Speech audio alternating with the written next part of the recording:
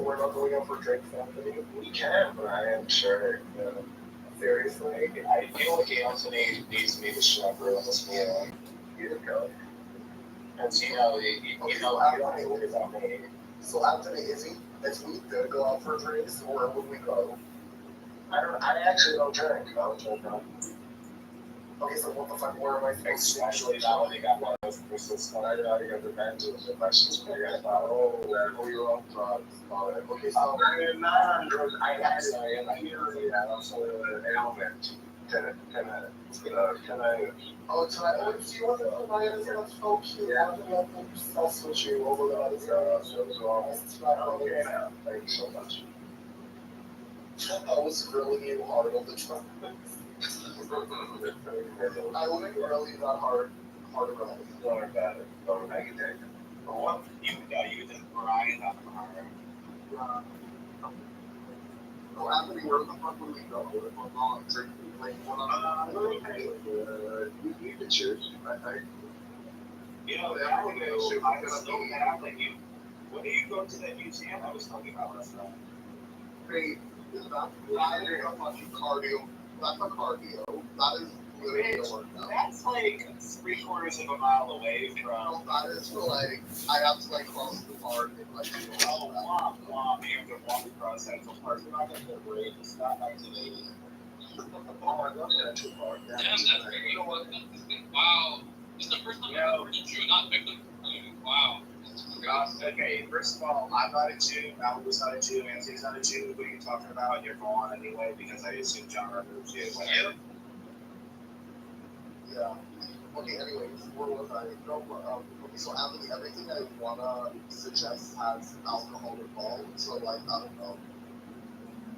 Yeah, I'm sorry, but like, I could still be a Malibu go. Like, I'm not gonna take a hot girl up with you down fucking Central Park and fucking whatever, like. You know what I mean?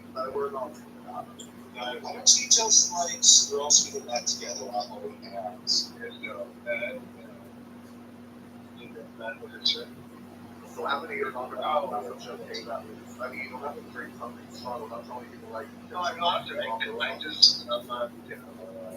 I'm not gonna get drunk. I'm a casual drinker, so when I say drink, I mean like a casual drinker. I mean, I feel like when you say that you're gonna get drunk, I feel like that's the opposite of being a casual drinker. Like I don't think that's casual. That's the casual drinking is like a glass of wine with dinner. When you get drunk, that's not a casual drinking. That is fake. No, not at all. When I say drunk, I mean tipsy.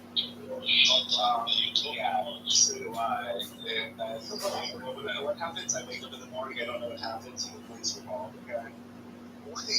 So and at the end of the day, I still say I was just tipsy. Okay.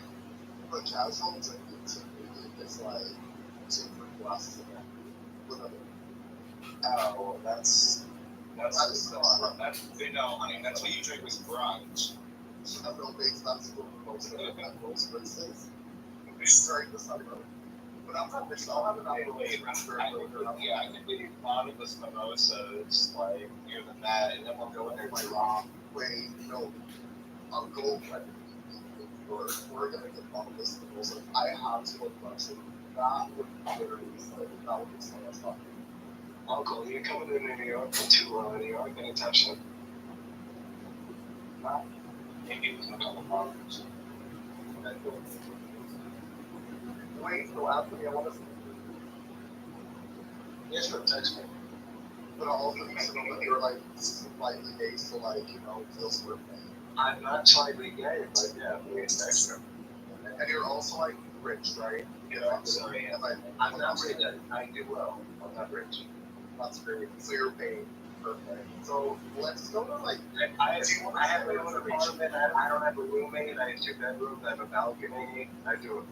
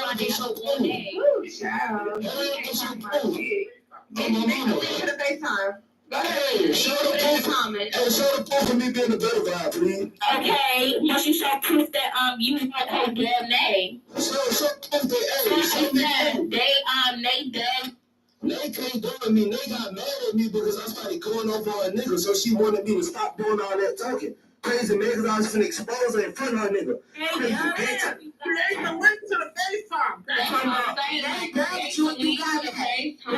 They grabbed you and you got it. They grabbed you and you got it. Stupid.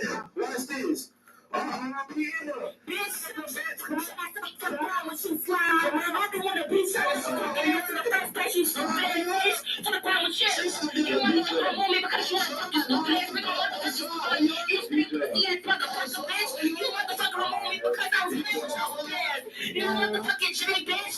You motherfucking motherfucking insolent. You dumbass bitch. Talk about with you. And I got your motherfucking ass in this motherfucking shit. None of you can't stand the motherfucking pain. Shut the bitch ass up. You can't stand the pain. You can't stand the pain. You straight like a motherfucking long nasty ass motherfucking bitch with your nasty ass. Like you get coming to the other motherfucking day with your big healthy ass bitch. And the fuck I said, Jay bitch. You motherfucker minus bitch. You motherfucking bitch. You can't fuck with me, hoe. And I swear like you can't fuck with me because you a dirty ass nigga in real life. Fuck you fuck about. You can't fuck with me, bitch. You know that. You can't fuck with me, nigga. You know that, bitch. You cannot fuck with me. You stupid ass nigga. I'm so sad. You're dumb. I don't give a fuck. You're dumb, nigga. You're dumb. Like I said, you know to talk to your mic and nobody can't hear you, stupid ass bitch. Like I said, you literally said that you like simple minors. Did you not say that? I'm confused. When have I ever said that? You said that last one we was in with Rush McConnell. You want to show scrum recording? I really definitely will. Hold on, let me just open my camera. Let me look at my camera. Give me 5 seconds. Give me 5 seconds. Let me go get it from Rush McConnell. Let me go get it from Baby. Hold on. Let me get it from Baby. Let me get it from Baby. The morning just the other day. Hold on. Hold on real quick. I ain't yelling with nobody in this room. I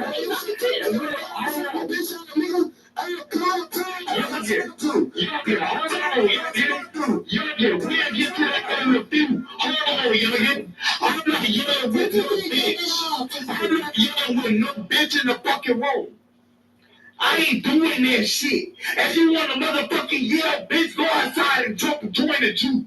Join the motherfucking service or join the Jew.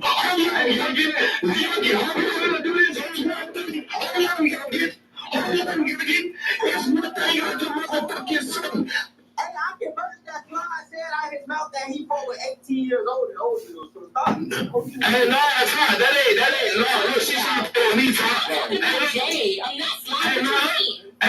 Hey, son, send me the Instagram real quick. I'm gonna show everything. I try to keep it cool. You got my Instagram. I'm confused. How you talking about fly? I literally said Jay. Hey, I'm trying to keep it cool. Hey, I'm trying to keep it cool. Hey, I need you to send it to me, son. Send it to me. Hey, go send it on Instagram. It's one thing I ain't gonna tell my juice, man. No, when I came in this motherfucker, a motherfucker said I kicked him out my room. I'm gonna put it on the motherfucking phone in front of everybody. I'm a grown ass motherfucking man. I'm gonna yell over you. I'm gonna yell over you. Deidre, I'm gonna yell over you. I'm gonna motherfucking talk. We can go my time. I'm talking. I don't know why I'm motherfucking playing. I'm telling you that I'm not in the motherfucking mood. And I told you I'm not in the motherfucking room. And I told you I'm not in the motherfucking mood. Then I don't give a fuck about who you gonna get. I don't give a fuck about nobody you bring on this motherfucking app. When I told you I'm not in the motherfucking mood to be motherfucking trolling, your ass up in your fucking ass mouth and you had a lot to say out of it. So bitch, you gonna keep About Jay and I don't need to be worried about shit. I don't care, Sly. I'm not worried with you today, honey. This is all about Jay. Now make it about Jay. Now make it about that pedo and I mean. Make it about that pedo and I mean. Make it about him and I mean. What about him? I ain't gonna kick nobody. What about him? Saying that you missed the bed on me. That's really stop lying. all got into it. Yeah, we ain't got into it. Yeah, I'm talking about, make this about you came here for who? I came in here because I got told to push up in this motherfucker. Oh, well, you better push up on the wrong motherfucking bitch. I ain't got into it with Youngin. Okay, you need to get into him again. I got you later. Like, I literally said, all I said was that you were moved from the room and I just started going off. That's the only thing. Now, that's Youngin. Because this is all about Youngin. Like, we went from FaceTime. No, we went FaceTime. You ain't gonna let me speak. You ain't gonna let me speak. Okay, speak then, speak. You came in the room, you said it wasn't Glock, because at first we got Glock. Yeah, it wasn't Glock, it was Jay. So young, I got why you think Glock came in there and apologized? Right, you apologize. I told you it was Jay. I told you it was Jay at the last point. I not say that. Okay, shut up. Hey, don't be alone. I just interrupted this out here. Shut up. Now, bitch, you show me the part for me so-called being a federal. You are, though. Stop right now. You are. Like you were talking to that underage girl as me. Boom. I'm not talking to you, Fly. This is what it was told to me. Motherfuckers came in the room and they said, hey, didn't I not tell you to come pop out? I'm dead. Real nigga. You trying to copy and paste with me in the comments? It's over with. Hey, I'm trying to keep it peace over with. Let me get this on Instagram so I can show you more, bitch. You can't get my Instagram. I'm not talking about you, how you're irrelevant. Shut up, Tito. Talking about pedo, bitch. You came in. I called you multiple times. You hopped in that car with K3. They didn't have nothing to do with it. Stop it, bitch. You hopped in the car with the Clubhouse. You hopped in the car for Clubhouse. You hopped in that car with her. So. I just seen her. You walked around in the car. You just lying, calling me. Oh, that whole blocked me so I can't show more messages. But that's all I got right there since the whole blocked me. Since people want to play with me, bitch. Yeah. Shut up. Don't talk to me, boy. Oh, my mama, fit dogs on my van. Now you mad. You no, so mad. mad. You really heated right now. You are the most heated person in this room. You are really heated. Like, you are heated. You removed me from the room because you know I was really beating you up. You removed me from the room. You went from these rooms. I didn't remove you from no room. Yes, you did. These are in the room, twin. I wasn't talking about in the day. I said remove. I didn't remove you for shit. Baby, put my link up right quick. Man, stop calling me baby. Stop doing Yeah, that's my link up. Put the link up. No bullshit. Hey, since I said if I slide the messages, now you show that video, bitch. Oh, it's on the video, so screen recorder. Put it in the Out of my face. Screen recorder. Hurry up. Jay, don't get it too excited, honey. Hurry up. Don't get too excited because you bested. Hurry up. Shut up, fat boy. Hurry up. Shut up, fat boy. I just showed proof that I'm not fat. Can you show it? Girl, what proof did you show beside your head? Like, hello? We're not talking about weight right now. Like, we're not talking about weight. We're talking about weight. but everybody gonna Bobby, shut up. You already getting bullied on Clubhouse. You already got bullied on Clubhouse. You already get bullied on Clubhouse. You already get bullied on Clubhouse. You get bullied on Clubhouse. This is the way you work. You hyperventilating. Girl, like you stop mad after I already beat you on the bitch. Quick, your voice trying to make it sound like you sucking on that helium, bitch. Girl, what? Your daddy dick. My voice sound like this. What did you talk about? You had your chin. You had it on with your chin. Wait till you be on that your chin.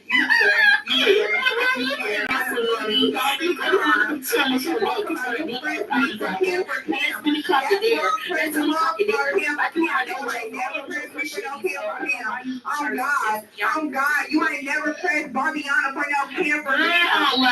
You literally have to get bullied out of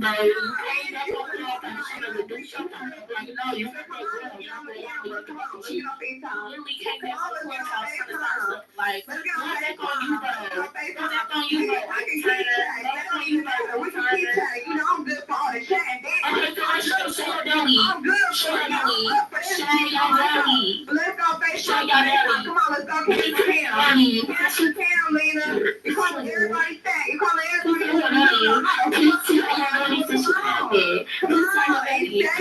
exactly. Scary ass. You scary as fuck. You scary as fuck. Just like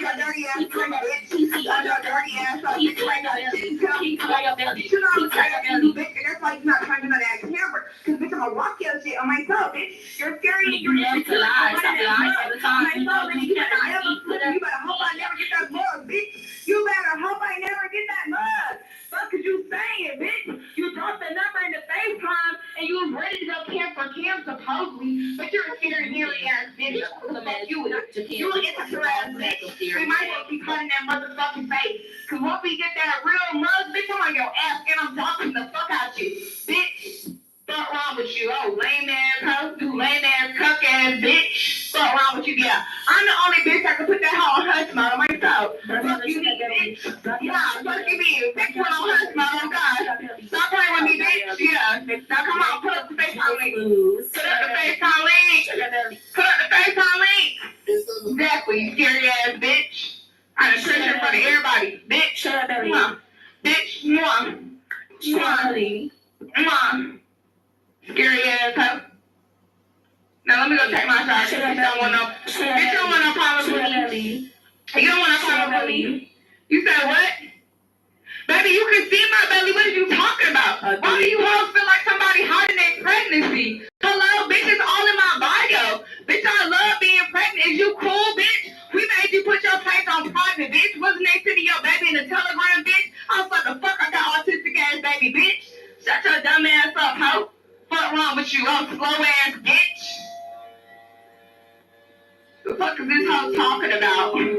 The fuck is this hoe talking about? Bitch. Have I not been posting about my pregnancy on TikTok, Instagram, Clubhouse? Bitch. Oh, lame ass bitch.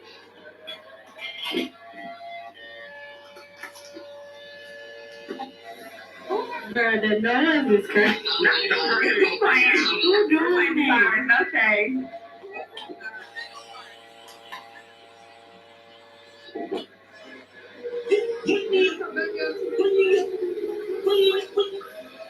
What's that noise? He got on the phone. He thought how he looked. Gemini thought how he looked. I thought how he looked. Hold on, what's that noise? I mean, it's coming to town. It's just all the saggies that be around the town. Fuck is you talking about? You cannot fuck with me at all. I don't know why you been trying to mess with me. You can't mess with me. You're not pregnant. Stop lying. Stop that lying. Stop that lying. Stop that lying. Let me show this bitch how to actually play a sound. Let me get this bitch. Yeah, make it louder. Make it louder, please.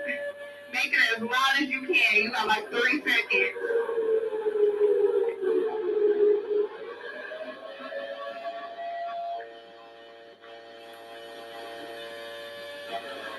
As loud as you can get.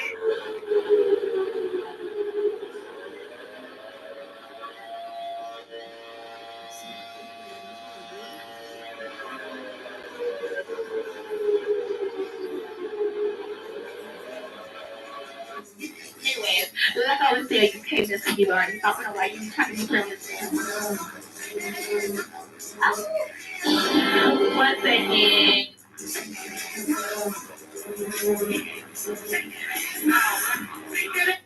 Bitch. Dumbass house. Bitch, we're not finna do time for sound. Let's do cam for cam. Come on.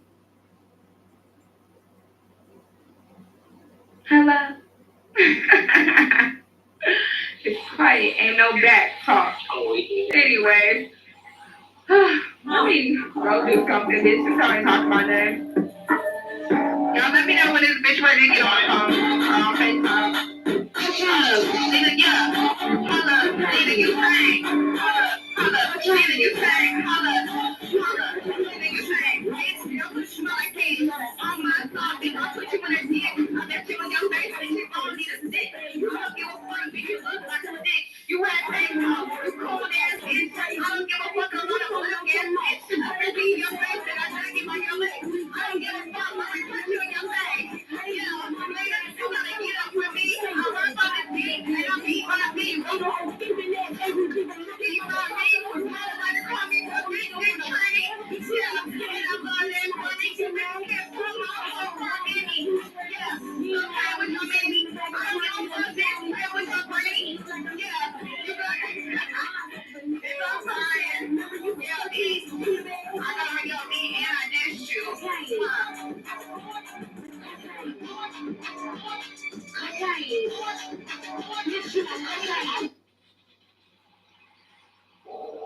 Okay.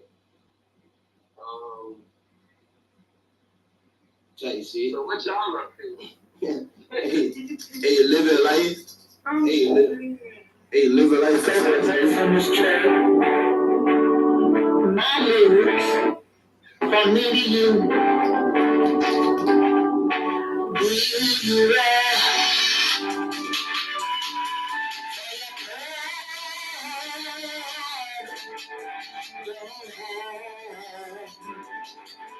You're beautiful color rainbow, many shades color.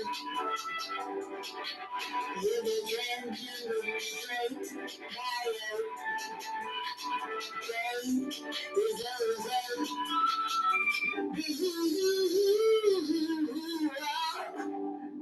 For your breath, the hide. Niggas in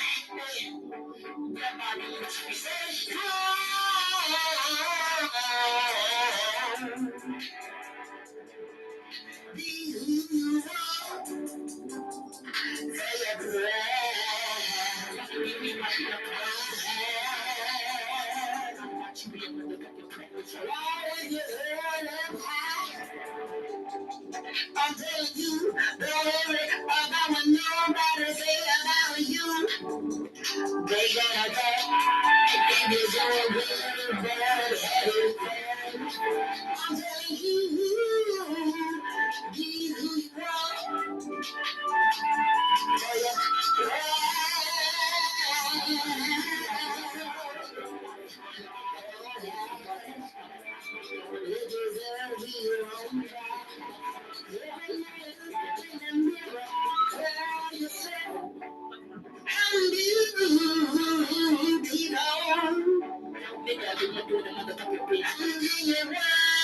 I'm one of a kind. Be who you are.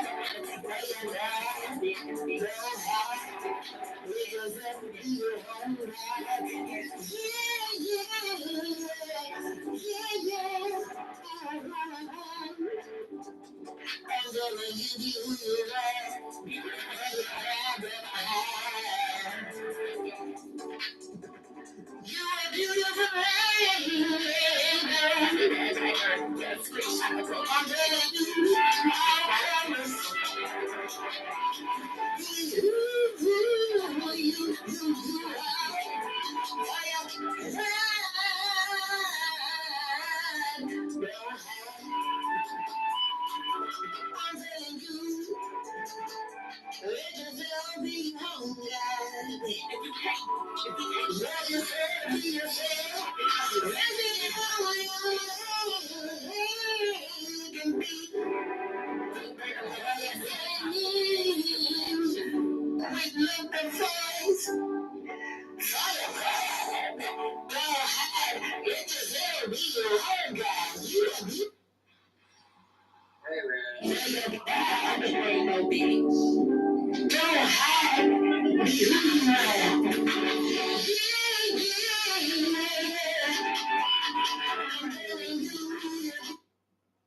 All right, little baby, it's over with. You lost. It's over. Find something that else dudes like. That's about it. Maybe for right now. No, forever. You need to be done forever. Yeah, hard to do. You lost. Who's that? Your name is Gemini, bitch. How can I take you seriously? Please don't look at me and find out your name, bum. Stop wrong with you. You're a bum, doesn't matter. You are a bum, doesn't matter. So it doesn't motherfucking matter, bitch. You can't talk with me. What's wrong with you, bum? Yeah, I'm sitting next to you. Shut up. You're a bum. Your life is no. I don't give a fuck. Your life has zero. Watch this. Watch how I don't care. This is how much I don't care. Oh my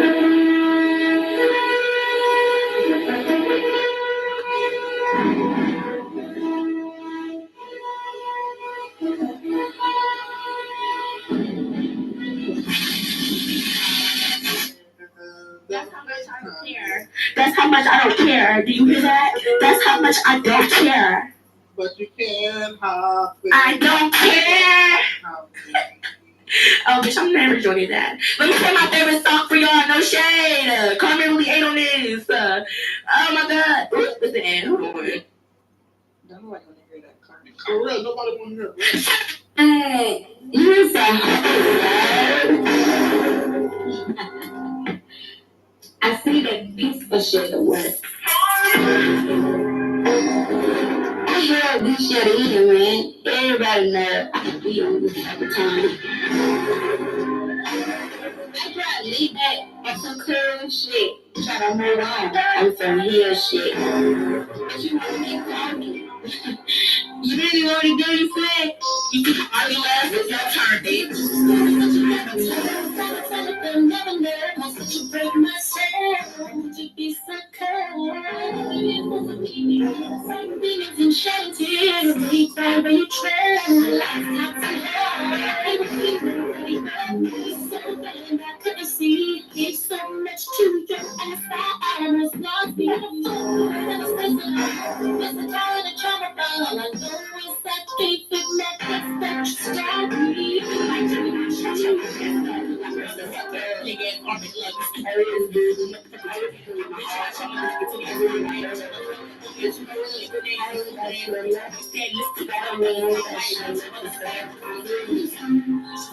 My best friend in your bed. I seen the video of you giving her head. Did you tell him? Do you think you expose me? I'm not the top part of the way you violate me. And that's my eyes. You made me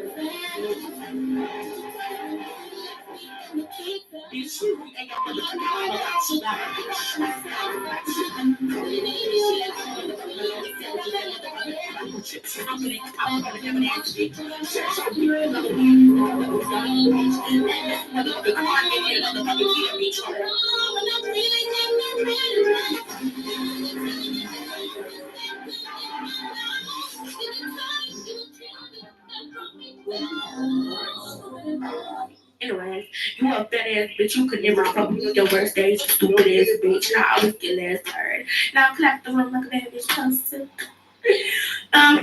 Jay, you still a pedophile. At the end of the day, you still a pedo. So I'm gonna keep saying my word because you are a pedophile. Like, oh. Jay, she can't show her face. I can't show my face. You kidding me? Jay don't know what I look like. They not looking at kids. Nobody in this room would know like except for probably Jay. He can't touch her. Yeah, I know what I'm saying. You would never see my face unless somebody posted it, bro. What's wrong with you, bitch? Like, how you want, bitch? You would never see my face. What you talking about? You don't got your face on that picture either. So, I mean, hello? Okay, so be quiet. Thanks. It's whatever.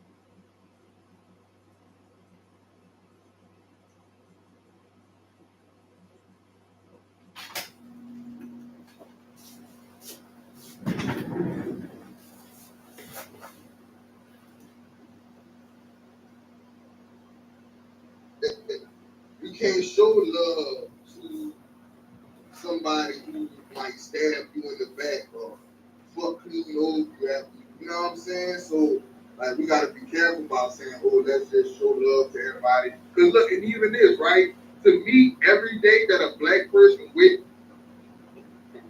is it for us or is it for them? Come on. That's what people have to understand. When you start knowing the true knowledge of what things have been here for the ages of time. who was talking to you. Listen. I'm so old ass shit. Yeah, I don't want to nigga. No, he's actually sucking it because he a dick sucker. Hi, Roger. Actually, everyone look in the chat. Let's I see. posted a reel. It's a peach cobbler quesadilla. And always think about something. You fat motherfucker. No, I didn't make it, but the nigga actually called the person that made it a fat back. It was pretty funny. So if you would watch it instead of being a little jerk, you know, slap your girly goat, bitch. It's ugly, always an ugly, funny looking ass nigga that got some shit to say. It's true. Gemini. Talk about somebody old. Gemini, you just a bitch ass. Bitch, your old ass. Okay, no, hello, no. We don't want to hear that. Ooh, you got to me right now, you talking to me.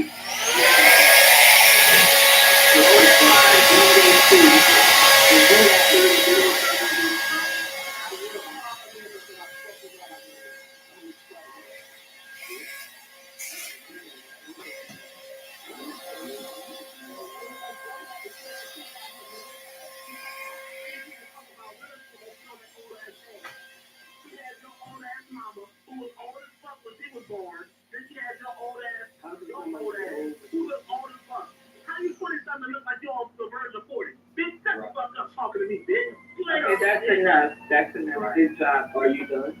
He is done, and you don't get to go. You don't get to go. You're not doing. No, he's done. That's enough. That's enough, Violet. Please come, please. You don't tell me when I get to go. When the fuck I don't get to go. You do. You don't tell me a motherfucker thing. It's like the shit out there. Back it up. You want to show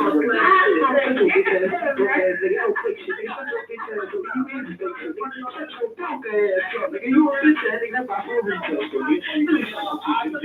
My arm out. Make that motherfucker hot. I'm putting this shit you and slap the shit out of you. Shit. You a little bitch. Let's show my. That's enough. He trying to be Ronald so bad, boy. You want to be DJ Pack so bad. He do. Probably bitch. Who said it for you? Can't believe it. Yo. Yo. It'd be funny. I ain't even gonna lie, but I don't want to hear that. Shut up.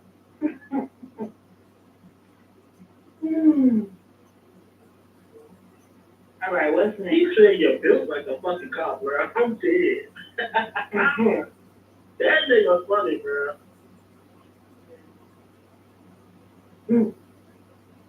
What the hell you got? That shit crazy. That's why some people still that. Let me tell you something, you big bag bitch. Oh, nigga, you still this motherfucker talking. Oh my God, I thought somebody talking about you. Oh my God. You still talking. Yo, shut I up. don't get no fuck if you talking. Nigga, I told you shut up in this bitch. Nigga, S-H-U-T, bitch. Equals to the up, nigga. U-P, nigga. Shut the fuck up in this bitch, nigga. You slow ass nigga. You broke. You broke ass nigga. I am a if you was like a slow ass 4-1 I'll slap the shit out of in the race, nigga. Shut your bitch ass up and beat my snail and hush, nigga. Somebody put a dick in that nigga mouth, cause that's all he wants. It's great. He don't got no pair of wires. Put a dick in that nigga mouth, cause that's all he wants. You keep talking to other niggas. Fucking faggot. That's oh my God, you can't say the F word. I'm sorry. I'm sorry if I said to somebody else in the room, but if it's him, I'll send it. Fuck you. Gemini,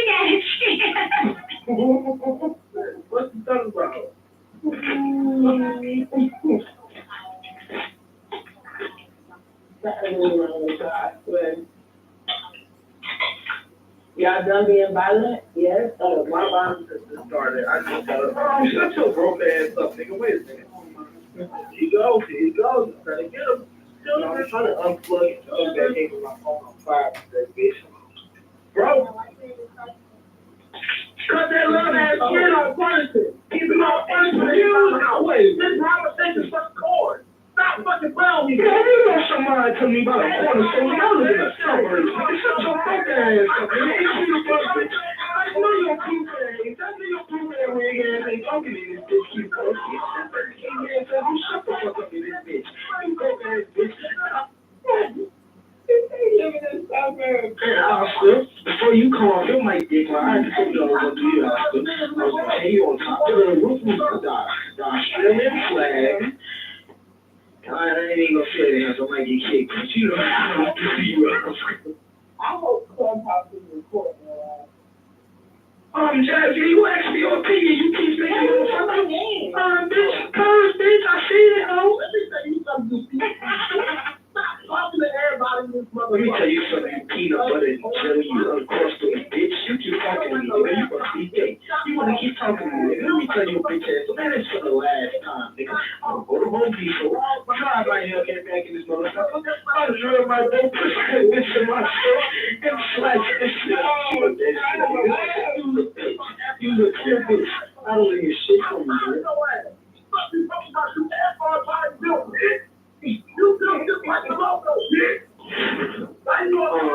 you think you scared to the South of Atlanta will show me up? Do you even shut your bitch ass up on this motherfucker, nigga? You wanna shut your TV and all that? You don't want to show me up. No. You feel like you see about a bitch? You thought shit was sweet? That ain't sweet over here, bitch. Alright. I'm sorry. I'm trying to be very bad at myself, but if you tell me something again, you know what that is. Wait, let my phone charge. I ain't worried about shit. Your keyboard, see that last thing. Shut up. When I enter the room, you shut the fuck up. Lord have mercy. Nigga. I don't play with kids. I don't care. You do. You big back bitch. I'm not a big back. Damn sure it's so for you to call me gay, apple nose.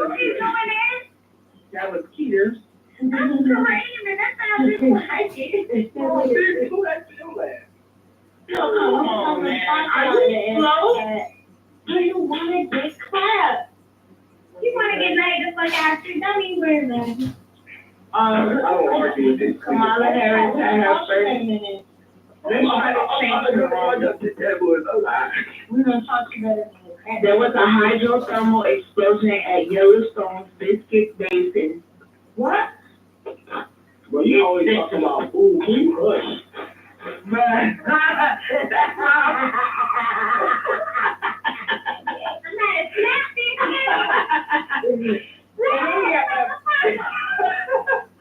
That's not food, dummy. It's called a biscuit basin. I don't know why, but whatever.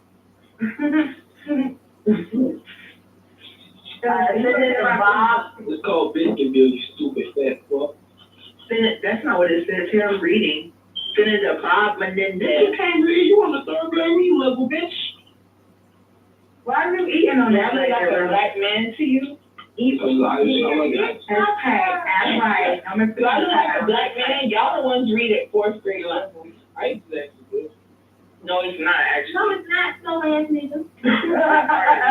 Trish, yes it is, bitch. I would know because I actually eat a lot of ice. If you eat a lot of ice, you're anemic something, right? I am. So he goes like this, what the fuck you eat it for? Because it means I'm lacking something in my body. It's the crazy I have because I'm lacking something. Anyway, Senator Bob Menendez was found guilty earlier this month. Okay. That's that. Stop. I've been trying to let you know. This remedial ass nigga. Peter Buck, what you like? Hey.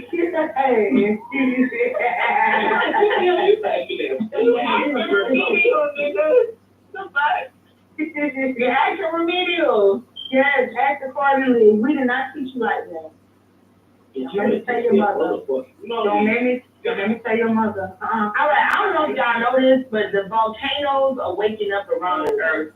They can deliver a colossal eruption at any moment. All right? Biological. Something volcanic is stirring close to the Italian city of Naples. It has nothing to do with the lunar presence of Mount Vesuvius. Another volcano looks close by, one that's much harder to spot, but far more dangerous. All right? And these motherfuckers about to blow. So everybody beware. Okay? I'm not crazy. Yeah. So watch your way, watch out the way, watch out. Simone Biles is back at the Olympics. Okay. Let's do it for her. Yeah. That's right. They said Donald Trump set his own deadly election trap for himself. I believe it.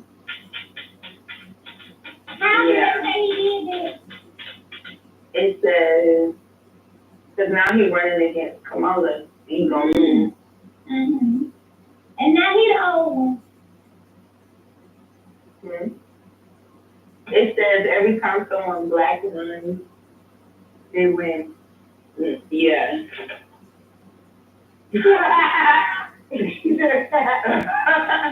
That's what it's pretty much said. I would have posted, but it's on Apple News Plus, so I don't see no. Yo, Joe Biden is lying. He just tweeted, "It's great to be back at the White House." You gotta put on. I was just looking at that nigga walking into an airplane from where he got so.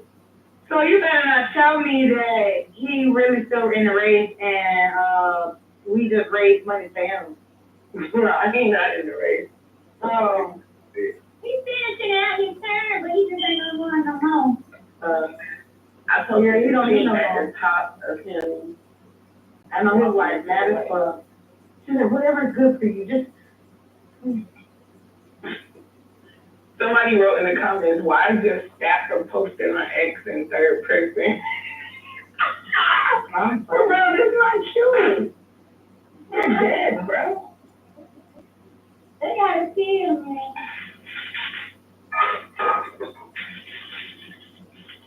No, but I feel like this is what's gonna happen anyway. I feel like he's gonna have what her name is the president.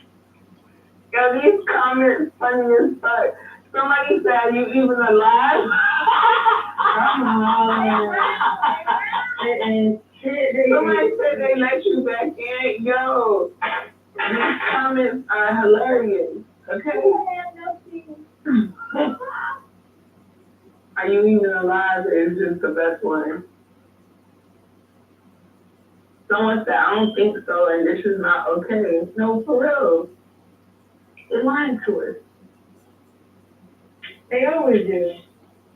They're scallywaggers.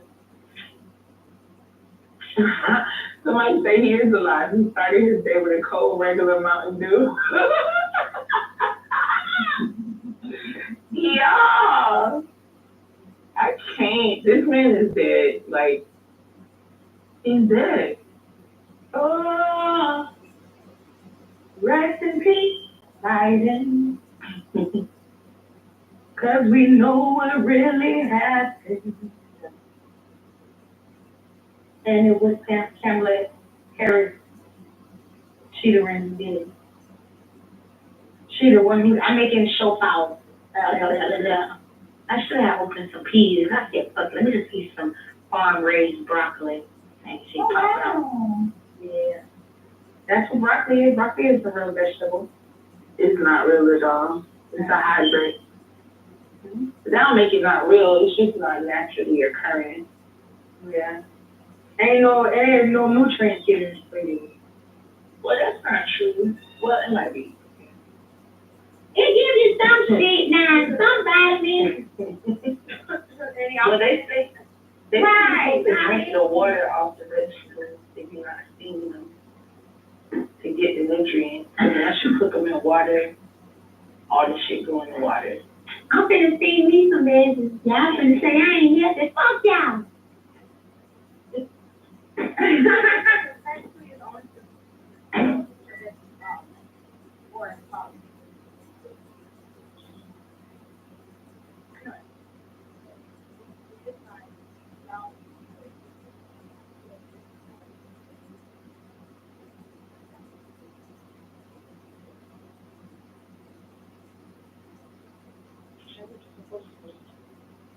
Mm-hmm. I agree. I agree. Is that actually Roger? Roger. He's still in here? I don't know. Yeah. Make him cut.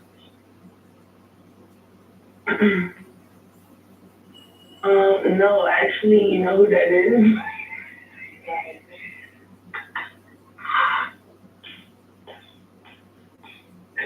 I think that's the admin, bitch.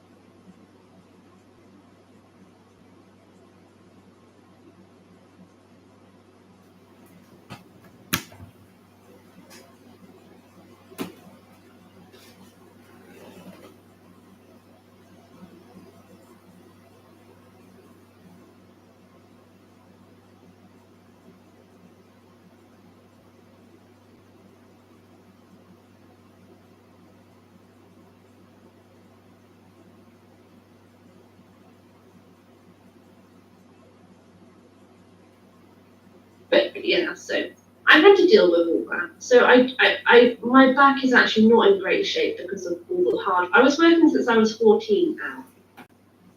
It wasn't until I was married. It wasn't until I was married that I got some help. I'm not trying to take something away from you, man. I love you, but I swear to God, you're too drunk to be on Clubhouse because you can't even have a conversation because you keep. When you talk, you're talking, and it's like you're saying the same thing over and over, and it's like when the other person's talking, you're just not letting them talk, and it's fucking tiring. And I swear to God, I love you, but you are too pissed to be on Clubhouse right now. Can you please? I'll let you back up in a minute, babe. Fuck, I can't. It's stressing me out. Anthony, do you think I'm being a bit? Albus, can you please last speak and wait for you to... No, I definitely have to agree with you on that one. I think It's just so matter, you know? I think so.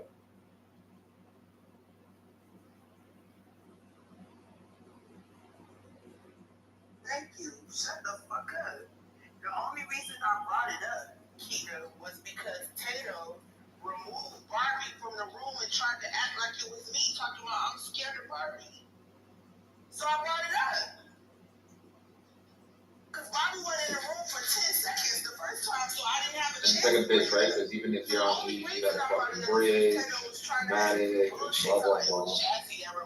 Yeah, fuck that.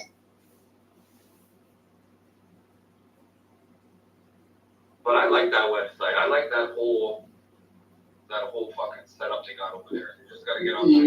You betting on the Joe Biden finishing his term? That seems like a good bet. You know, they give you 1 to 1.5 just providing liquidity. The only thing I'm not understanding with liquidity is like, is that until the fucking bet is over? Because that's horrible. Like, I'm not waiting, 6 months to get my money.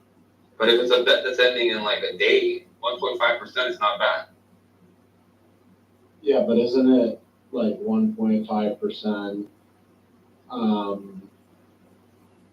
like annualized? No, it's for the bet. So if it's a short-term bet, or even if you get it near the ending, like they need the liquidity to make the bets happen, so you could throw it on and pull it off. I don't know how it works if the bet doesn't end. Like, it's not annualized. I know that it's for the bet. It's literally for the length of the bet. So, I mean, if you throw it on, there's 24 hours left. You just get, a clean 1%, 1.25. Like, that's pretty good. Again, might get hacked, might get this, whatever the case is, right? Why do they need the liquidity? Why are they not balancing their books? Because, okay, so they made sure every bet is not, the liquidity is not from them. They want this to be completely, done by the people. Right. So are they not, why do they need liquidity if they're balancing their books? I'm not sure. The way they say you can buy the contract, sell the contract, or add liquidity. And, which is like a lot, the 1%, 1.5. Because I look at the margins, that's not bad, man. 1.5%. Dan, you can make 7% apparently betting on the fact that Biden will not pardon Roth.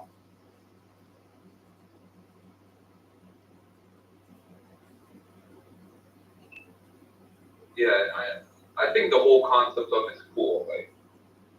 Even if you're quick on the gun with Twitter, news will break. You'll still get a few minutes where the race won't change. They have these little fluctuations that you can catch it. It's just that I just wish I could just send fucking Bitcoin. That's the only thing I hate. I think this business worked well on Bitcoin. If somebody threw it on Bitcoin, man, I think I would prefer to just run it on Bitcoin. And I don't care about the US dollar value. Just pay me on the Bitcoin fucking rate. Didn't Taproot Assets just launch or something on 18? I don't know. Something like that Michael was talking about today. I feel like that had the ability to do stuff like that. Yeah, you definitely need a layer 2 to trim those fees. But yeah, man. Well, you can bet if Kamala will be president by Friday, paying 22 to 1 that she will be.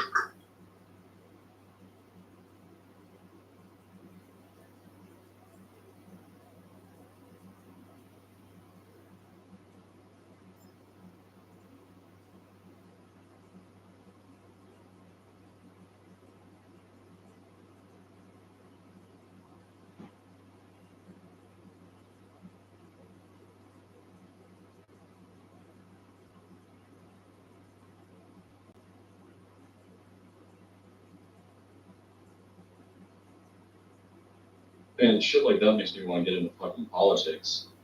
Just so I can go What'd you take say? anonymous bets on shit. Like shit, that makes me want to go get into politics just so I can take anonymous bets on shit when I have insight.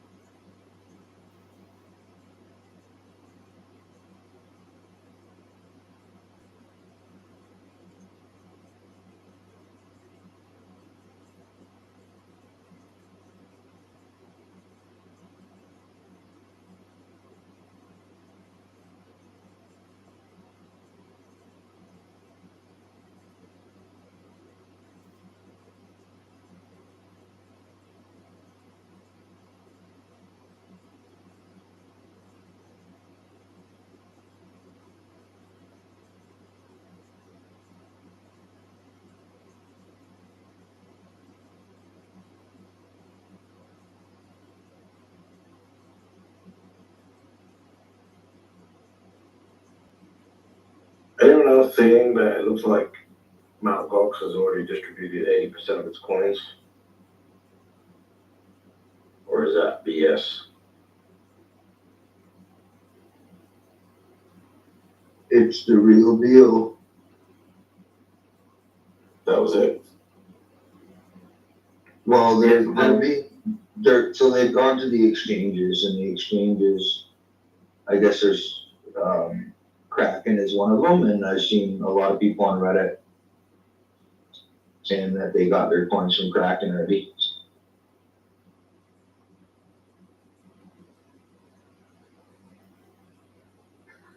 So I guess now we're waiting for the real dump, which is the conference dump.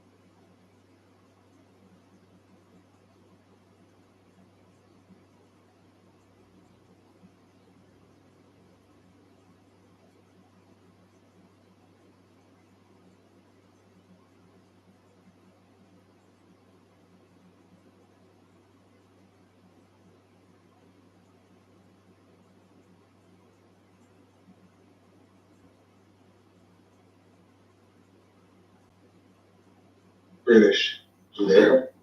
Yo. Did you get some hate for your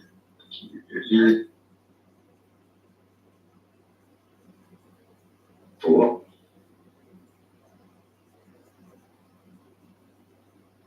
what? your video talking about Ethereum pulling from it? I don't know. I haven't even looked. I've not even looked.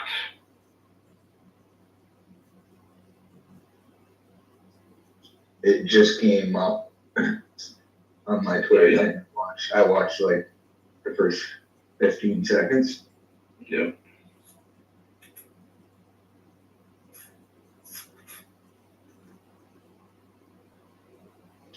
It's certainly not against people on YouTube. You're definitely not wrong. I know.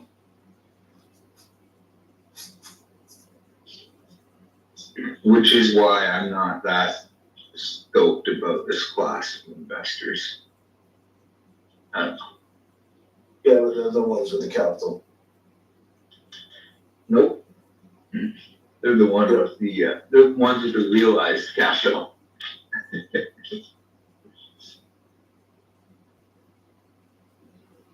They're the ones with the fresh capital. Just is what it is. Certainly that video is not doing too well on YouTube.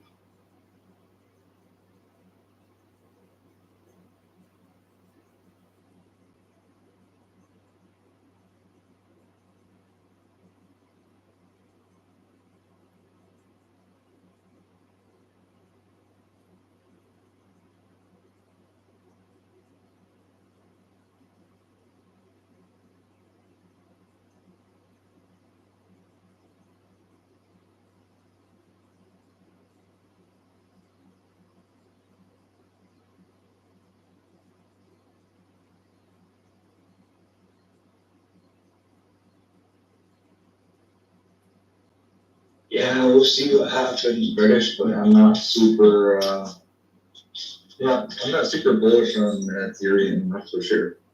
Like, I don't want any Ethereum, I think it's a shitcoin, but like, I've looked at it before and thought, ooh, like that would probably be a good buy, but I still don't act on it. But, Just if you want certain event of explosion, just buy some BTBC call options. yeah, Yeah, 26. I don't know. I'll just wait and see, I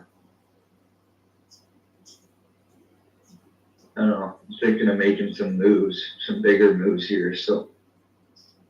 Thinking about selling some Bitcoin, acquiring some ETH. No. Nope. Thinking about selling some other things to buy more Bitcoin. What? An investment in a real world thing.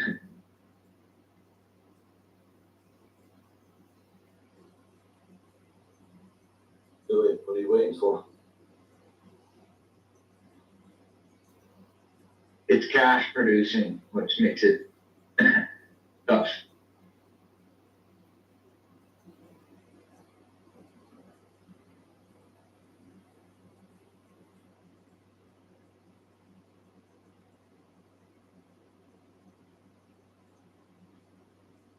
Like cash flow is kind of important, right? Like you have a lifestyle and a family and 100%. It's the number one thing that Bitcoin is over.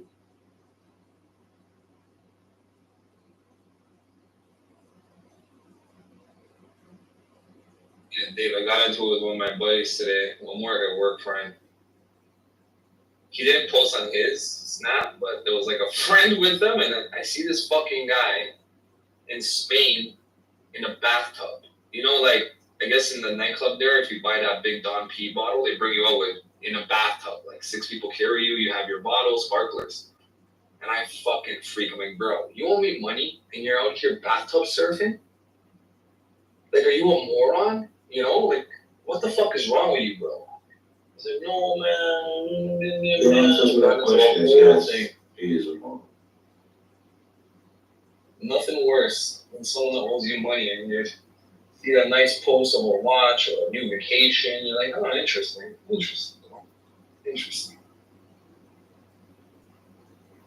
the key to that is stop lending your friends money.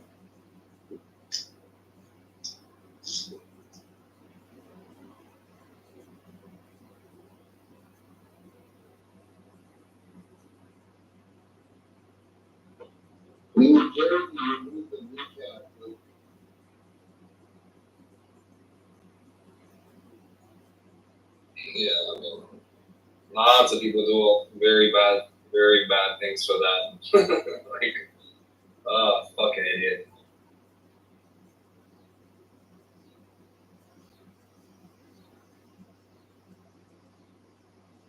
How much is you owe your Dan, or do you don't want to share? Oh, he owes me a bit. He owes me a bit, Dave. He owes me a little bit. Enough to get me.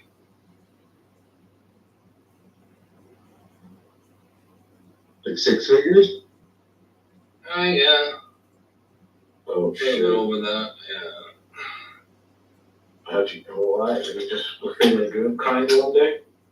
No, I would never even give a loser fucking $500. He's a good guy. He's always had his shit figured out. We've done a lot of deals. We made a lot of money, but I think he's just having a rough one. And I don't know. Maybe he got depressed. I don't know what the fuck was wrong. Hey, can you lend me 6 fingers? I guarantee you that I'll return it within 4 years. This guy's had many. He's probably had like 15 of these loans from me over the last 3 years, 4 years. He's been a good guy, but just don't fucking, like if things are not going well, like just make sure you look like they're not going well.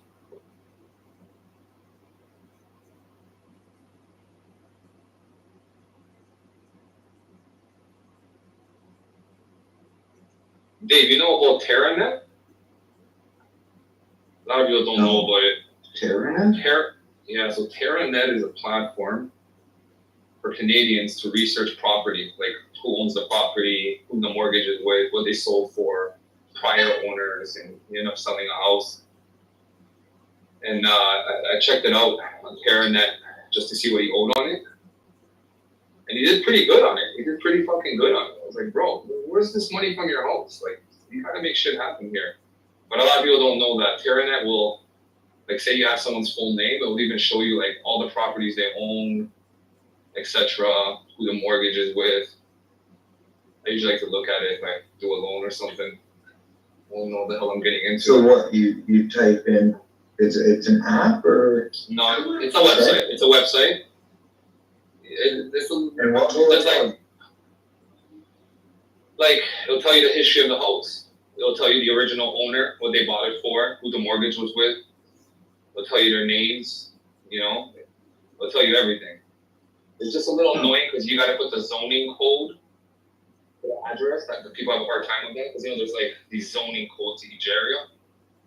But once you find your zoning code, but you'll find that on Google in 2 seconds. You can put their address or you can put their name, and then long story short. What is this just in Canada? Yeah, I think this is just for this is at least I don't know, this is just a Canadian thing.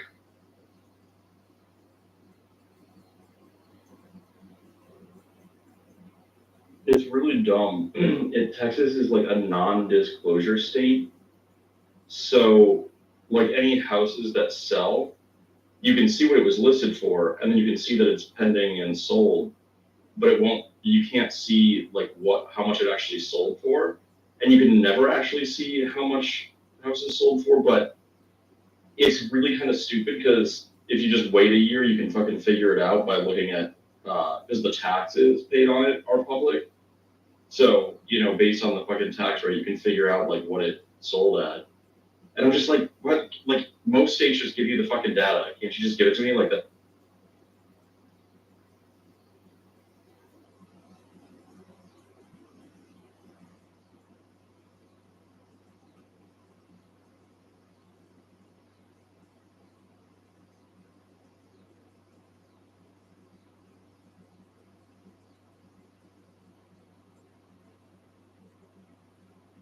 But that's what you were talking about is just prop.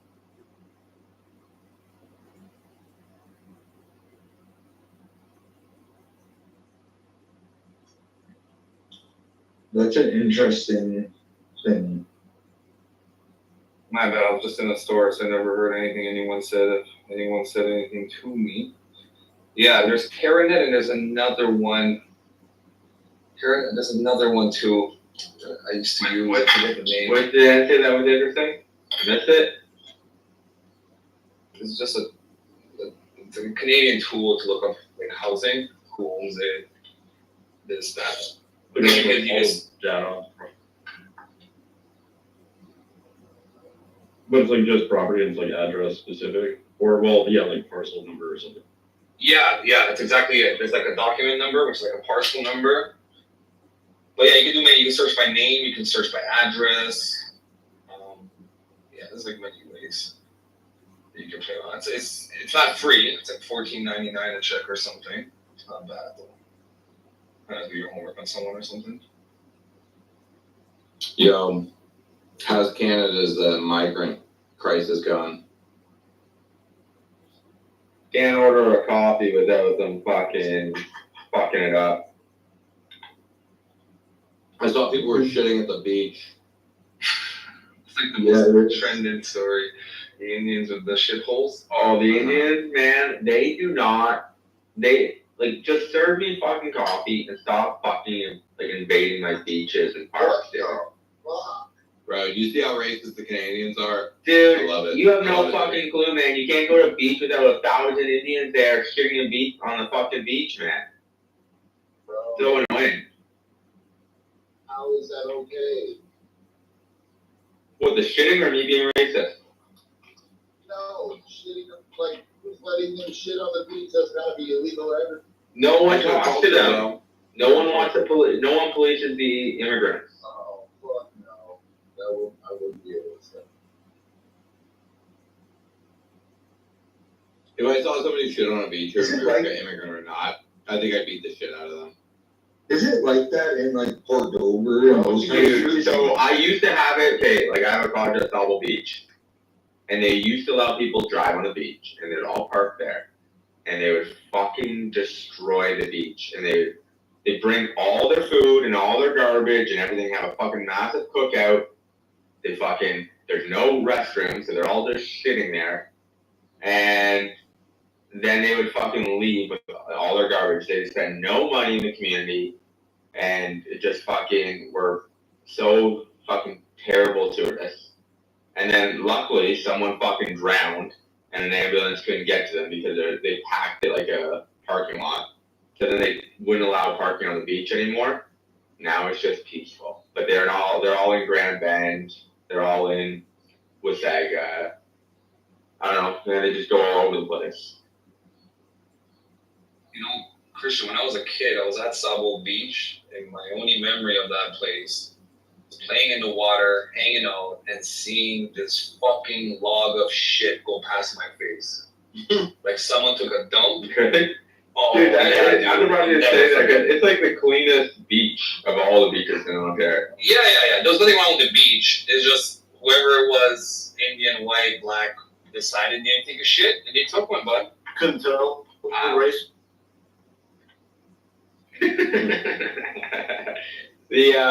Dude, no, it's the Indian immigration like here is just out of control, man. Like, You guys keep working for Trudeau. I went to Port Dover last year. I didn't see any. It seems like you guys are getting all the bad ones, and we're getting all the good ones. Oh, ours are all stupid and lazy. The Indians here in America are all smart tech workers. We had those like 15 years ago, but like in the last 10 years, they've just all been ones that like literally just look to avoid doing any type of work. Like Desi. Yeah, no, I don't know. Desi's like a whole brand of people, apparently. I'm sure. Dude, even all those LCBO robbery videos, it's always Indian. Like these young Indian kids. I was like, what the heck? When they keep catching them on camera just stealing. And they're trying to smash your face with a bottle if you try to stop them. I was shocked. It's like, I just wasn't expecting it to be Indians. They're usually pretty good character. Bro, it's because you guys are getting the poor dumb ones. You know what I mean? You're used to getting the best, and now you're getting the dumbasses. Well, that's what I think Daddy's got in here, and I think Vic too. It's just like, yeah, we're getting like the illiterate fucking farmer, like country fucking Indians, like from. Like, we're not getting the tech ones. Bro, I don't care who or where or what you do. If I see you shit on the beach, you're getting the fuck out of there. Especially if my kids are there, I'm fucking you up. Why don't you just shit? I might brandish on your ass if I'm being honest. You know what I mean? Like I don't think any other people are at the beach. From what I've heard, they take over them. That's what I've heard too. No, there'll be white people like every scattered, like the cottage owners will be there scattered amongst it, but it's just, yeah, man, the problem is they just travel and with all their fucking relatives. Because the problem is real estate's expensive in Canada, and they don't have a fucking backyard. The white people, I know, I get it. But like, the white people all have fucking barbecues and backyards. So they just do shit in their own house, but the fucking immigrants just fucking go to these fucking parks and, you know, beaches and just take over.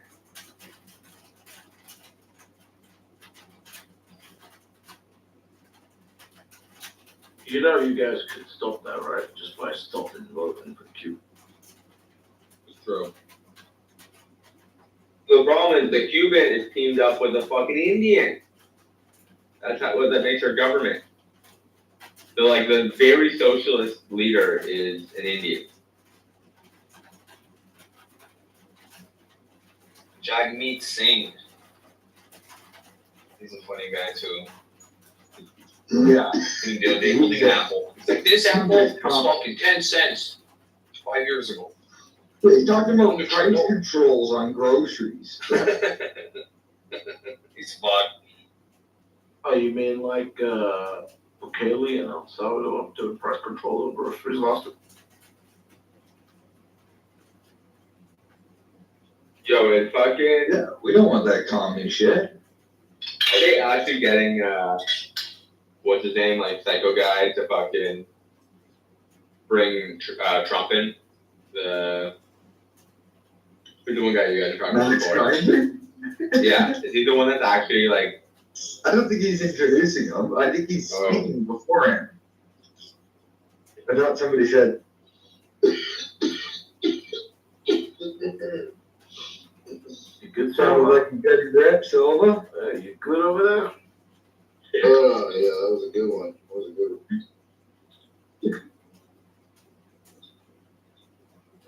I thought Max Kaiser was actually interviewing Trump.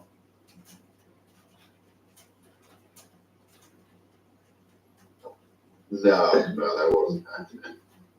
No, Trump's just gonna give a speech. No one's interviewing him.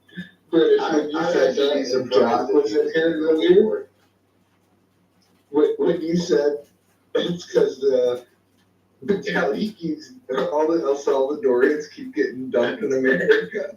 Oh man, Jack was biting his tongue so hard.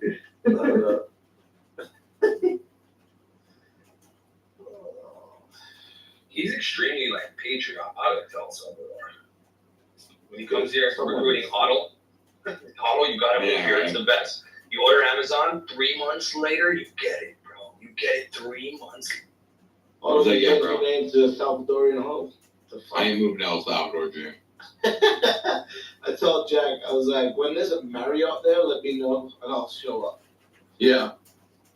Let me know when the Four Seasons is in town. Right, exactly. No, fuck the Four Seasons. That'll take a while. Just make it a Marriott. They've already got a Hilton there. We know who likes Hilton. Just get a Cracker Barrel. Just get a Cracker Barrel. That's when you know you get success. They need a Red Lobster there. I can't believe you recruited Sam though. Sam moved down there now. Yeah. I'm kind of curious. There's a bunch of interesting people moving down there. So. But Sam's always been a little crazy, you know. He's always been a little on the conspiracy. He said recently he doesn't know if it's permanent, though. He might. I know, but Yeah, you never know. You never know if it's permanent when you travel. Yeah, but I think he's a single dude in his 30s, right? Like, shit, I'd go there for a year or something. Yeah, if I was in that situation, why not, right? Yeah. But like, why especially British not since he go? works in the industry. But like, if you're trying to set up a family and like, that's not. Are you guys talking about Elliot Wavestead? No, right? Or Staub? Never mind, not Staub. I'm like, don't fucking tell me Staub is moving there. Cause that's scary. Sam. Okay, Sam. sorry. He's a Canadian. Sam Parker. Okay. Do we even have flights to El Salvador here from Toronto? Do you even know where Sam lives? Don't say it out loud if you do. Do you know where he lives? Yeah. Canada. I don't. I have no idea. Roughly. Yeah. He's from Canada originally. I don't think he lives there anymore. No. He was living in America, I thought. Yeah, he was in Florida for a while. He just sort of like jumps around because most of his work shit he can do remote, and he gets sent to a lot of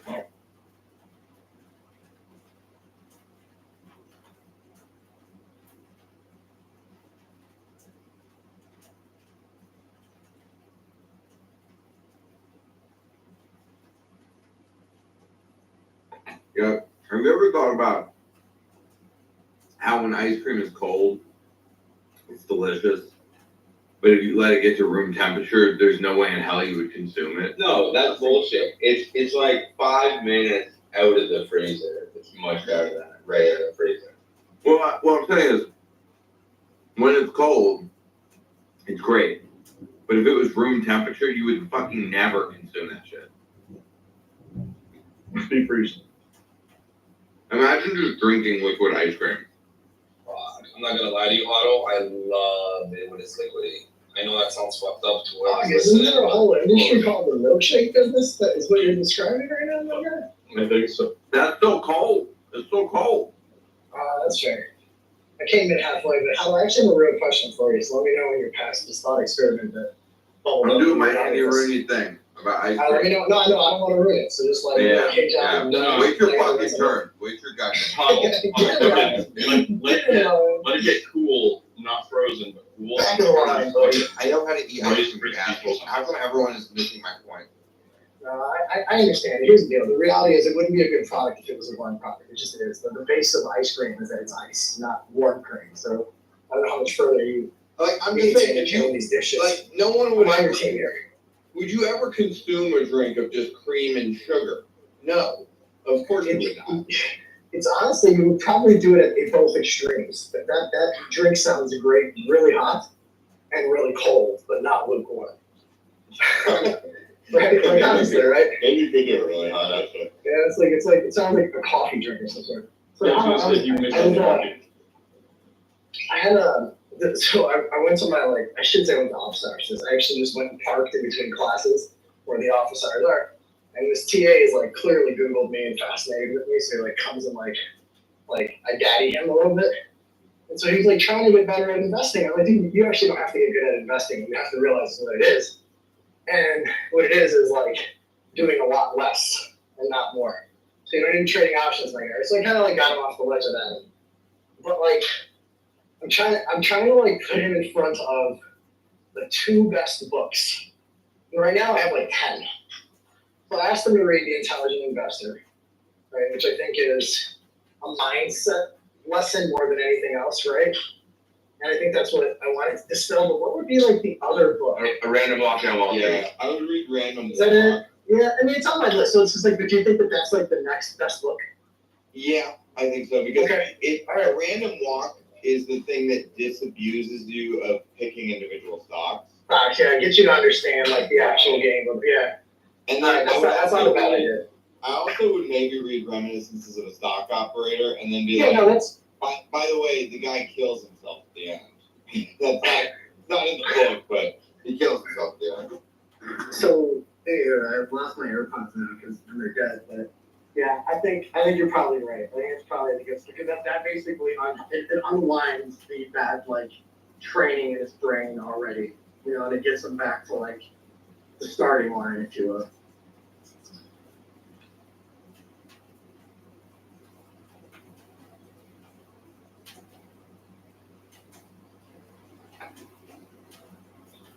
Oh, I forgot. The Bitcoin standard. Literally, I'm finding a way to hack his network to ensure that he can't even search that book.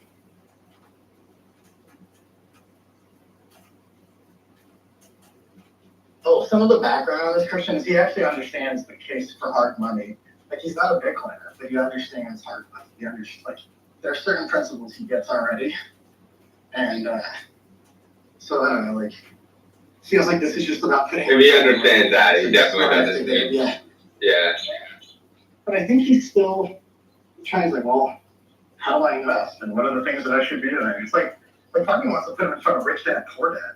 Or that rudimentary, but he's a smart guy. He'll figure it out. I just wanted to put him in the right direction.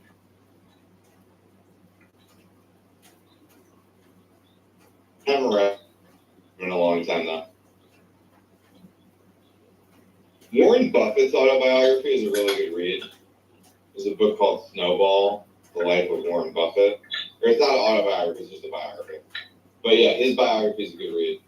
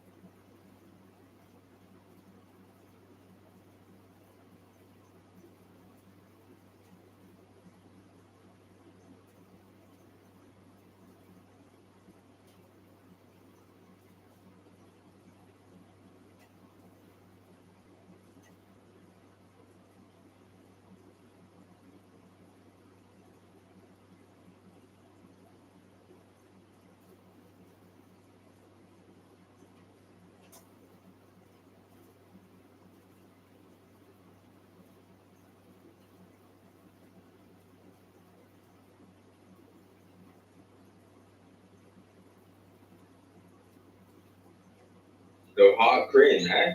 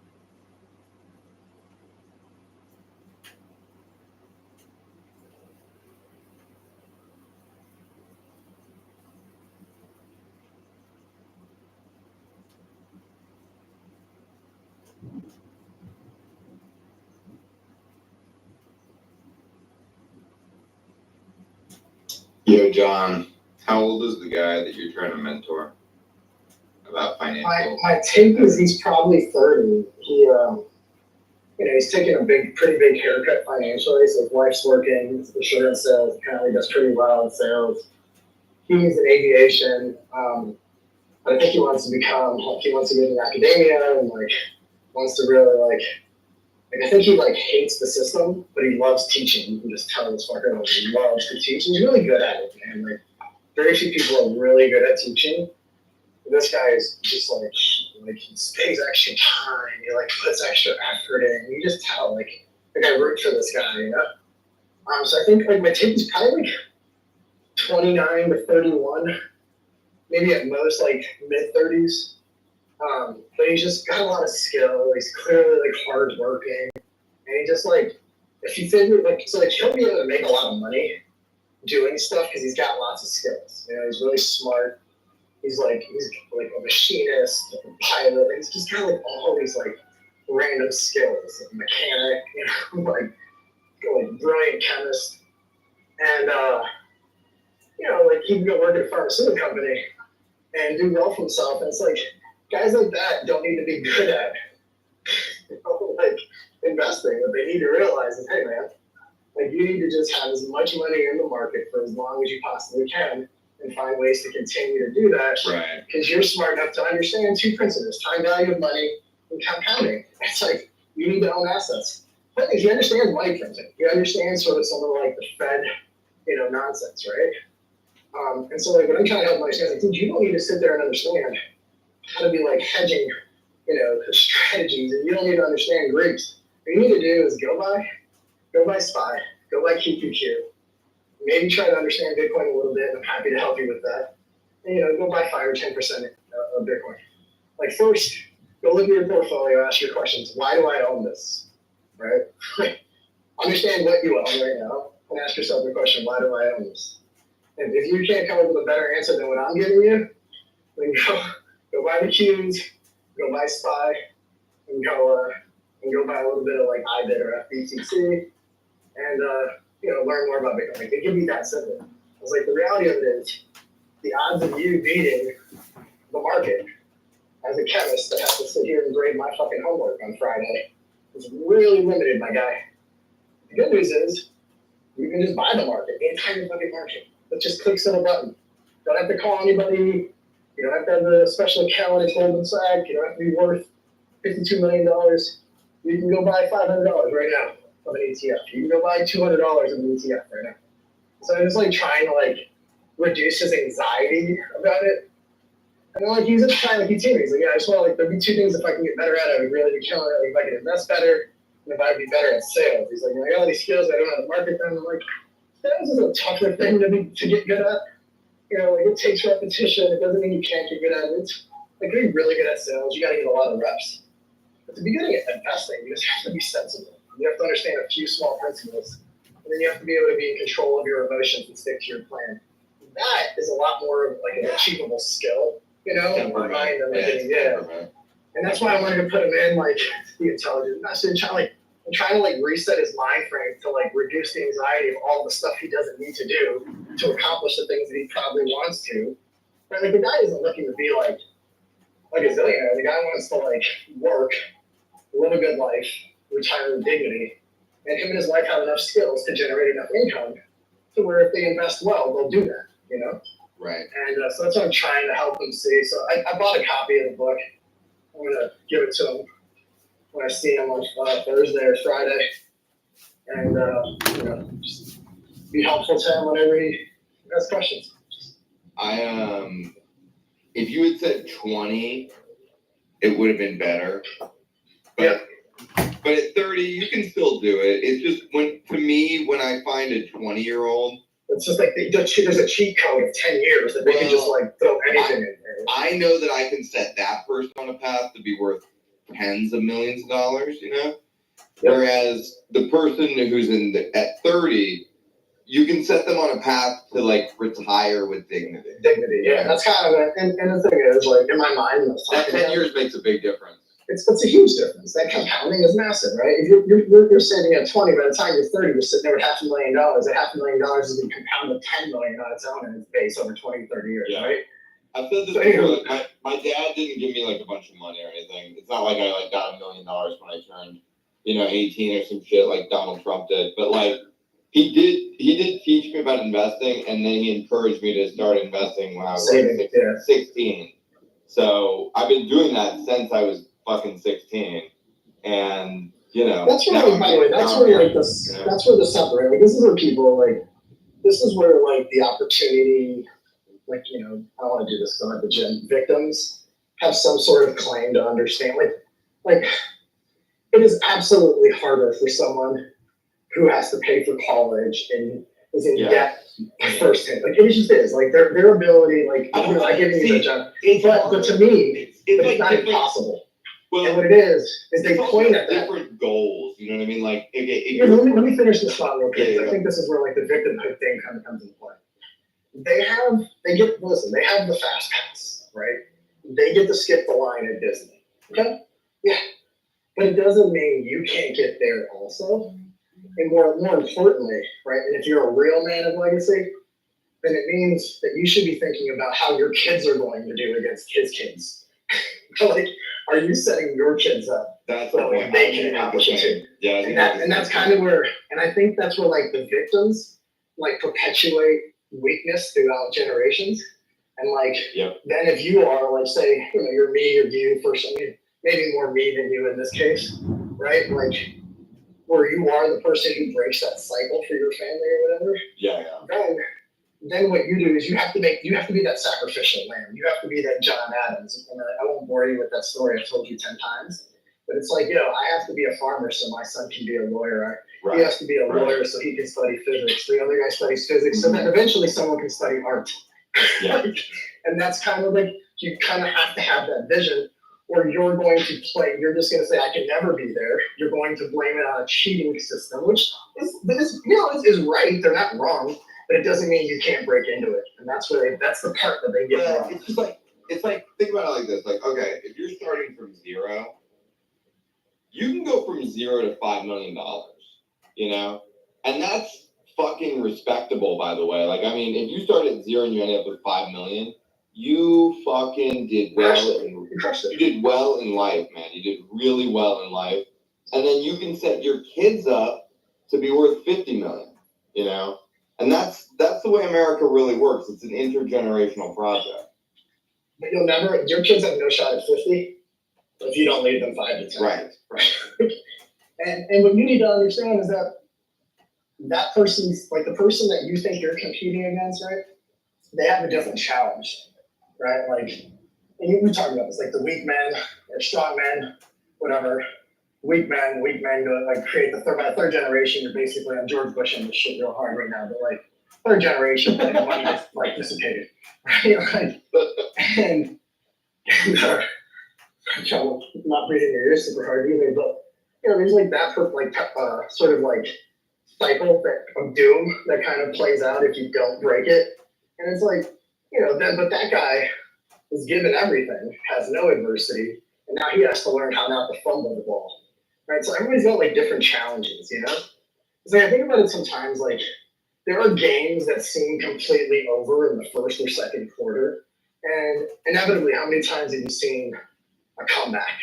And it's like the comeback it doesn't mean you're gonna win, it doesn't mean you're gonna come back. But it requires that you never give in, that you continue to play, or you never have a chance at the comeback. And that's kind of what it's like to be the poor kid. Because you're not really starting on zero, Hollow, you're really starting at minus. You basically leave, like you go into the real world in significant debt, and you're playing a game of catch up to even get out of that hole in the first place, right? To get to zero, to get to a place where you're saving and you're able to invest. And that's the real climb. Like once you get past that, then you're able to start to accumulate, right? And I think like that's the most difficult part, because that requires discipline. It requires consistency. It requires execution. It's that first 100K in savings, man. You're right, by the way. That 100K you talked about, like that 100K is so much harder than the first million. So much more meaningful. So much more meaningful. Well, you remember it all, man. Like stacking when you're trying to stack $100,000 and you don't have $100,000 to your name, like Like, dude, you know what you did. Like, I talked about this before too. Like, I don't want to start another company right now in my life. Like, I'm fine with investing in it. I'm fine with maybe having other people operate it, and I would, have an advisory role, whatever. But if I were to start another company, it wouldn't be like because I wanted to make a ton of money necessarily. Like, I wouldn't be motivated solely in the way I was when I first started my first business. Where it's like hunger and just like desperation and starvation, right? What it would be is like the only parts that I miss, which are probably going to be hard to re-experience, was that. Like at the time, that sucked. That felt like shit. That was miserable. But looking back on it, those are like the things that I remember most and I'm most fond of. Like breaking the bullshit, breaking all the struggle, right? And it's like, I can't recreate that. You can't fake that again, right? It's like your Conor McGregor thing, right? It's like you can't get Conor to be the same Conor of 2016. Conor of 2016 had $100,000 or $50,000. Conor of 2024 has hundreds of millions of dollars. And it's like you can't appreciate that struggle again. And like I don't think I'm gonna do it again just because like I that's what I would want. I would want that pain and blood and struggle to see it on the other side, you know? It's great when it's over. Then you just reminisce about it.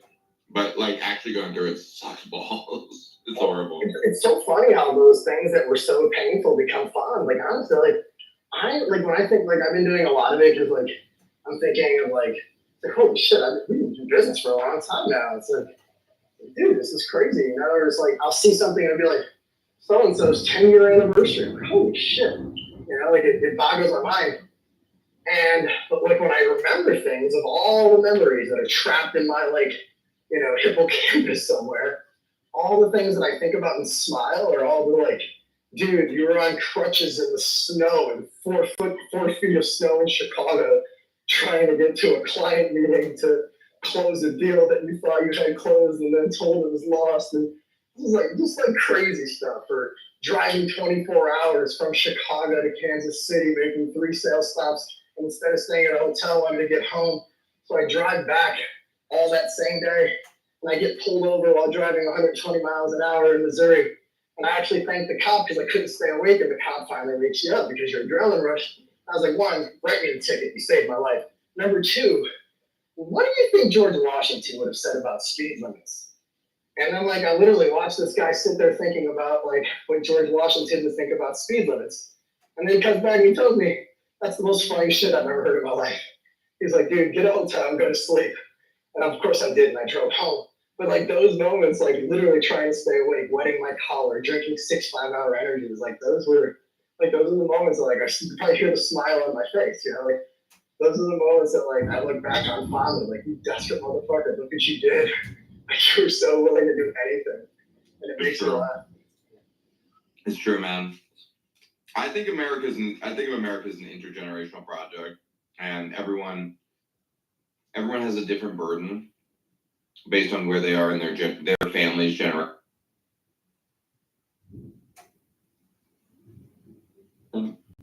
Like, my father, Paul is in his family's God generation. damn it! It's the time at which they. Why didn't internet? Dude, it's your fucking. That's your cost to bear is the internet. You know? No, is it better? Is it better? Yeah. That's when your life is good, man. When the cross you have to bear is bad internet. You go through your 7,000 square foot home. Yeah, what I was saying is everybody's at a different point in the generational cycle. And it's like, you're more of the first generation. I'm more of the second generation.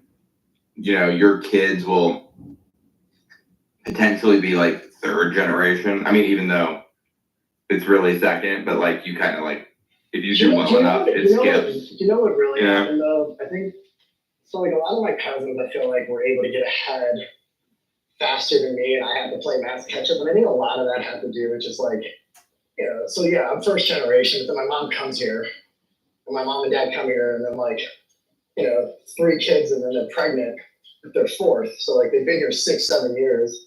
He's got a couple of liquor stores. He bought some real estate. He's starting to do well for himself. He's making moves for his family. then he gets shot, right? Mm-hmm. And so, like what winds up happening is all those people that came over, who my dad did, they all did really well. They bought real estate in the 70s in Chicago, late 70s, early 80s. They, bought gas stations and liquor stores and got like licenses on things that are impossible to now. Like they did well for themselves. And like I wound up getting set back majorly, culturally, because patriarchal society wasn't going to allow my mom to do it on her own.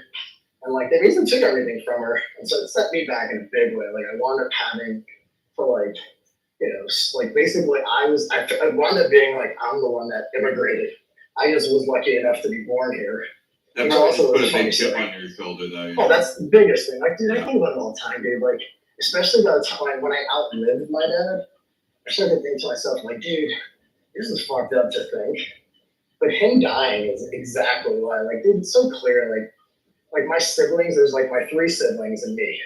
And it's like, they are the same, and I am so different. And it's always been known, even when I was a kid, before I would understand what a personality type was, or like what it was to be successful or work hard or anything. It was very clear I was different.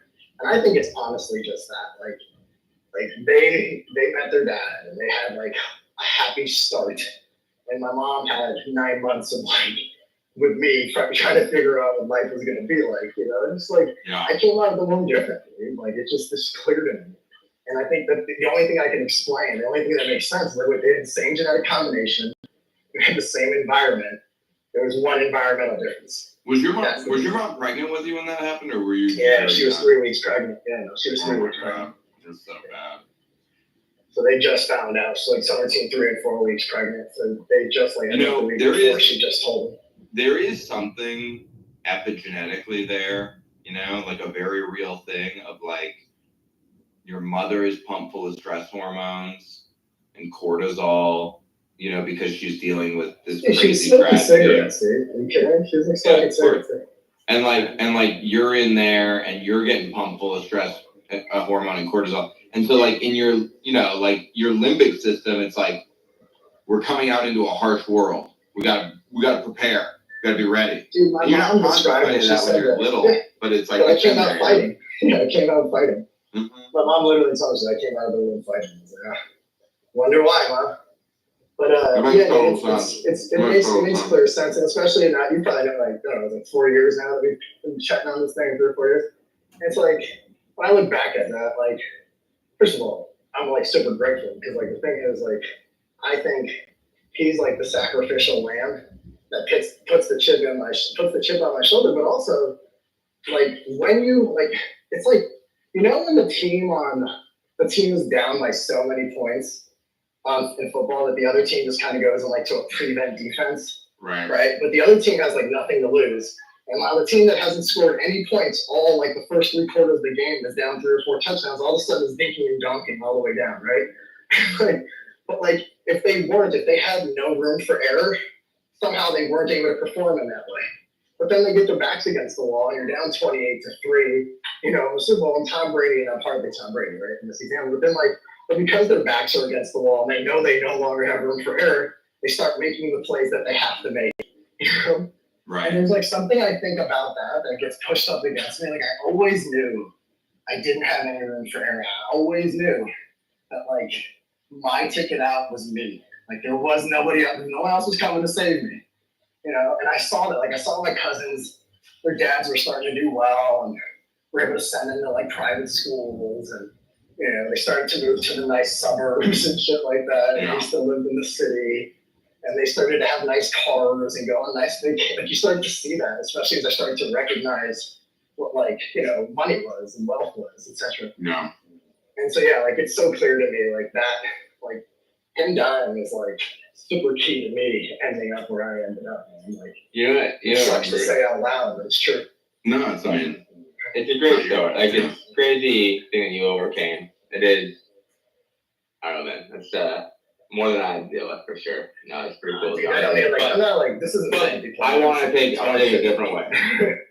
So you just mentioned that we done that for 4 years, dude, and I just realized it hasn't been quite 4 years, but dude, that's the same long time that you're in high school, dude. Like this app is like it's like a whole class of like clubhouse. It's like it is like high school, but it's like literally the same amount of time that people go to high school. But we spend more hours on this thing than high school, probably. You know what's funny? The first time I met John on the South, he told that story. Yeah. He told that story about his father getting murdered. And I don't know what I said, but like it was funny as hell. You made the light of it. Yeah, you made comic relief kind of. I cracked a joke, and then it was just like perfect comic relief at that moment. Then we all just started laughing, and then that's like how we became friends. I don't remember what I don't actually remember what he said, but I do remember that. I don't remember what I said either. Well, what it was is Lamar had told a pretty intense story like right before, and it was just like I don't know. It just felt like. Like a thing to share. It was like early. It was like probably like sometime early 2021 or something like that. If I remember correctly, or 2020 or 2021. No, 2021. And I remember like it was like sort of this like intense story that Lamar told, and I was just like I told my story, and then Hado it was like quiet and kind of tense, and Hado told this joke, and it just like leveled brought levity to the room. But yeah, I do remember that. I remember that. You know, I think one of the things that me and you share is the being bathed in fight or flight chemicals when we were young. Like literally baptized in them. Well, because my mother was having postpartum psychosis like the first 2 years of my life. You know, full on schizophrenic episode for 2 fucking years. And I think definitely that it sets you off on a different course when you're born into like extremis like that. Yeah, I mean, for better, for worse, Like I imagine there's parts. It's both for better and for worse. Yeah. Yep. It's like I'm stuck with some of the damage from it, but also it's my superpower. I'm sure you feel the same way. It's weird. It's like you. Well, I think what happens is we acknowledge it. But I think what happens is once you are aware of what the weakness is, and like you sort of, especially as like I don't know, a functioning adult, like listen, 90% of this room is AED, right? And I do own about like 50% of this room knows how to temper it in the situations that require it. It's almost like, when you're around, when you're a kid, you're around your grandparents, you don't have to think to not curse, you just don't. Right. But then 5 minutes later, you go hang out with your buddies on the basketball court and you're dropping F-bombs and you don't think to curse, you just do. And I think there was just like this function as an adult. Like, I know what my mom went through. I recognize what probably it did. But then you're like, okay, I'm an adult now. So you just curb that behavior when, consciously or something, or you just train yourself out of it. It's so bad for me. I can't look at old pictures of myself I can't look at a picture of myself before I'm like 25 because I just can see how depressed I am, And now I'm not depressed. Now I'm like happy. I love my life. I have a really good family. But I built all this. The trajectory is great, and you're the one that's responsible for it. I built all this, and it's hard to it's just hard to do, man. It was like, it barely happened. And it was everything I had to make it happen, It honestly does feel like it's like, so on one part I feel energized by it, and then another part of me is like, yo, that sucked the fucking life on me. Like, that cost me 20 years of my life. It's like a black hole that's like, when you look back at your past, you're like, it's like trying to suck me back in. 100%. Yeah. That's funny. I mean, the thing is, it's funny, this entire conversation, if you just read the transcript, sounds depressing as hell. And yet you and me are kind of laughing about it and chuckling. Right. Oh, that was so great. You know what it is? Oh, that was so wonderful. I'm so glad. Having your own kids fixes a lot of this, because I look at my daughter who's 5 years old and I think about myself at 5 years old, just like engrossed in trauma, And like, how many times did the cops come to my house? Like, how, you know what I mean? Like, and her life is perfect. Like, her life is just fucking great. Everything about it is amazing. She has no issues. Honestly, that's the reason why I needed to make the decision I made 2 years ago. Oh yeah. I'm not going to put them in that route. Yeah. Totally. You can't have your 3-year-old daughter telling her mom to be nice to dad. It's just like, so yeah, for me it's like, route. I look at her and and I'm just like, yeah, I did that. And if I didn't exist, her life, if what happened to your dad happened to me or something, like her life would be much worse, right? And so it's like I have a duty to be here and protect and provide and etc. And I It makes it easy though too though. That makes it puts it on easy mode. Well, It's like you don't know. you know what it makes easy? Possible. It makes the meaning of my life easy. I derive all my meaning from that, and that is enough. Like I don't need anything else really. But you know the thing I think, and I'm sure this is true for other dads too, but I think it's uniquely true for me and you because of like some of the shit we've gone through. Is like we identify as dad first. Yeah, like, literally. Totally. Like, I lived 30-something years before I had children.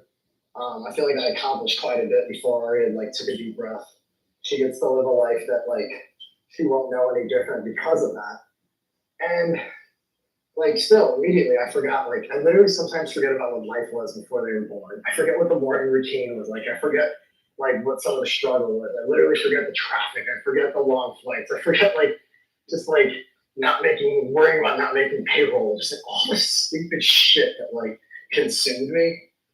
And that like I just don't even like I have to like actively think about. But at the time, it was like a mountain of stress. It was what was eating you and you were so worried about, right? And then your kids are born and then instantly so many of the things that used to matter don't. Right? So many of the things that used to drive you don't. And you find these new like kind of energy sources or motivational plays that are so much more meaningful than the dumb shit. Like I almost wonder what the fuck motivated me. You were so motivated. What was it?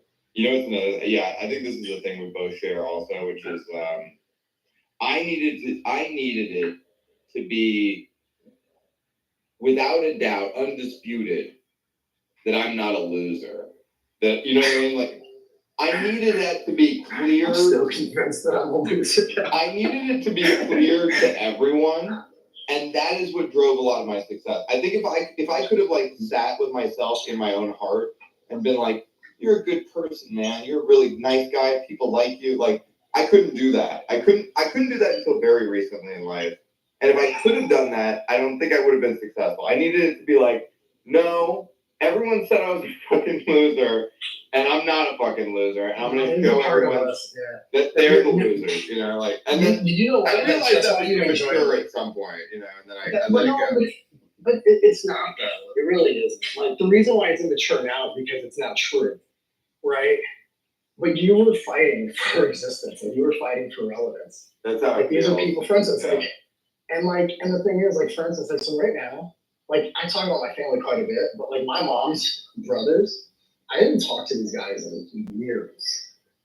Like my dad's family, I've met once, and then I have like extended family, like my cousins, my godbrothers, like people in my family that have done well. And those are the people that I hang out with in my family.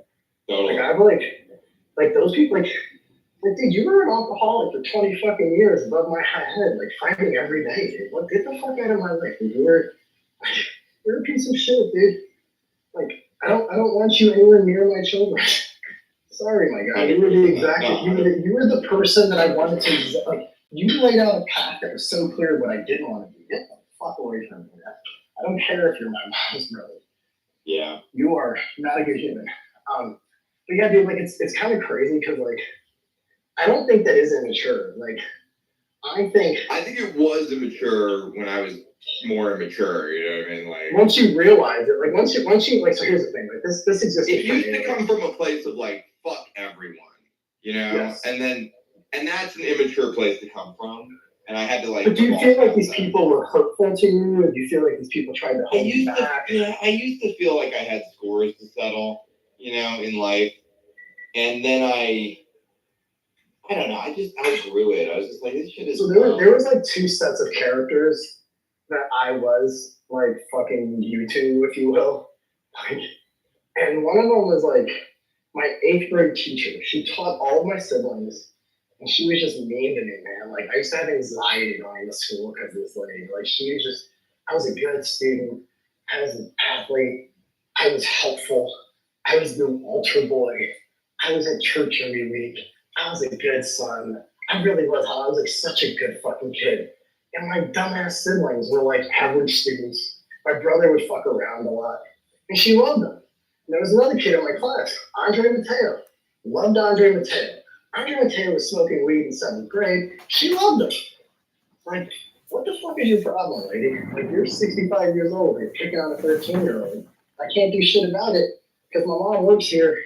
Like, you know, we're a poor starving family. We live off 25 grand a year. She's in the straight working 12 hours a day. You know what's funny? And what happened was, one of the most satisfying feelings I ever had is my mom came up to me. I bought some real estate this one.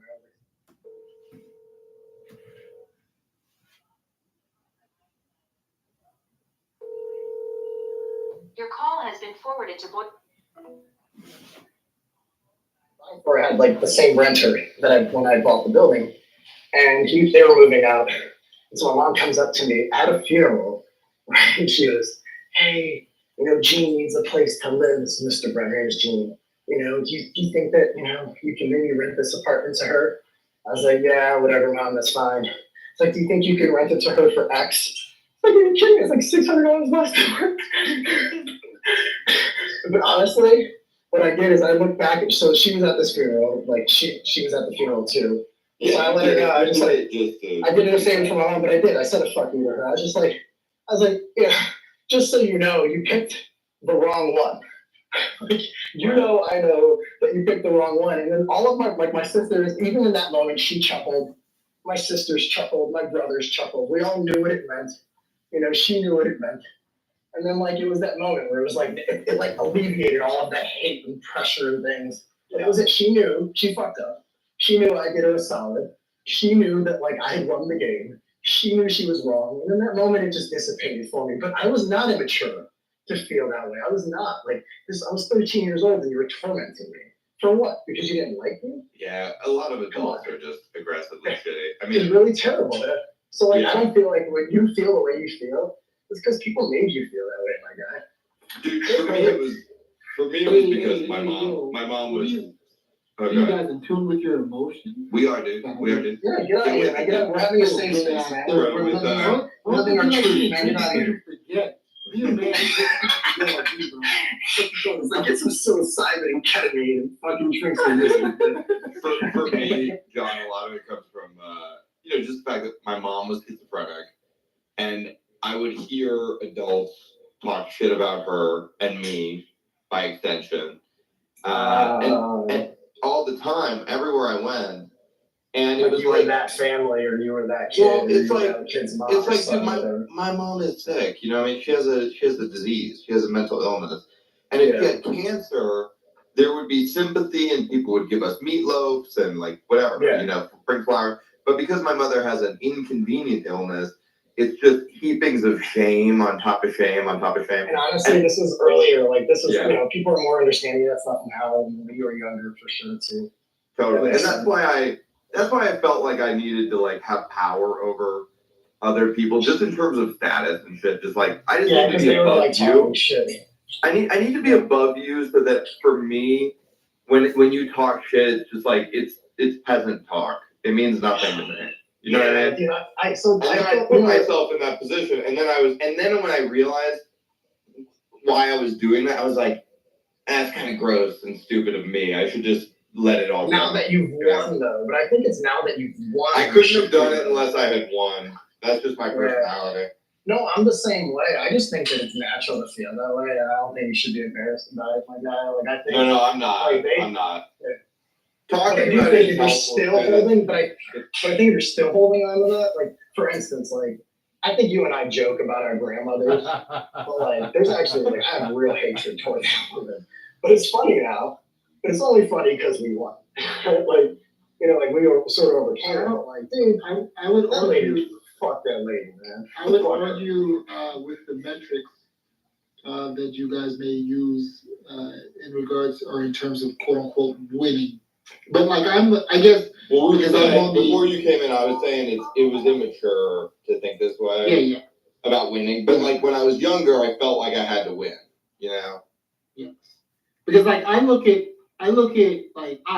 like your family. That's the win. So like Otto, I'd be like, oh, 4 healthy kids, wife. Yeah. That's the huge win. Yeah, 100%. That's the huge win. This other shit, because like I'm on the other side of the spectrum, where like a lot of like when people say, oh, I'm gonna get wealthy, there were a lot of wealthy people in my family who I don't respect. They were fucking losers. They had all the money in the world. Yep. You know, and they fucked the family up. Have you seen that clip of Shaq talking to Jason Kelsey? And he goes, yo, don't be like me. I fucked it all up. I was alone in a 50,000 square foot mansion. I lost my whole family. Don't be like me, you know? And because he cheated on his wife and blown up his marriage and shit like that. And Jason Kelsey has like a happy, nice, normal marriage. And he was like giving him advice for real. He was like, just for real, don't be like me. Don't do what I did, you know? And he's right. Like, you can't, you know, being alone, but you have a Lamborghini and a mansion it's even worse. It's like, it's worse than if you're poor. If you're poor, you're poor. But if you're alone in a mansion, that's a bad feeling, man. Like, you got all this money and still nobody loves you? That's sad. You just gotta get a cat.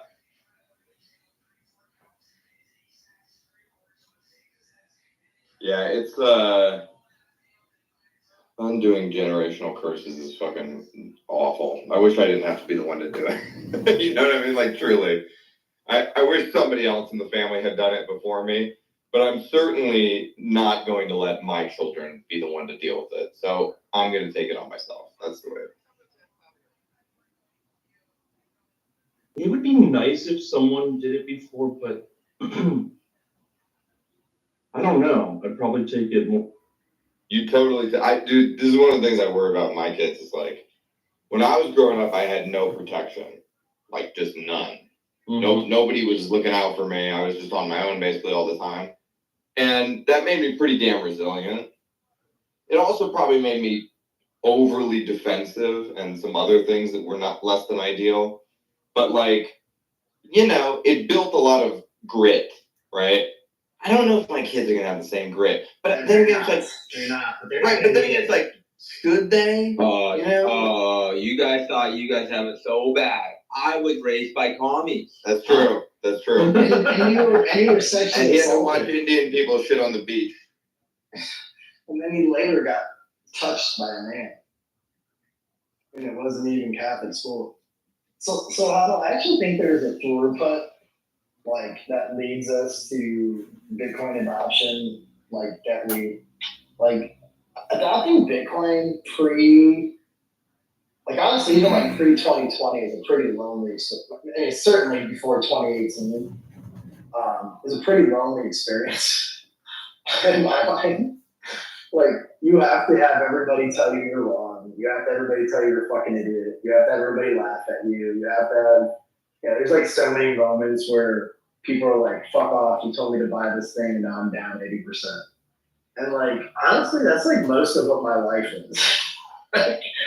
Like, even within my family, like when I was becoming successful and taking the steps to do it, I think I resented my family because they were detracting. They were like, oh, why would you go away to school? Or, oh, you think you're a big shot. Why do you need to do this? Or you have to miss a family wedding because you're working or something. Yeah, because I don't give a fuck about a 4-day wedding. I'm building a business, bitch. Like, you ain't paying my bills. Like, so it's like, it's and then you find out that like the people that you expect to be rooting for you, right? The people that you think have your back or naturally have your back, like they're not rooting for you in all cases. And like that becomes a really difficult pill to swallow. And I think it's impossible not to have a chip on your shoulder when you're like, wait, you're my uncle? Why are you fucking with me? You're my grandma? Why are you sending money to a cousin in jail? You never asked about your grandson that's like, the exemplary student. Like, what the fuck, right? You start to like, and I think it's natural to then fucking feel the way you feel. Just be like, fuck these people. I'm gonna go do my own thing. I'm gonna show them exactly how much better I am than them and how wrong I am. I don't know how else that someone could feel, when, people are talking about your mom and treating you like shit instead of being helpful. Yeah. Dude, families can be, I don't realistically have siblings. But I've watched just what like the sibling shit does. Like my mom's one of a whole bunch. And like they're fucking all goddamn awful to each other. And it's not just that, like I've seen it in other families, people I've known, and like they like all this stuff you just mentioned, like the fucking, you know, your grandmother's sending money to fucking whoever in jail, and like all that kind of shit. I'm like, God, these people really kind of suck. Like I've got, you know, not siblings, but I've got like more cousins than I can count, like just fuckloads. And like, they all kind of suck. And it, fortunately, I never even put myself in a position to like get pressured into like weddings and shit like that. And I think they realized a long time ago that if they ever gave me shit about stuff like that, then I would just never show up to anything again. But that's a real thing. They really but I feel like you did well probably. Like you were a good kid. Like you know what I mean? Like at least from what I gathered. And it's like what I think is troublesome for a kid, right, at the time is like when you feel like you're doing all the right things and you're watching your fucking dipshit cousins who are fucking around with gangs, doing drugs, crashing cars, and you're like nice to him, and you're like fucking you show up at Christmas and you're like nice to him and he's the one that's getting gifts and he's the one with the rich dad, and it's like, wait, what the fuck? Like what? Hold on a second. Grandma, what the fuck? I 100%. She's a bad human being, right? And so like Courtney and other people laugh at when me and Otto make fun of our grandmas and shit. But you're a bad grandma. Sorry, that's not a good grandma. Fuck her. Yeah, it was like it's kind of always been clear to me that my grandmother never liked my mom that much, and it's real weird, you know. And she just always like fucking fed and paid for and got shit for like my cousins that are just and like their mom as we're in debt. Yeah, and it's like, dude, are you fucking serious? Like what the fuck? I just still can't believe I'm gonna get I'm gonna get a major in fucking Bitcoin Clubhouse. Dude, there are so many first year dropouts. And like, you know, I held through, man. And like Bitcoin Clubhouse is a tough major. When did Christian become Raphael? Where's he? Dude, that's like 3 jokes in a row where I'm just like, who the fuck AI Christian's voice? Man, it's so true. It's just crazy to think that like this is a 4-year degree here. Well, sorry, I gotta be honest, Christian. You still have 2 years left. You spent your first year and a half skipping class in those shitcoin rooms. No, I was in a different program. Taking summer classes? You taking summer classes? Then I fucking transferred over. Changed your major? He was in liberal arts, and now he's an engineer. Nah, dude, he was at the University of Phoenix, and now he finally went to a real university. He got off that online bullshit. John, you have to talk about the Key West jokes. Is Raphael here, or is that someone doing that was really good, Lee. That was good. Actually, honestly, it took me a second. Like, if I didn't happen to be scrolling past you, I would not have known. That was good. That makes me think we need a one-day CJ Wilson return. And just like, CJ texted me the other day too, and I was like, man, how do we get this guy back on Clubhouse? I mean, it's like slower and much different than it used to be, but like I still learn a lot of shit from you guys about things that I haven't, you know, had the opportunity or even thought about thinking about, if that makes any sense. Like, I sit, you know, we sift through, like you guys talking about man hands on Junset's cock or whatever the fuck that was earlier, but like, there's still a lot of like really valuable discourse.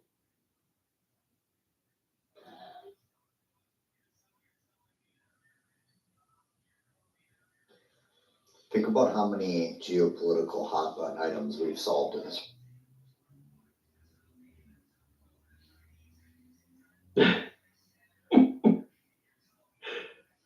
I mean, right now, you know, Junset's kind of making me want to quit mining Bitcoin and you know, just go become like the king of affordable rented baby stroller.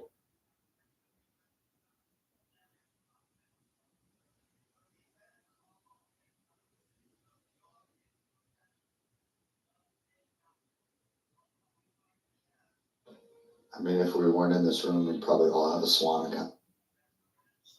Nope. I think half the room still has Swan accounts. It's just not active.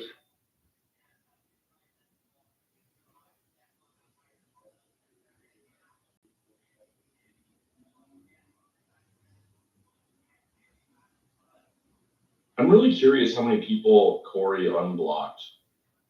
Because like he definitely unblocked me. I think that was right when they came out I with got the unblocked too. I was able to check. Let me check again. I read a tweet of it, but it's through this app. I don't know if it means I got unblocked. I legitimately wonder if he's like medicated bipolar, but things get a little weird sometimes. Nope. Kind of Still blocked. Kind of tracks.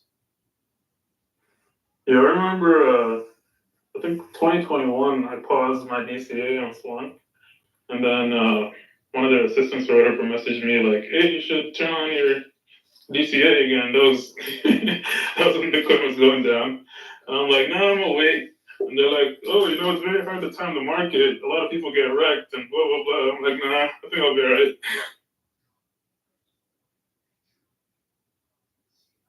They like contacted you to turn your DCA back on?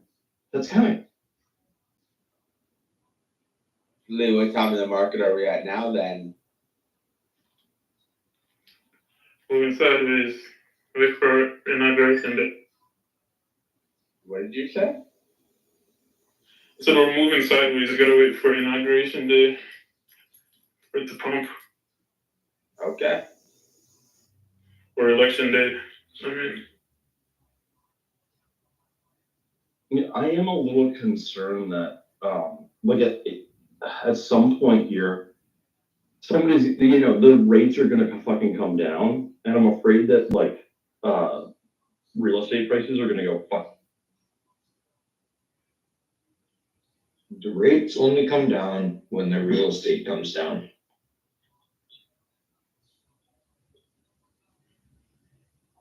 They're not gonna lower rates into strength. Yeah, Dave, the prices have come down massively in Texas, but not in Florida. So, you know, I don't, at like what point do you call it?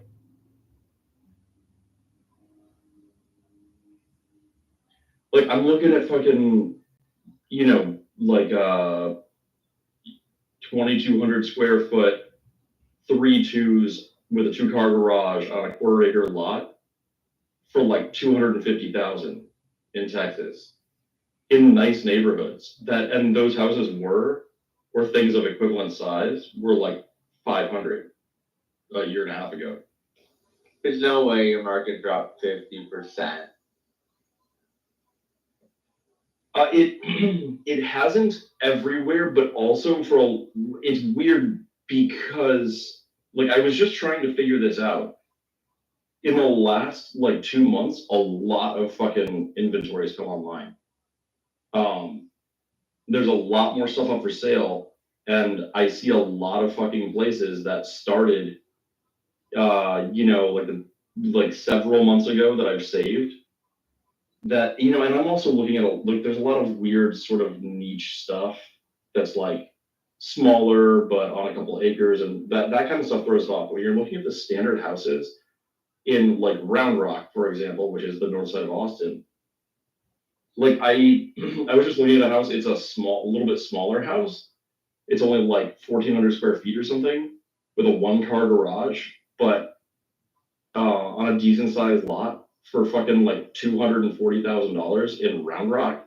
That's wild. You literally couldn't get anything for less than like 400 like 2 years ago.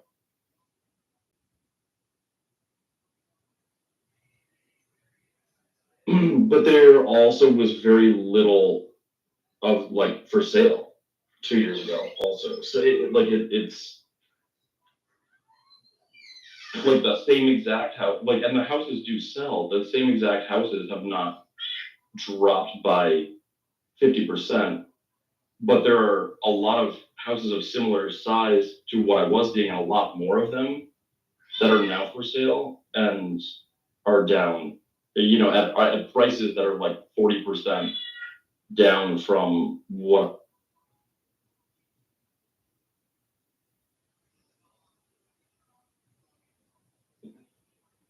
Dude, and that's like a high demand area.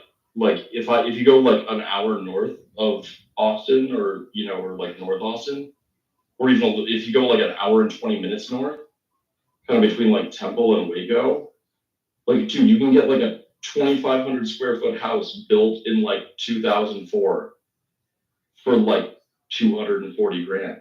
It's fucking crazy. It's like so much cheaper. Where like my house in Florida has like plateaued off a couple times and then gone up again.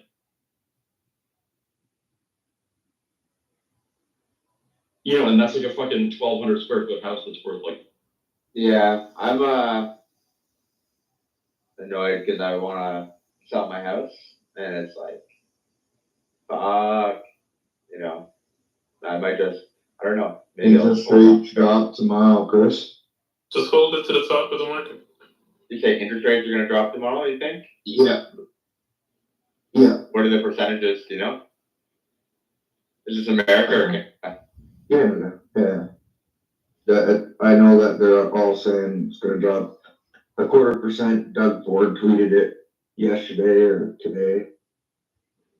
What interest rate are you guys at? I don't even know. I just heard that they're dropping tomorrow, and that. You guys do like 3-year and 5-year, right? Yeah.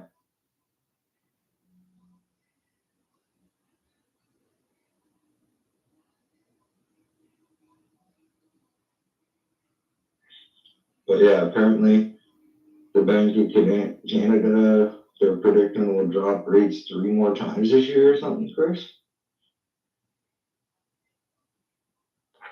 Well, that's good. I gotta get a new mortgage end of September. You and apparently everybody else. Dude, you guys with your fucking mortgage rates, that shit so. Or your. Why do you say, is there like a lot that financed this time is like 5 years ago? I think something like 70% of mortgages come due within the next 8-9 months. Oh, wow. It's like a crazy amount, not staggered at all. I don't know how any person has ever gotten a mortgage in Canada. It's fucking crazy. Well, it's such a fucking like bizarre move because you have to fucking refinance the shit every 5 years. Like that's bonkers. What We used to do that in America too. You know that, right? When? I think pre-2008, that was more common. No. I mean, yeah, you could get like variable rate mortgages, and it was more common. You can but refinance. that's never. Too, but it's not like it doesn't. Yeah, it's not you guys, it's like fucking compulsory there. It's.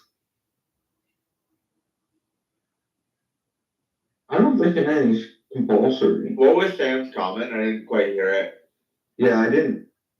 He said something about it's crazy to get a mortgage in. Oh, I just said, yeah, it's like my sister has a mortgage. I was just thinking it's fucking crazy. I don't know how anyone could like do it these days without feeling like insane. A 3-year fix is 5.4%, and a 5-year fix is 5.3%. Pretty good. But then, like, having a more, like, I don't understand what's the insane part about it. It just scares me. Like, it just scares the shit out of me. I think if you're doing how the fuck do you know? Because yeah, it's scary as fuck, Sam. You're right. Because how do you know what it's gonna be 5 years from when you get it?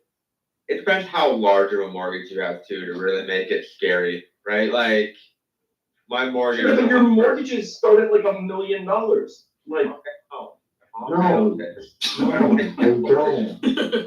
No, So I'm fish. but dude, okay, like you can have. The rates are better. If you've had a house for a while, as a new buyer, it's scary, right? But like, I bought my first house, I don't know what, like 11, 12 years ago for like $230,000, and that same house today, okay, is worth like probably $900,000, $800,000 to $900,000, and like you captured a lot of money on the way up. So like I had $150,000 mortgage on that thing. That was like, yeah, that mortgage would be gone, and you'd be sitting on a $900,000 house. Like, Did you have a to lot of people. refinance after 5 years?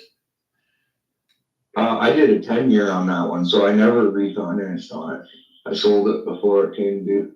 Oh, so you guys can do 10 years? Because Yeah, you can. last I was talking to you guys about this. It's not common. They're not compact, so they're not competitive either because they're not compact. Okay. Yeah, they are. Interesting. They're like when I was looking, Chris, it was like an extra. I think it was at the time it was like 2.95 for a 5-year and 3.05 for a 10-year. So I did the 10-year. Well, that makes sense. It was, yeah. I thought, Well, it made sense looking at it, but then rates continued to go down for the next 8 years. 10 years, Right. whatever. Yeah, I guess you got that risk also. And a lot of people like, I don't know how much it costs you guys to refinance, but because I got my house at like 4%, and then it went down to like it was like 1%, or I could have gotten like 1.5%. Yeah. And I was like, well, I should obviously refinance. But then I looked at the cost and I like amortized it, and I was like, it'll actually cost me more to refinance it. That's the benefit here, right? You're buying out of a way shorter term mortgage, or so it's way cheaper to buy out like, when it goes down. mine went down. I got first at 3.5%, and then after the first year, it went down, and I bought it out, and with 4 years left on it, and got 2.5%. It made sense. So what you're saying is like Fish and I are like rug brain financially illiterate, and like Canadian mortgages are actually better. It's actually better for inflation because, but it's also better for like the reason banks would never go to 30 years because when the fucking Fed raises interest rates, it's really hard to take money out of people's hands when you have 30-year mortgages. But in Canada, our inflation is dropping more because people are feeling it, like because they have to refinance their mortgage and you have to pay more. So like the interest rates affect like everyday people, and that will reduce inflation. But in America, people are locked up for 30 years, so it affects them with like job losses and stuff like that. Right. So like we have a better control over inflation with 5-year mortgages. I don't think the banks get to pick though, Chris. I think it's just like a standard practice. I don't think the government dictates that they're not allowed to do 30-year arms, right? Like, I'm not sure that. I just know my banker friend said that that's why they would never consider it. I don't know if it's not in the best interest of the bank. Well, it's because you can't control inflation. Also, our mortgages are backed by Canada too. Well, that's not really true. So what is the truth there? The truth is, if you have under 20%, you have to get the insurance on it. If you put under 20% down, you're required to have the government insurance, and that basically backs the banks. So the government will pay out the banks if you default. Oh, so if I default because I have over 20, I don't get, like, government's not going to bail them out? No. It's only on things under 20% that so you could get that insurance, right? Or your bank could or whatever, but you pay for it. But the banks are required to make you pay for it if you are putting under 20% down. Yeah, that's it sounds like that's exactly the same way that it works here. Like you have to pay for PMI, primary mortgage insurance, if you put less than 20% down. Which who runs PMI? When I looked at it, I ended up. That's a really good question. But because ours is run by the government, our Canadian home. I forget what it's what is it called, Chris? Standing or something. But yeah. To Sam's point, yes, a Canadian mortgage right now, if you were the first time buyer, would fucking be insane to like look at. Like, okay, I have a mortgage for fucking $1 million. Like it's just. Is it the mortgage that's crazy, or is it the house price that's crazy? Well, I'm talking. Goddamn you, Dave, trying to be like pedantic, but no, it's just saying. Well, just don't work. Like it's clearly the houses, but it's the mortgage is what Sam's talking about. But if you already have a mortgage, you've already been in the market for a while. You don't really carry much of a mortgage ever.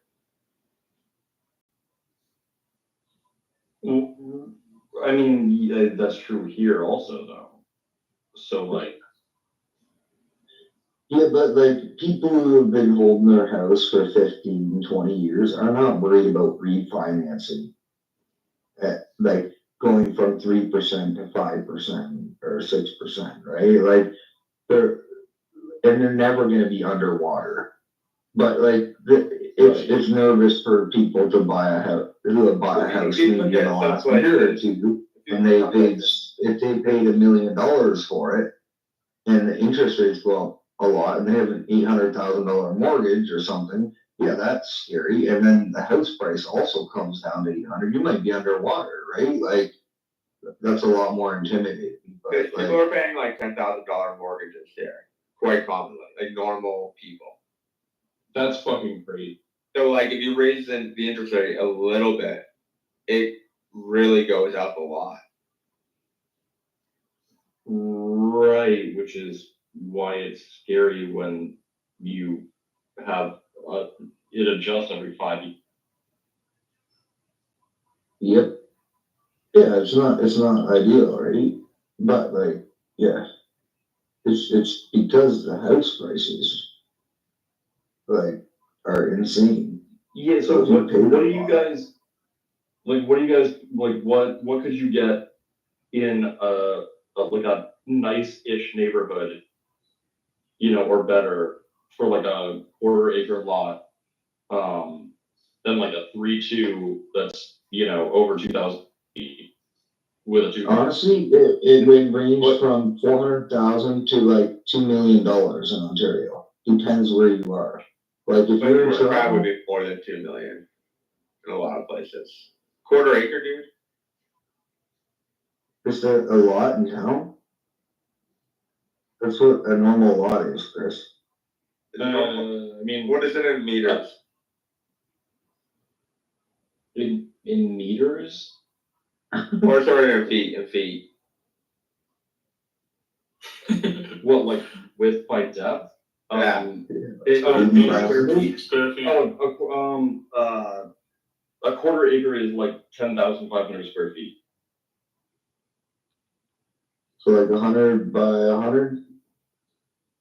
10,000. Or 80 by 120 or something like that. A quarter acre is 10,890 square feet. Yeah. Thank you. So like 80 by 120 would be a quarter acre, roughly. Okay. That's pretty big lot for Ontario still, man. Yeah, that's a little big, like that's a big lot. In anywhere in like the suburbs in Texas or in South Florida, what I would say is a standard lot is 7,500 square feet. No new house would have that big of a lot.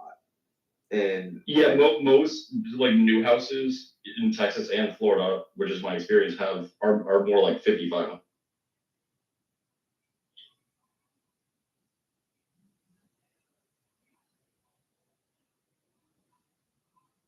Yeah, like if you're talking like standard family home kind of subdivision stuff, most of those are probably like 60 by 80s, right? Like they're a bit smaller, but there's quite a few lots that are, quarter acre, whatever. Like you get into a lot of estate subdivisions, they're like half acre to an acre lots.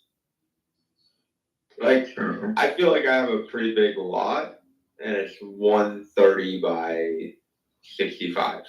That's not a quarter acre. And I feel like I have a pretty big lot. It's not far off. It's not far off from a quarter acre, dude. I would just call that a quarter acre. You said what? 160 by how much? No, I said like 130 by 65.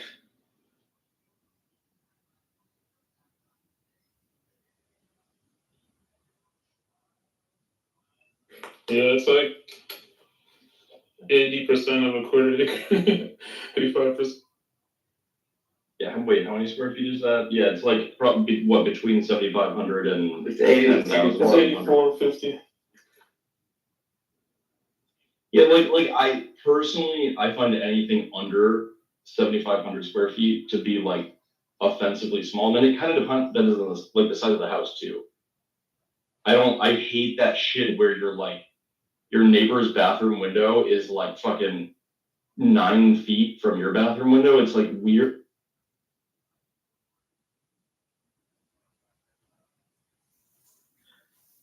I just think that the range in Ontario, like, yeah, if you're in Toronto, you're gonna pay a couple million for that house.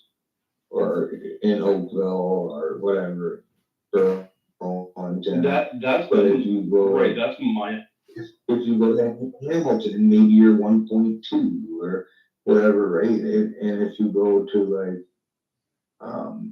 I'm just thinking, Chris, like London, what would that cost? You know, like maybe, I don't know, I don't know.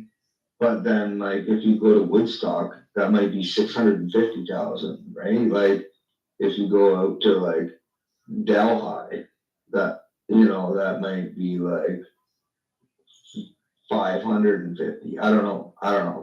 And especially to the north, right? in my head. Is London more expensive than Hamilton? No, I don't think so. What's a house in Sarnia? Sarnia is probably one of the cheapest spots. So, like how, like if you had to rattle off a number, what pops up in your head? 400. 400, yeah, 400 or 500,000. Those houses are 200, 175 to 300 probably. Yeah, you're probably looking 500 there. I bought a house in Leamington, which is kind of near Windsor. And that house was fairly cheap. I paid, like, during COVID, I paid $300 for it. And I sold it for $470, 13 months later. That was like... So during the pandemic? Yeah, that was like a... Y'all talking about Canadian dollars? Yeah. There was parity roughly, like how many square feet? 1,100. It was a bungalow, and it was like in a shitty, it was like on a busy street, rough neighborhood. Gotcha. Yeah. Interesting. And that's what, I don't know, it's very confusing to me. Like there's, you know, look at, like, I look at all of South Florida a lot because it's kind of wild.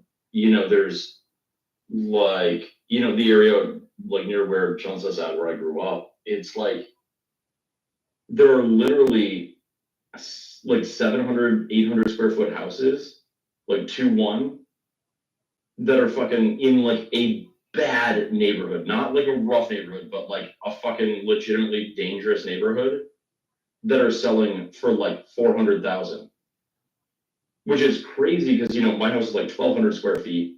I'm in Palm Beach. It's way nicer. It's super fucking safe. And my house is only worth like... Dude, I was looking at Naples. Is Naples a good place to live or not? My impression is that it is. I don't know the West Coast. Yeah, it's nice. A lot of retirees out there, high-end stuff and everything. Yeah, it's nicer, but it's also like not desirable for like, you know, it's not. When we were looking at a property over there on here before, I think it was like overpriced. Nothing's going on. I mean, you're not gonna have any fun in terms of, you know, age appropriate. Right, but nice and safe. You fucking kid. Don't forget what age group Chris finds fun, Andrew. That's true. My bad. As June said, he loves Naples. That's just one of his favorite beaches is there. Yeah, I was pretty are so cheap though, man. When I was looking, I'm like, is there rough areas in Naples that like being like cheap houses there or what? I'm not aware of that. Yeah, I don't think so. It's cheap compared to Canada, but it's just American prices. Maybe it's weird though, Chris. I get what you're saying because like even you know, you compare that to like Broward County, and it's like you can get a house in the ghetto for like $400,000. You want a house with like a 3-2 in the ghetto, it's like $500,000. I'm like, what? Why? It's just but I think a lot of it with especially Southeast Florida is that there just isn't any more land to develop. So like it's constrained between the Everglades and the ocean, and there's nothing. I don't know what it's like everywhere else, but I feel like here, like a lot of the people I know, the farmers and stuff, they had a lot of kids, and they all want to live around here. And it's like there's just not enough spots for sale, and that has been driving the prices up for years too. Like every one of these guys had like 4 or 5 kids, and if they all want to live around here, it's just impossible without like severing off tons of stuff. And they're really strict on that, so it gets really competitive. Yeah, that is a big problem, Dave. Is the fact that they don't let us sever land easily. Yeah, huge problem, dude. Like if you're in the green belt or whatever, and you have severed a lot off your farm, you can never do it again. Well, they're like once only? Yes, one time exemption. So can you cut into multiple lots the first? Nope, one lot, one. Oh, that's This is why the housing market is so fucked in Canada, is that like for whatever reason, I don't know how they justify it, but like it's so hard to chop up these very, very large agricultural, because like everything in Canada is fucking agricultural property. Like the vast majority of square footage in Canada is agricultural. So like you just can't fucking develop it. It's fucking impossible. My parents tried for years and they just fucking gave up and just sold the whole thing.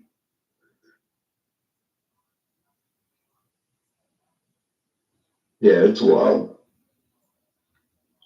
But I do know a guy, sold his Plantwood Farms, it was called. It was close to Brantford. 160 acres. He got like, I think 50 something million. They held out and held out and held out, and some developers just gave them like 50 million. They can stay on the farm for like a year while they transfer like to a new farm. They just bought a farm like 15 minutes away for like 4 million. They pocket the cash.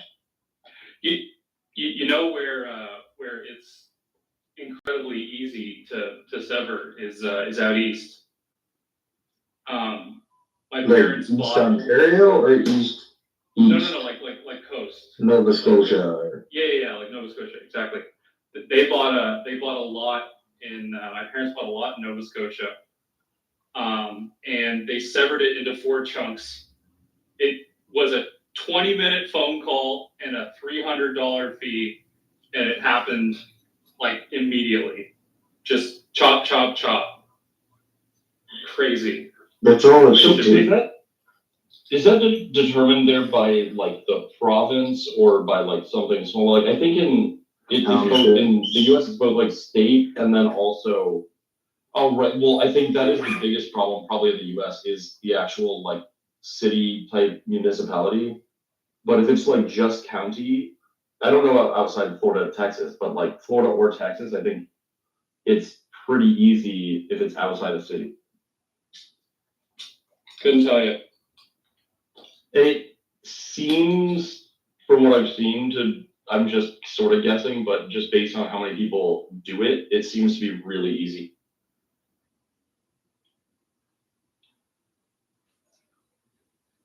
Yeah, it's really stupid. I don't know why they make it so hard.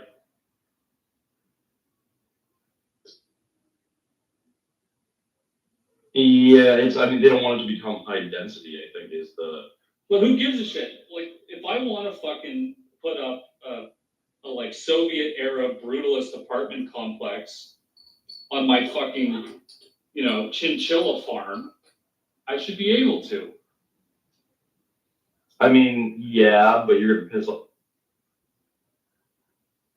Fuck the neighbors. I mean, that's always been my feeling on this kind of shit. Yeah, On what? Fucking your neighbors? Oh, I wish that sounds.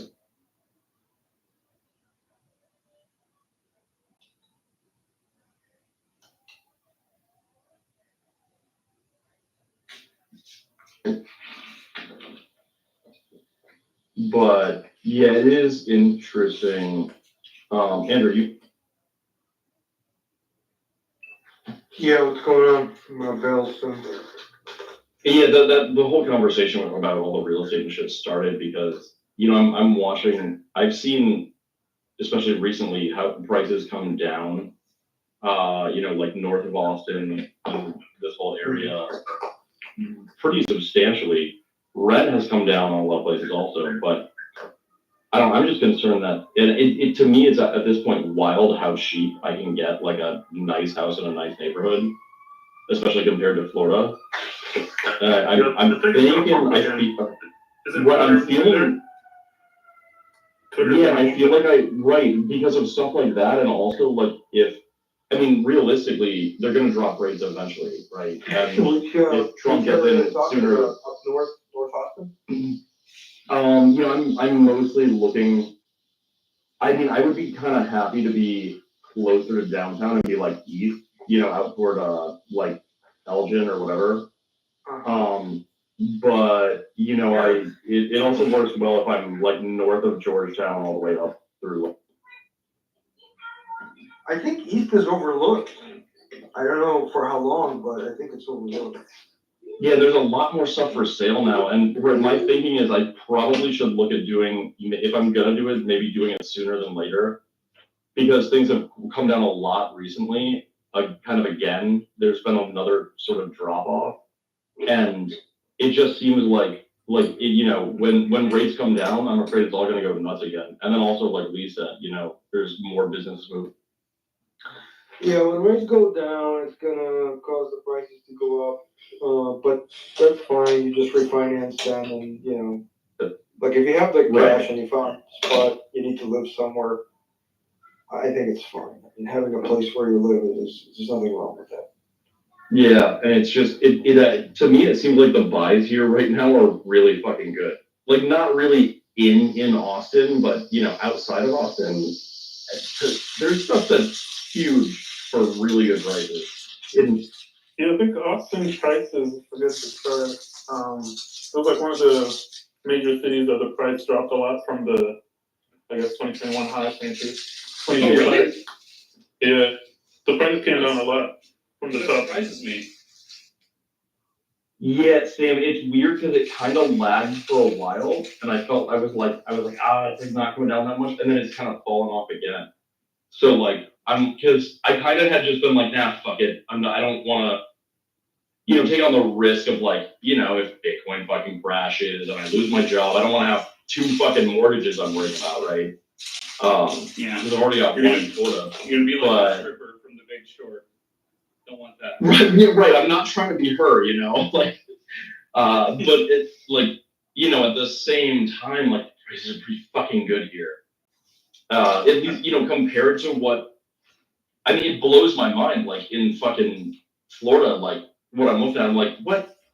Like a house that my mom and I used to own, like until I was in college, and we sold it. Like it, I mean, they just put it up for rent, and they're asking $6,500 a month, which to me is fucking bonkers. I'm like, what? It's not even. It's like maybe it's I guess about the same size as the house I'm renting in Texas for 24.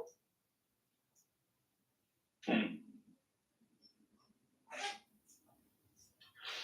Well, and that's about the Yeah, go. How many bedrooms is 2,400?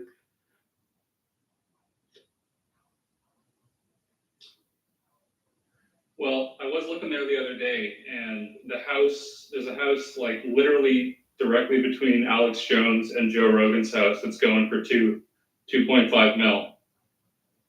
So. Yeah, well, and that's the dude over there. Like, Fish, you want to go halfers on it? Fucking move it. kinda. Yeah, that's what I'm saying. Especially like out in that area too.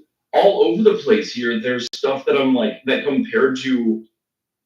It's like you would get like a normal newer house in fucking Florida. I don't know if I'd want to live by Alex Jones after he said he needed his neighbor's app. I mean, I don't even think I need to say what the joke is that I'm thinking. I mean, that's a plus. Yeah, dude. I was gonna say that. Are you telling me if Alex Jones offered to eat your ass, you would say no? Like, are you for real? He wasn't talking like that. He was talking about like roasting it on a spit. Oh, okay. I'd be really tempted if we did that to just like put a fucking donkey tied to a pole with a sign hanging over it that said, Alex, you. Dude, you would, or Fish, you would become really good friends with both of them, I think. You would end up on the Rogan podcast for sure. I don't know if I should be flattered or insulted. It's episode 3000 whatever, fucking Fish. My neighbor Fish. Just all your Kramer ass stories. Yeah, I could probably do that.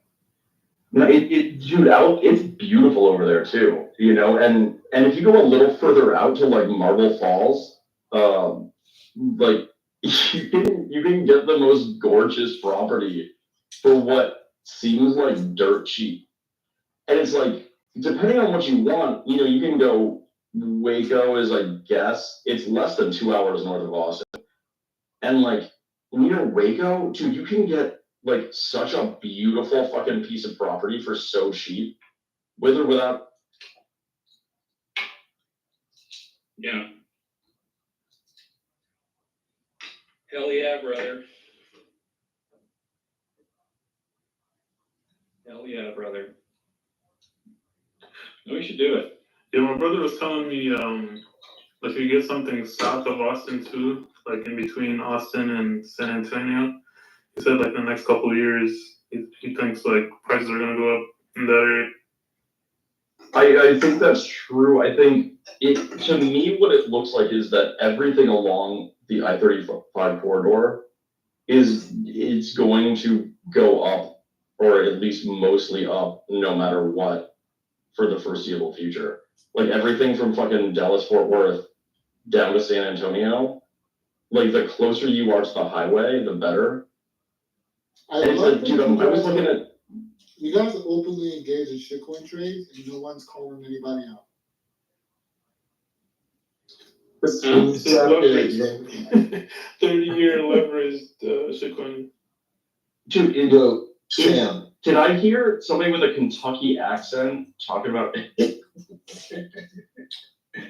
Sam, do you care to share what part of Ontario you're from?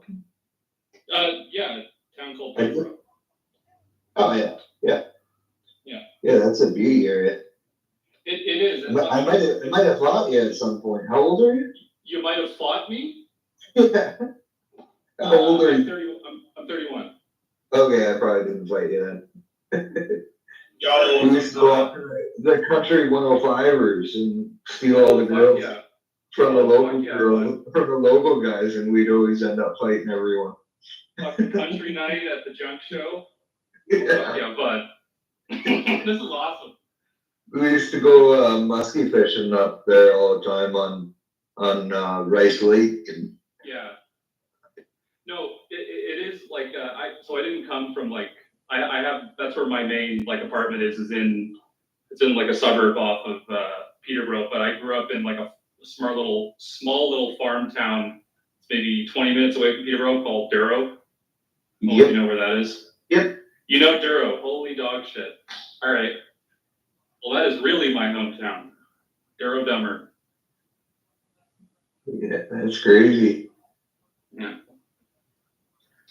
Girls must be ugly over there for you to fly over there, El Salvador. Home. I think They weren't the best, with but there was some good ones. Oh, in Duro?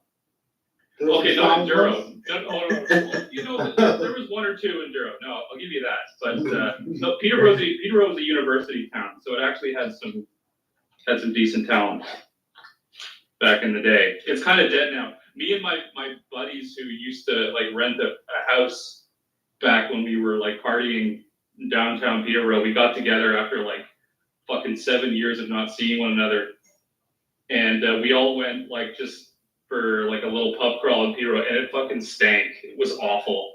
Was the Purple Rooster a bar in Peterborough? I don't think so. That I doesn't can't ring any remember what bells. town that was in. No, I don't I think that remember was there was Peterborough. Okay. Is it Duro Dummer? No, there were no bars in Duro Dummer. It's a hamlet. It's got a school, a church, a graveyard, and it had a general store until it burned down. And that was it. And a hockey arena, of course. How could I forget? Good question. I actually have no idea. Probably 500 or less. How many people graduated? What was your graduating class? Oh, there was so from high school, you mean? Yeah. I think didn't you? If I can remember correctly, we had a really small, like everybody knew each other stuff like that. That's correct. I went to a weird little private school that was outside of Durham, but my graduating class was 3. What the fudge? Me, But, my dude, girlfriend, and this other. There were only 3 guys in my graduating class, and I think there was like 8 girls. I think there was 11. So it was me, my German exchange student girlfriend who got sent to this small little Catholic school literally as punishment from her like fucking rich Euro parents, the same way that like Paris Hilton's parents would send her to a monastery to say stop being such like a coke-addled whore, and this other random dude. Those are the graduates. So That's, dude, it sounds like I went to a middle school about this. Oh, there's more people in my house than. Yeah. That school was actually like it was cool because it was K to 12 in one school. Yeah. So there was like a cool little like looking up to the older students were always like encouraged to like not even encouraged, like it was demanded of them to engage and to help the younger kids and whatever. Sam, did you go to Keene much? I mean, not much, but I've been.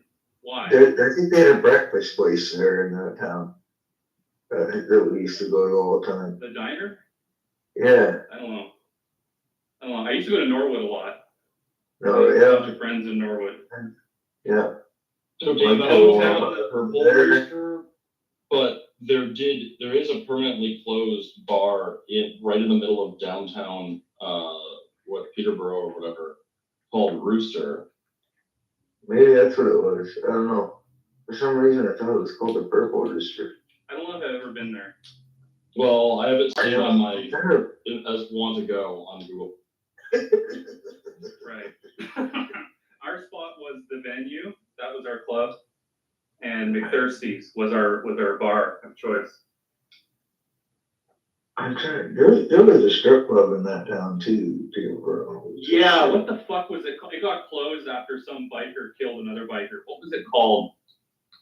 It was a shithole. It was a shithole. My buddy's literally seen a rat run across the floor there. Yeah, it was an armpit. A strip club in the I wish I could remember the name. No, it's not the middle of nowhere, but it was like a really scuzzy biker kind of place. No bueno. Some real bad hombres. Real bad hombres. Alright, what am I doing here? I probably got kicked out of half the resorts on ice right there. That's awesome. Yo, Dan, are you on there? Yo.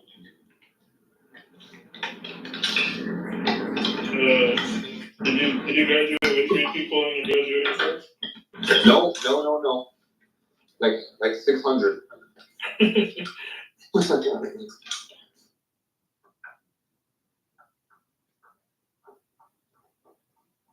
Is that considered big or small? For Canada, that's humongous.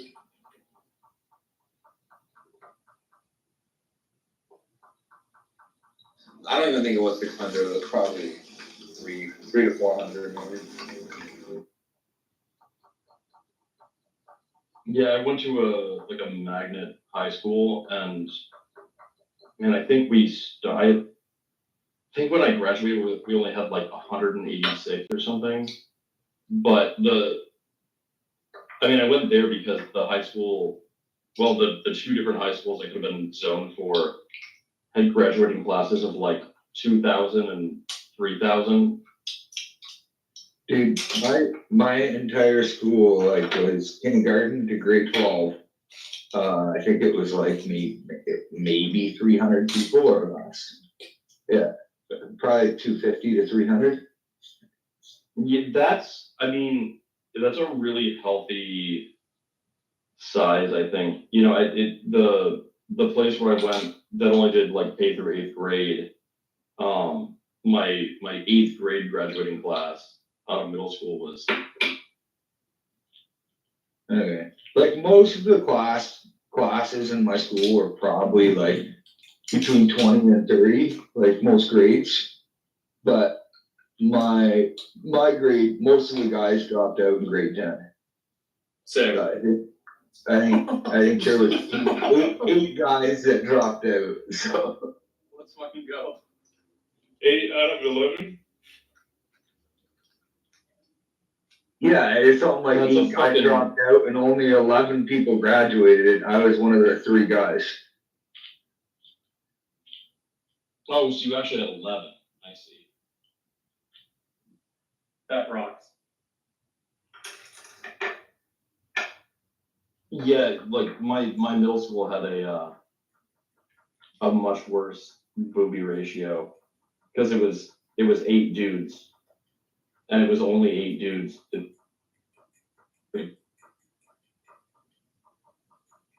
How many of them have boobs?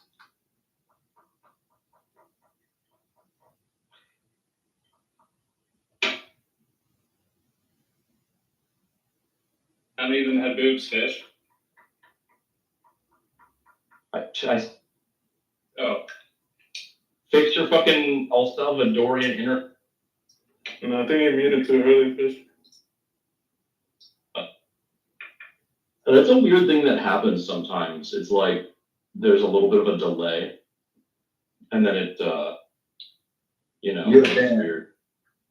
Was that American or Canadian? American, but it's just, anyways, probably not gonna talk about. But I messaged my cousin about it. He's like, yeah, that looks about right, but I'm like, that looks all right, man. Thanks. Probably not something we should like even talk about or advertise. Yeah. Because times why it was not. Dusty, are you here? Yo, what's up? I was, and Sam, I guess, I'm also addressing. I was having some FOMO earlier on going to Nashville, and dude, I can get fucking dirt cheap flights, like $200 round trip.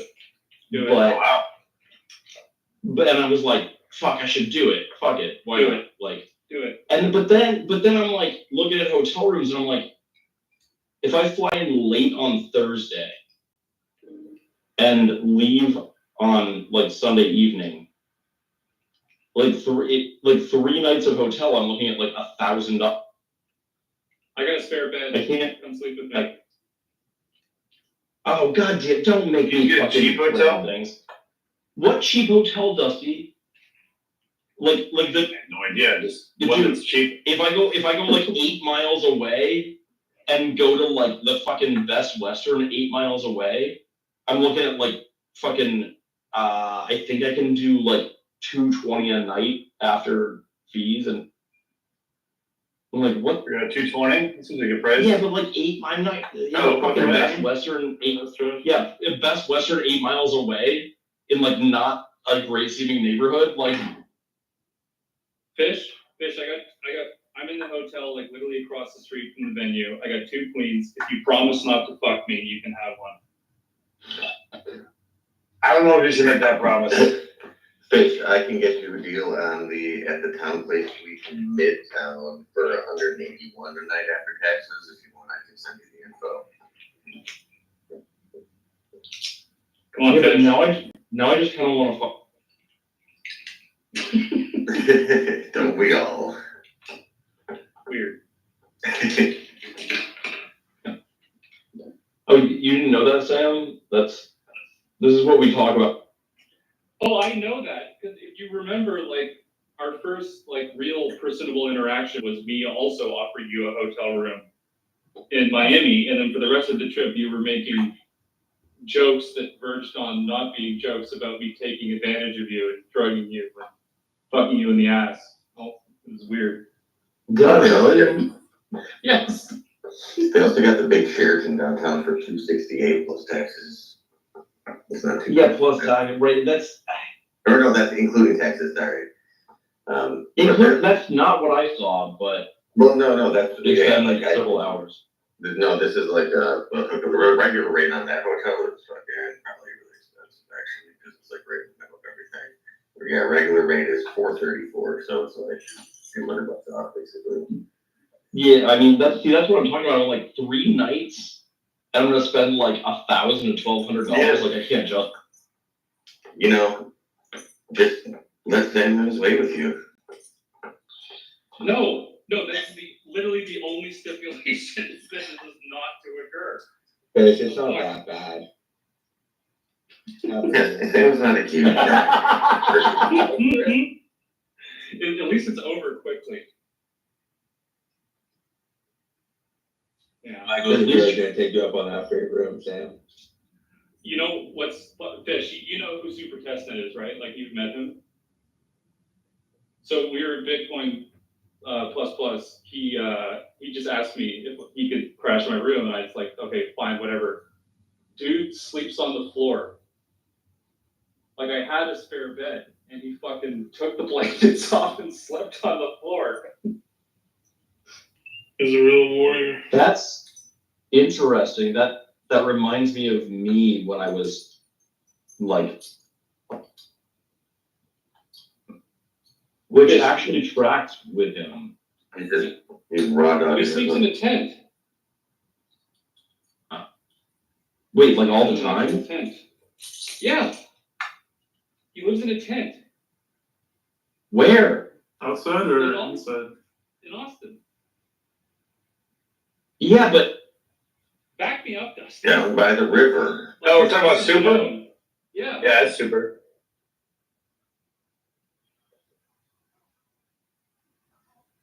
There was some promotional video that Pleb Lab made. I think it was for learning how to code on Nostr. And you had all like the Pleb Lab guys like giving their little like one-shot line for why you should do it. And Super's line was he was poking his head out of his tent. It was all in on Bitcoin. About right. Sold his bed, bought Bitcoin, sold his I love house. Super. That was one of my favorite people. Yeah, I'm supposed to do a super smash off with him, or I was supposed to it. Oh wow, yeah, he would be good at Smash. Oh yeah, in truck.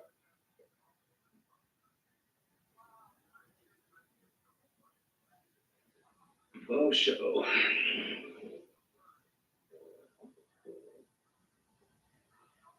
Ugh.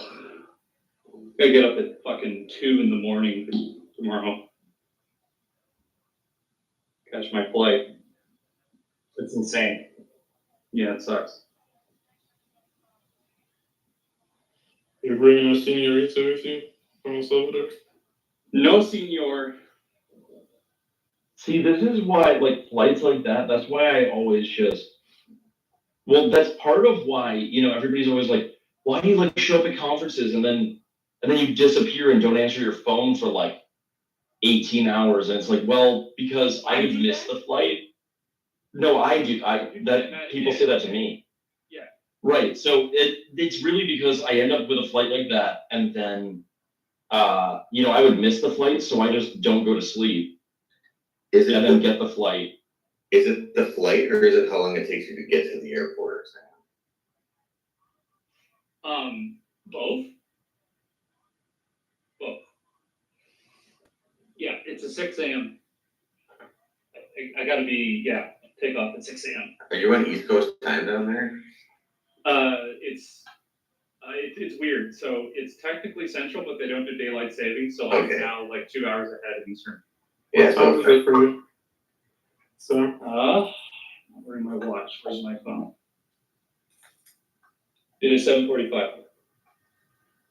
Nice, so you're you're 2 hours behind Eastern. Yeah, so you're like Mountain Time, Denver time, basically. Yeah. Well, it's Central Time, and it will be the same as Central Time. It's that they don't do daylight Yeah, savings time. trust me, I live in Arizona. I get how that works. That makes sense. Sam, you're living Sun? That is the idea. I only do Valley time personally.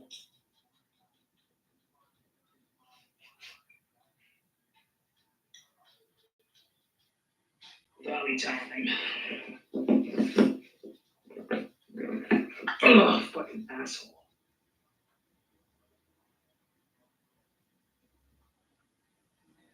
It's funny when I was leaving. I let Canada last. I let my my 2 baby nieces. I let them watch me pack, and it completely blew their mind that I was able to pack so much. Like they've never seen someone pack like a lot of shit into a suitcase that shouldn't fit. It was like a fucking magic trick to them. Like their eyes would be like, "How'd you do that?" So I was like, "See if you can get all that shit in there." You're like Mary Poppins, just like loading stuff in the bag.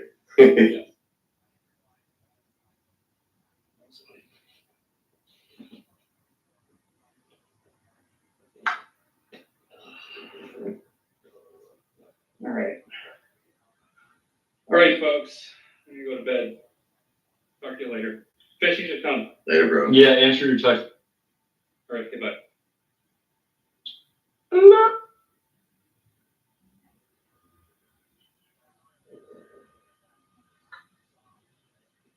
You guys did a video of the sniper on the roof that they released today? No.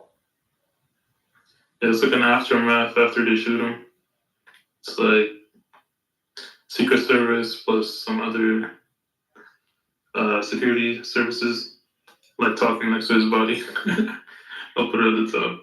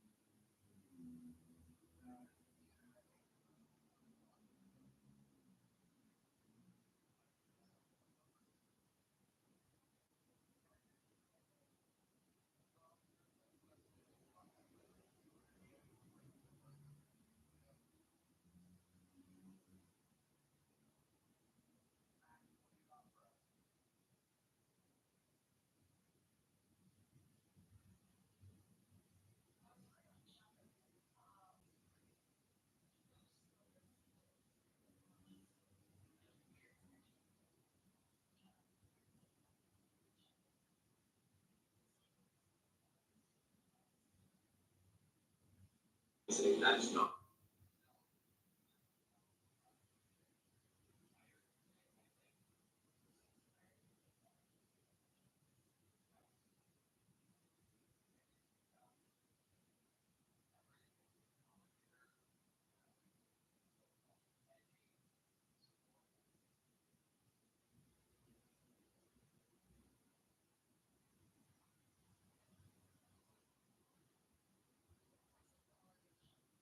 I don't know, man, that sloped roof there looks pretty dangerous. I'm glad nobody, slipped or fell. That video is kind of crazy though, it's nuts.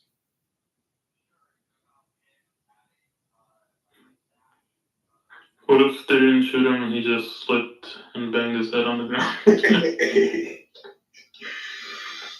What video are we talking about? The one that's up in the nest. It's like a body cam video from the top when, like, after they killed the guy there up on that roof that he was shooting from. And, like, the Secret Service is asking him questions and stuff.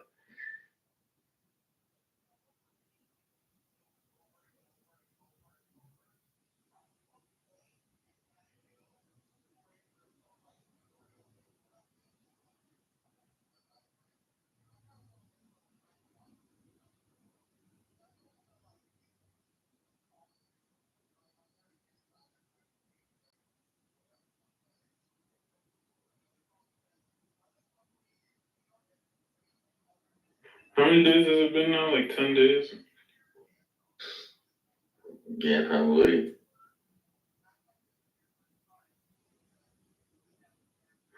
Like barely any information out. Yeah, it was definitely 10 days because when Congress was grilling that lady yesterday, they kept saying, it's been 9 days, this is all you have? Yeah, I remember that.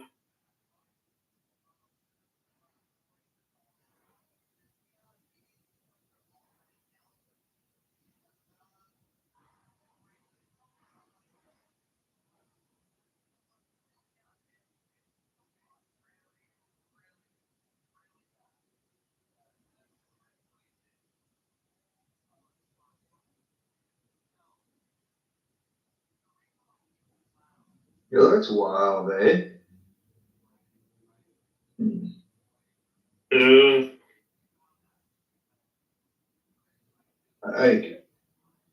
I literally feel like I could assassinate a president easily. Like watching that shit go down. It's like Jesus Christ, you Canadians have do not have the censorship of words that we do here. It's My name is Dave Rooster. Don't really asking. Don't get any ideas, Dave. I want to go on the Just record saying, saying I'm against Dave assassinating anybody. I've never, to the NSA, I've never met like them this. first. Okay, I don't want to shoot any presidents. But if you had to. I think you could have done it too, Dave. That 20-year-old kid did it easily, dude. And like, I would consider myself probably more talented than him at a lot of things. I would just, if you were trying to assassinate me from that distance in that situation, I'd just keep turning my head so you just hit one of my ears. Dave would have even repaired that roof while he was up there, too. What kind of shoes did you wear to get on the roof, dude? I actually was thinking about that. Like, I wonder if the snipers took more than one shot, or I wonder if the roof got damaged. No, it was only one shot. You can hear it in the But video. did it go through his head, into their steel there? Like what happened to the roof? I actually wondered that a lot. Oh, you just go put some tar. Just go put some tar up there, bud. You'll be fine. Yeah, the guy's gonna be like, oh fuck, finally it's all over. And he's gonna get back to normal, whoever owns that building, and there's gonna be like a drip, and he's gonna be trying to figure out where the borehole is. I'll have you know that there was more than one shot after their being on comm saying that the shooter's down. There's one more bullet that's fired. Yeah, it's like almost 10 seconds later, I think. Yeah. I confirm with this. So they looked at it. They incapacitated and then walked up and executed. Came from the water. No, it was the third sniper team that was like 1,000 yards away. On the water tower? Are we talking about this new footage? No, Or the the body cam billboard. footage? 20 seconds late. Yeah. No, they were on a building. They were on a building to the like the Were they It actually was found behind like the first West. snipers that you see. Yo, Yeah, they on the you gotta listen to what they're. You gotta listen to the comms in the background. That's where the fucking good stuff's at. They definitely talk about breaching the water tower if you listen to the comms in the background. Oh my god. In the video, They they also talk about the getting water. I was talking about real things. There actually was a third sniper team that did shoot him. The one people thought it was the closer sniper team couldn't see her on the tree. It was the one, if you're looking at Trump, it was right of Trump on that white building. There was another team. They got the first shot in. Well, luckily there was a room full of cops that kept the watch You out the also, window the whole time. you also hear him say on the mic that there was a guy shot in a van. So that's in. I don't think they released the, Can you put that in the show? released that. Yeah, I'll put the video. Maybe Give me just- 1 second. You gotta listen to the background, not to the com. I mean, listen to all of it, but like focusing on the comms, the mic, the walkie-talkies, and the. Whatever.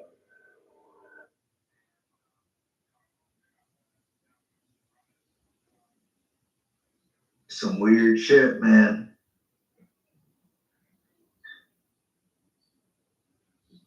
British.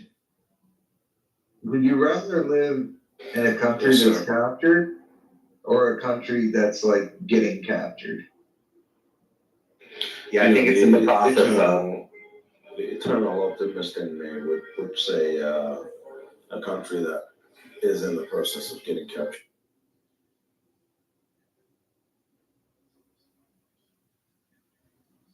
So you're super jealous. Super. Yeah, Then again- actually, I would then like again, to Dave. live in America, I think, but I don't know.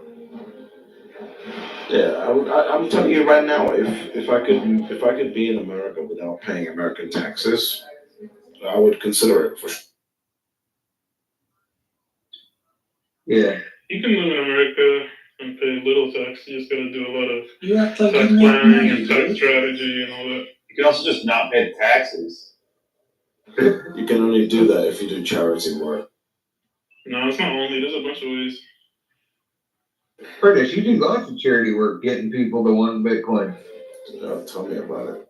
Yo, British, one of the ways you can do it is you can have a foreign entity, and as a U.S. citizen, if you own 49% of it, and whoever else owns more than 50%, you don't have to pay taxes on that. Oh, interesting. That's an interesting one. But then you're still gonna pay taxes on any money you bring in, right? So if you buy a house or whatever, that's gonna be classed as income. If you buy a house in America, Yeah, I mean, I'm not planning on living on the streets like Americans are doing nowadays in San Francisco. yeah, You just were the one property, that said that property renting tax. was up.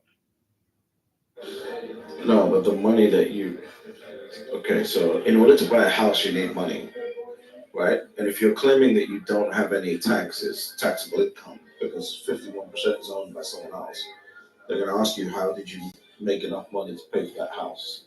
No, you That can would be still. taxable. No.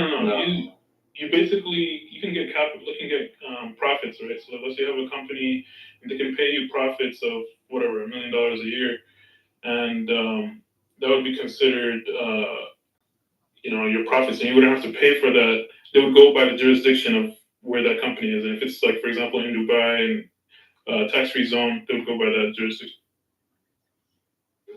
So hold on a second, just so I understand this. Are you saying that if a Dubai company pays me $1 million in income, I have zero tax liability on that in the United States if I'm an American green card?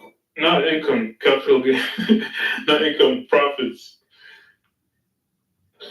So basically like dividends, Yeah, right? yeah. I mean that's the brief of it, but you can talk to. Yeah. Do you have a tax attorney who would agree with what you just? This is like the tax code is humongous, but there was somebody that was a tax attorney that told me this, and you know, that's what I mean, Dave, does that sound? 5 to 10 years, you know? Yeah, I mean, there's a bunch of stuff in the tax code, just thousands of stuff in there that a lot of people don't know. But yeah, this is one of the things where they charge people like $50,000 just to, you know, act like they're looking for it, but they already know the answer. It all depends on what's worth it to you. Like there are. You know, the only problem Well, is if I was in your shoes, British, and I'm like, okay, I'm kind of, you know, retired-ish, right? Like you're investing, but you're not like, you know, you can go to other places and get such better quality of service than you can in America. Like 100%. the amount of money it would take to live that lifestyle in America would be so taxing.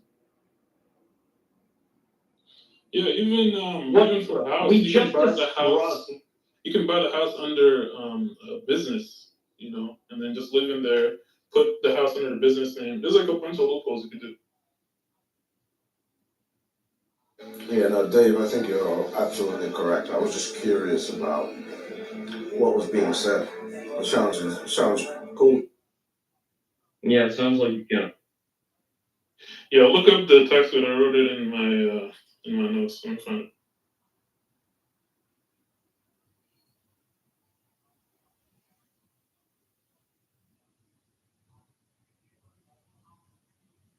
That is a crazy video. Oh, you see the video up top that the sheriff's department released or whatever? Which one is this? It's like when they go on the roof and the body's there and they're talking to Secret Service. The videos of footage of the movie discussing other things. Yeah, it's a new one, I think. I gotta go watch it. Huddle, you gotta listen to, bro. Listen to the comms in the background.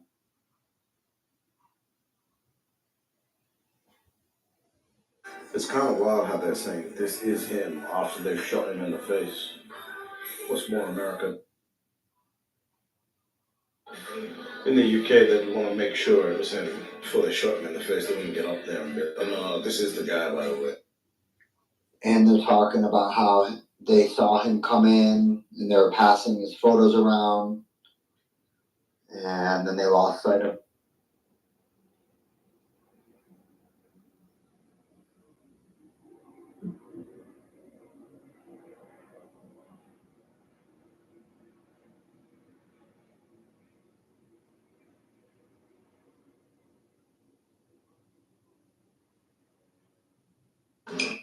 Do all Secret Service guys wear sunglasses? Is that like the thing?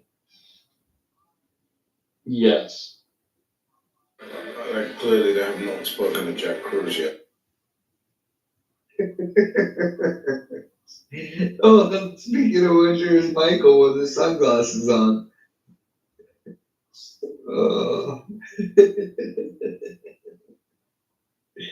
Michael, you could be part of the Secret Service with those sunglasses. Oh, yeah. You know, given the recent performance. Michael's so secret he's in Canada.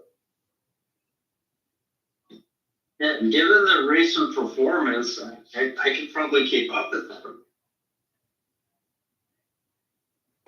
Hey, so I put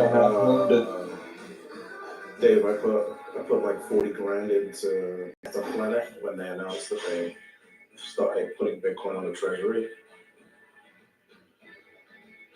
And it's already a $55,000 profit. Nice. It's in Japanese yen, so it looks like 8.8 million on my portfolio. That's even nicer. Yeah. Is Sam Parker still here? Doesn't look like it. No. Did you take him up on his offer? British, look up IRS section 1202. Alright, looking at that.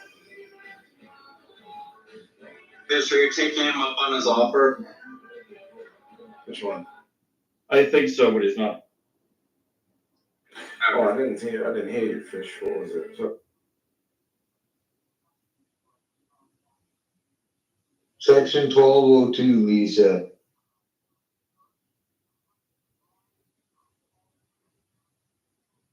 Okay, Lee, so basically you don't understand what this section is saying.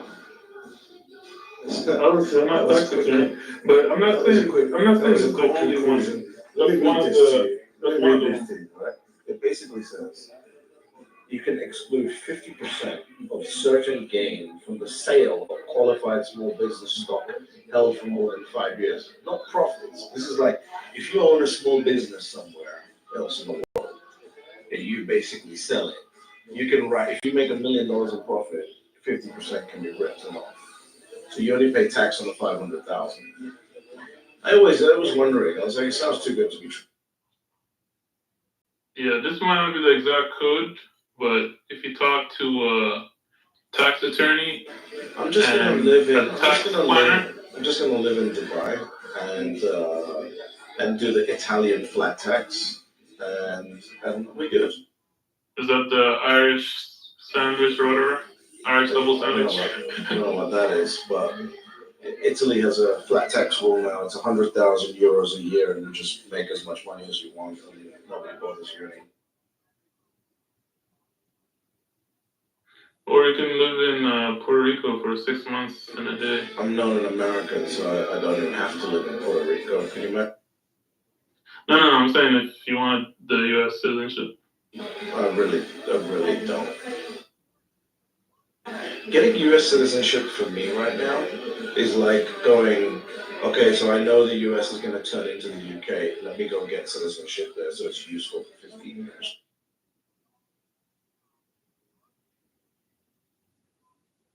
Yeah, the disadvantage of U.S. citizenship, the IRS is going to run after you forever.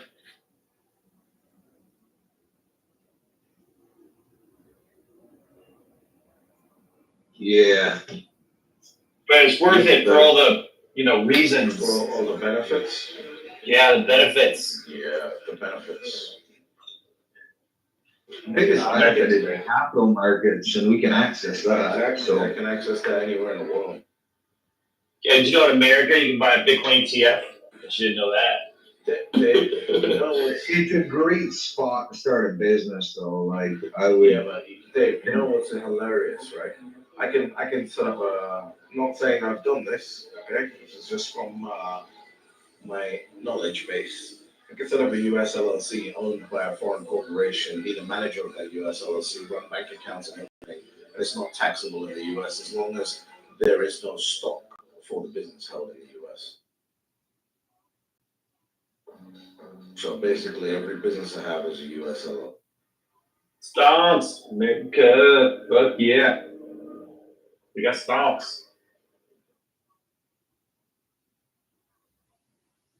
We also got like a cool statue the French gave us. There's some things. All of your statues come from my part of the world. Do you guys say those Mount Rushmore? I didn't think so. Oh, you guys carved It's on the statue. Faces. It's not a statue. Let's go. But Dave, we just have to swim past that because we're dealing with a fucking man. What about the one of General Lee that got tore down in where was that? Carolina? Was that the racist general you're talking about? Yeah. I doubt that one was made in Europe. So what happened with Elon? What happened with Elon Musk? Elon Musk basically backtracked on his $45 million support for Trump. If he saw other billionaires jump on board, so he's like, shit, let me save my money. Yeah, on Peterson, he basically said, he goes, the media's reported that wrong. I'm not donating $45 million a month to Trump. And then he said, I don't believe in the cult of personality. Maybe he likes Kamala. I think if Kamala went pro Bitcoin, I might like Kamala. Democrats will print more money. Do you like I her don't because know she's about brown? Do you know what's kind of insane, right? Is that everyone seems to think that I give a fuck what happens inside the borders of America. I care about capital markets. I think the Democrats actually are more fiscally responsible. It's actually the Republicans that'll print more money. I think that was exclusively a Trump presidency situation. Yeah, well, he's running again, so. No, but you can't say that they are more, because generally speaking, the Democrats are less fiscally responsible. Yeah, but I think the tables may have turned.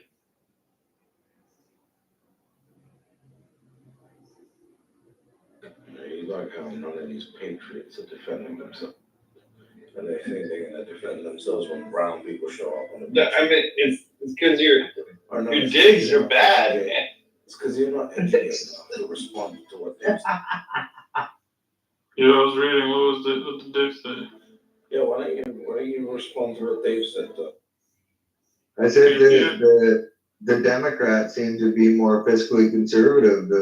Actually the Republicans seem to be a little more aggressive with printing. Fiscal spending.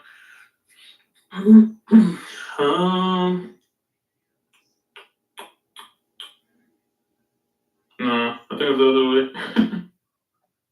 It wasn't with Trump, was it?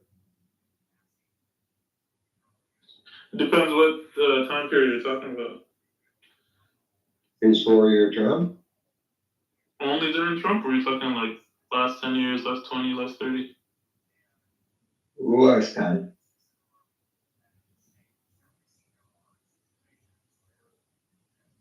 Hey, when's Biden's public address to all the slaves?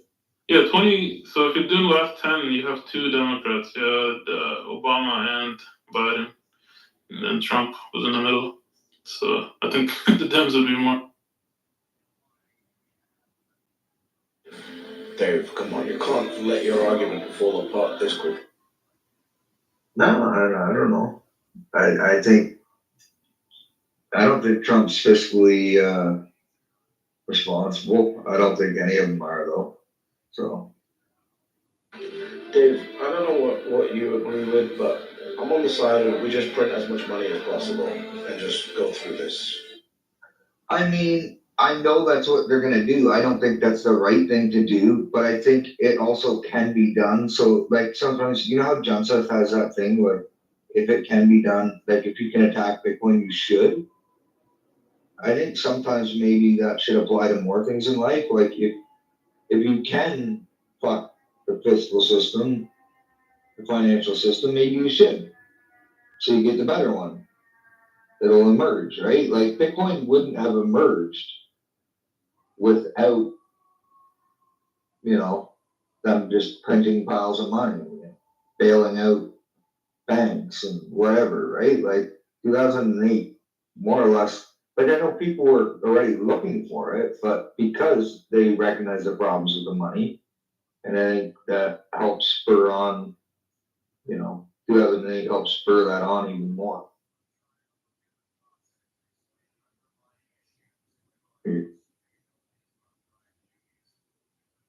Yeah, I think we should just print through it, and whoever's going to print the most money, we should get them elected as non-American. Don't worry, guys, it's not so bad on the other side. Well, everyone here holds Bitcoin, so they'll probably be all right. But the USA should print a bunch of money, buy Bitcoin with it, and then dump the US dollar. It's not that they should; they have to, and they will. Like, yeah, we just it's not really an option. They have to buy Bitcoin with it. Yeah, but there's a lot of appetite. There's a lot of appetite for American dollars. You guys could print a ton of money. Right. The whole of Africa right now is got appetite for US. Sir, that's what we've been doing. It's not working out great. It's working out quite well actually for the gold.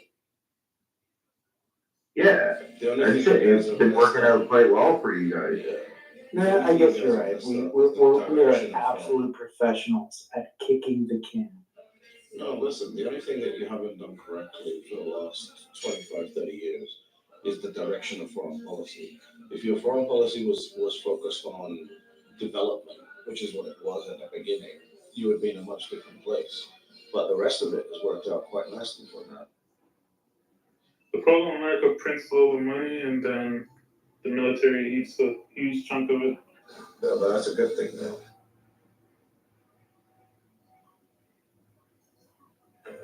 The US military is like the first export of US dollars.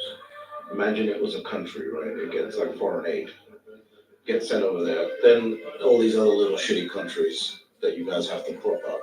I think it would be fantastic if the US just went to Africa and said, right, in every country here is now only US dollar.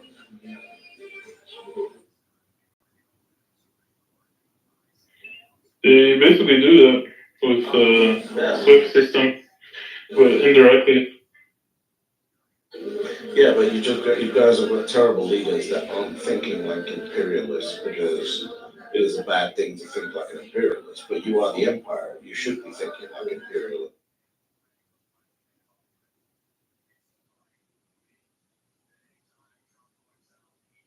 The problem with imperialism is you have to defend all the different tentacles of the empire.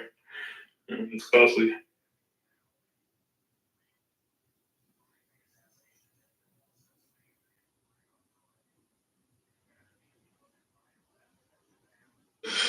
But no, Dave, you're absolutely right. You would not believe the quality of life you get in other places.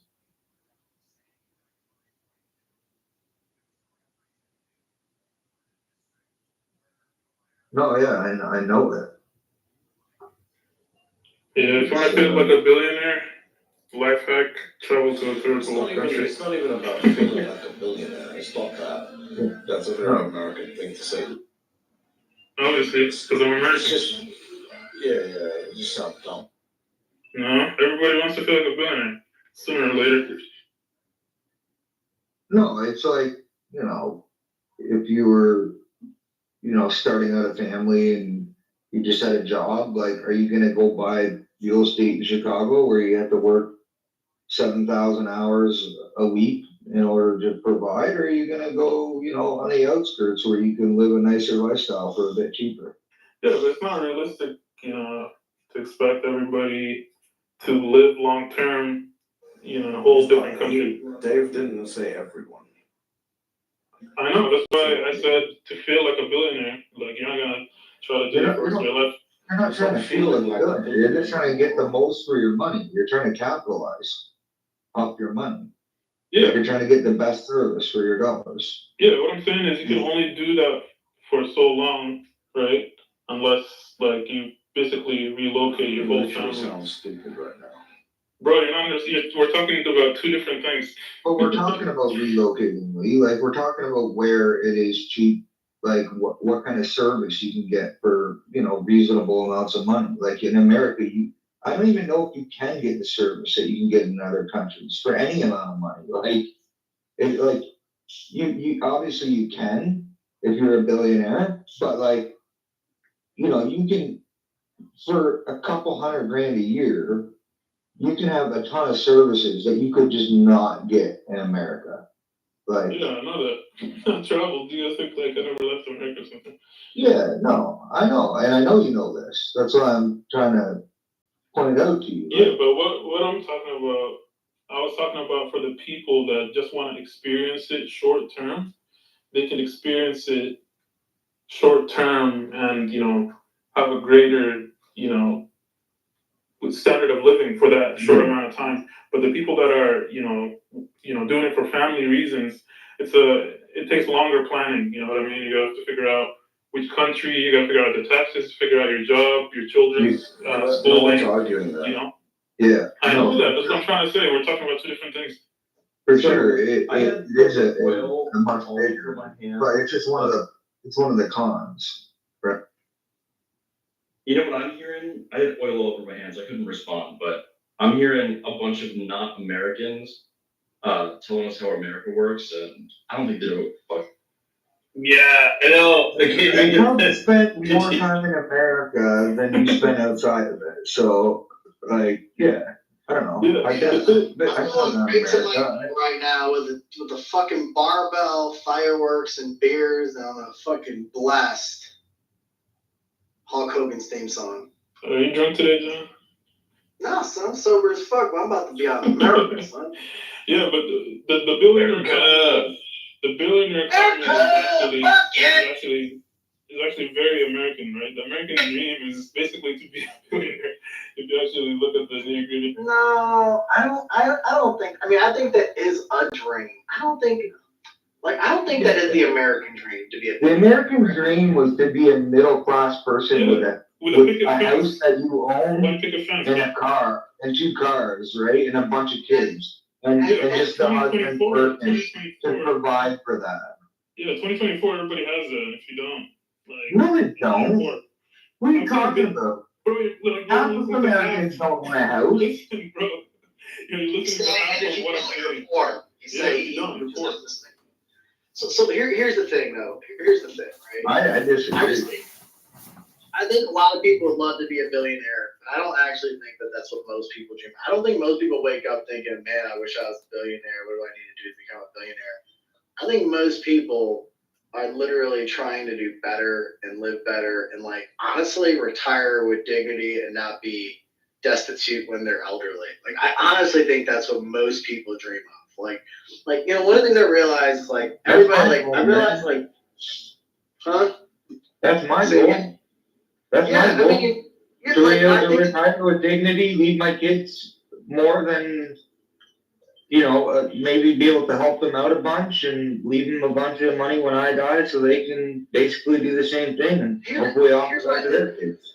No, I hear you, and I think I agree with that. But I think that's what's true for most people. But what I think where Lee is, I think actually right is that there's like this weird sliding scale. Like once you achieve what was formerly impossible in your brain, you don't like. Most people don't stop there, right? Like they just find new goals, Yeah, they find a new of course, or they find a new. And so like this feels like I've talked about this all the time. Like where I came from and where I am right now are 2 planets away, and it always feels like you can just disappear tomorrow. Always feels like that.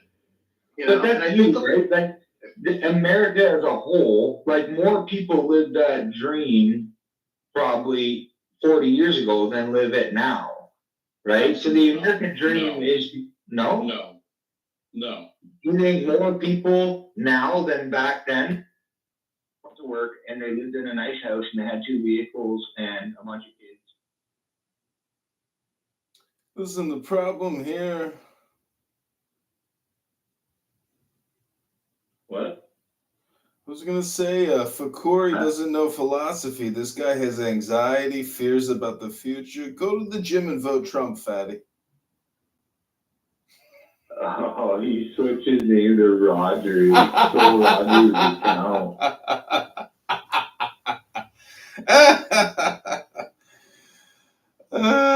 Go vote Trump and go to the gym, fatty.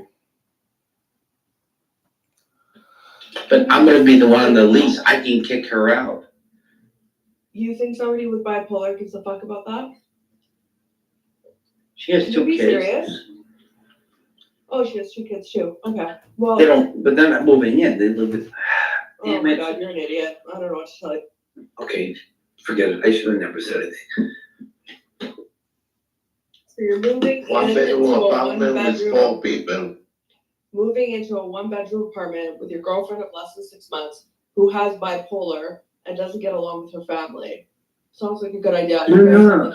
Her dad lives in the same building. I met him. He's cool as hell. He's an older black man. He's 62. He's like, "What's up, man? I'm at edibles." I'm like, "How you doing, sir?" He's like, "Don't call me sir. Call me Tony." I'm like, "Yes, sir." And he gets with white women. Bipolar black woman? She's half white, half black. You're begging for trouble. That's At all I least can no, tell no, you. no, no, no, Shuggy. At least she's not Latina. At least she's not Latina. I bet the dad loves you because you're getting rid of the daughter. You're gonna. You want it? I'll show you a picture of me and your dad in my PTR. You want to see? Yeah, I agree with what You're you not said. dating your dad. You're dating the daughter. Okay, that photo of me right now is from her apartment. Yeah, isn't our friend Black Stem literally in this situation right now? Yeah. Yeah. Yeah, Jacob, take your L's advice. I know you live in Joliet. You're in Lakeview playing games with some sexy girl. Don't be a fucking Stugatz, Jacob. Don't disappoint your father and make a bad decision here. Am I lying? If I'm lying, I'm dying, Oscar. If I'm lying, I'm dying. What the fuck? Hey yo, Oscar. I don't care. Not today, right? Not today. Not today, right? Not right now, right? Not right now, right? They come at late nights, right? It's only 10 o'clock. It's only 10:30. It's only 10:30. It's late. It's not even late yet. You know, wait for them. They be out. Yo, Oscar, no. Oscar, no. That's how you're laughing. You're not gonna steal my friends, Oscar. Fuck you, yeah. Well, hey, yo, Trap, make a room again. I swear to God. I swear to God. Ain't no motherfucker. I'm gonna let them know. I'm gonna let you know everything. Mm-hmm. I'm telling Trap everything. I ain't playing with you. I'm gonna tell Trap the truth. He was my friend first. He was my friend first. Bitch ass nigga. He was my friend first. Who the fuck? Yeah, what's up? What's up? What's good, Bayla? What's good? What's up? You tell me what's up. What's up? Who are you? What's up? What's Eddie? You know me. You know Shut up, dog, you bitch. Duck, pussy. You better duck, dog. You better duck. Hey, Trap, follow me back. Trap, follow me back. Hold on, Bobby. I don't know you. I don't know you, Bobby. I don't know you. Watch this. Hey, yo, Bobby, I know you. You're gonna have to. Duck, pussy. What do you mean on my 2.5K, that the one that got attacked? My real account, my 2.5K, that one? Big The one and only. Yeah, big love, yeah. Come on now, big love. What's wrong with it? What's wrong with it? What's wrong with it? I'm not crashing out. I run shit like Cardi B. Huh? You run shit like Cardi B. Yes, sir. Yes, sir. Y'all be saying Cardi's been crashing out too? Nah, she be keeping it real. Just like I'm a finna keep it real. Fuck your swisher, bitch. Fuck your swisher. Fuck your swisher. You ain't getting no fucking swisher. Fuck you, bitch. Go find your swisher, bitch. Shut up, pussy. Little boy. Give me a fuck you, bitch, and your swisher. Damn, crybaby. Crybaby. Suck on my titty, crybaby, bitch. Having a conversation though, G. I don't give a flying fuck. Hey, yo, Trap. No offense, Trap. Hold on a second, Trap. I'm gonna let them up. Hey, yo, you know what? Trap did say, I'm gonna fuck a bunch of y'all conversation. Y'all love to fuck with me all day, right? Y'all don't give a fuck when I'm doing my thing, right? You say you give a fuck about your conversation. Today they Trap, no, Trap. You haven't been there, Trap. That's what I'm saying. You're new. When I say you're new. No, hell no. Oh, hell no, but a clean slate. That's crazy. That's insane, bro, my life. Nah, I served your whole block, pussy ass nigga. Fuck off. Okay, bro. You wish I did. You wish I did. Hey, try. Wish I did.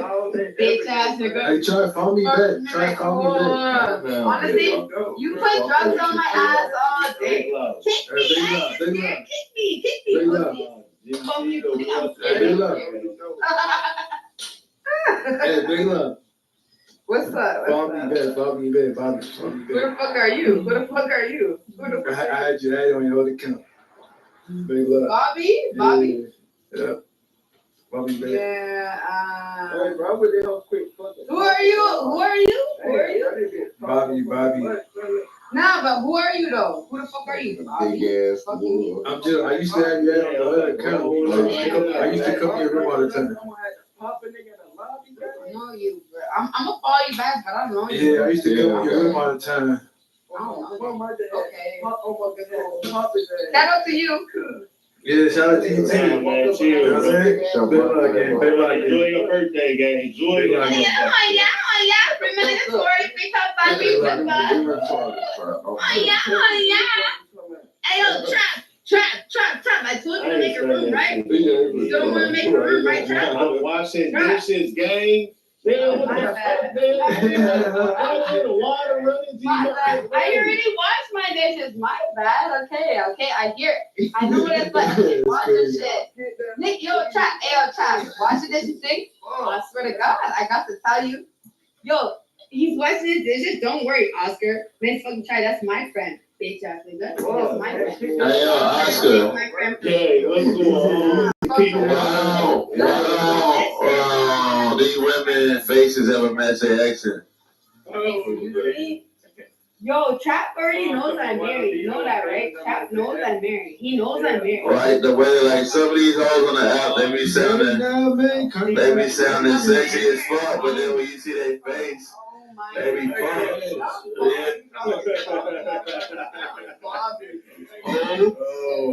Oh my Bobby too, Bobby, you been knowing I can't hear you, Tato. Get on your mic. What, Tato? Oh yeah. Where's Tato at? Remember when I packed him? Where's Tato at? She ain't that thing. That bitch fuck. You still don't know why I'm mad, bro. She's stupid as fuck. That bitch. That bitch is slow as fuck. I got my lighter, man.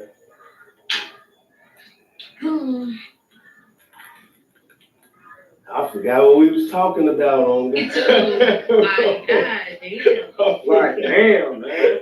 We talking about they line. No, we wasn't gang. No, we was not. I'm talking about before that. We talking about before all the nonsense. We was out here having a serious conversation. Like, I gotta get in the crib, bro. Be all type of weird ass police activity and weird things going on. You gotta watch out, man. Police be killing people now. You gotta watch out. A nigga just. man, the police been killing niggas for a long time. Yeah, that shit niggas real shit. Hey, y'all just think they'll just kill the slow girl? Yeah, bro. So you know what woman? Yeah. But the thing is, the nigga was talking shit, bro. The cop was like crazy, bitch. He said, I just had to shoot a crazy bitch. Oh yeah, you saw that, right? That shit crazy. Yeah, he said that, bro. He straight up killed her for no reason. Yeah. That's fucked up. Hey, but Yeah, he was I talking mad shit, though. I feel like she only knew she was gonna get killed by him. Yeah, that's why when she first opened the door, she sensed that demonic energy on that nigga, bro. Oh my God, she sensed that shit. Yeah, if it wasn't her, it was gonna be somebody else, bro. It was gonna be the I ain't gonna lie though, bro. When I saw that motherfucker, bro, he looked like he the KKK though. I'm like, yeah, bro. Yeah, because she was saying, I rebuke you. Yeah, he just shot that bitch for no reason, gang. She shot that bitch dead in the face. He did. Like nobody shot or nothing. He straight went for the face, bro. He shot her in the eye, They say he been killing people and doing low down shit. I believe it, He G. shot that bitch in the eye, blood.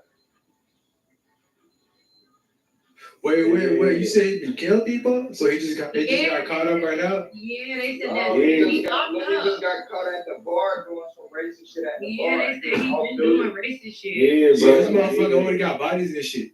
Yeah, bro. Yeah. He was trying to let motherfuckers know, like, nigga, I catch you and kill you. Yeah, that motherfucker, bro. They gotta kill that motherfucker in prison, bro. Hey, look, bro, I'm gonna show y'all this video, man. We all got time. We all got like 40 minutes tonight. We all going to bed and shit. Fuck that this nigga, video, bro. This the whole footage, man. He was talking shit. She was better off going outside shooting than calling the police. You got the video, though? You gonna so that share that shit? right there. The comments right there, bro. All right, I'm rolling up right now, my head. But it's all good though. She's gonna go to heaven. You're lucky, my Go to heaven though, man. Cause that motherfucker did. Yeah, you can lie and tell you like that should be She even talked about the Bible. She was like, let me get the Bible. Like she knew she was gonna die, bro. You know how like sometimes God is gonna show you like. What do you mean? What do you mean? Listen, bro, y'all don't even know, bro. When she had first opened the door, bro, she told me, she was like, hey, y'all, please don't kill me. I don't mean no harm. That's when she first opened the door, bro. They she called the police or something. Ain't no fucking sometime we got. Yeah, she was in the footage that I just sent you. They got all that in the footage. But keep this bitch, man. Real shit, bro. Eat shit, bitch. Do some pussy, bitch. Y'all gotta do some work. Motherfucker. Run, pussy, bitch. That bitch, look, the bitch was like, so please don't kill me, please don't kill me, I don't mean no harm. And then when she was on the phone with Also, inside the crib, they was like, all right, man, the deputies that we can hang up. Now, shoot, I know, please don't hang up.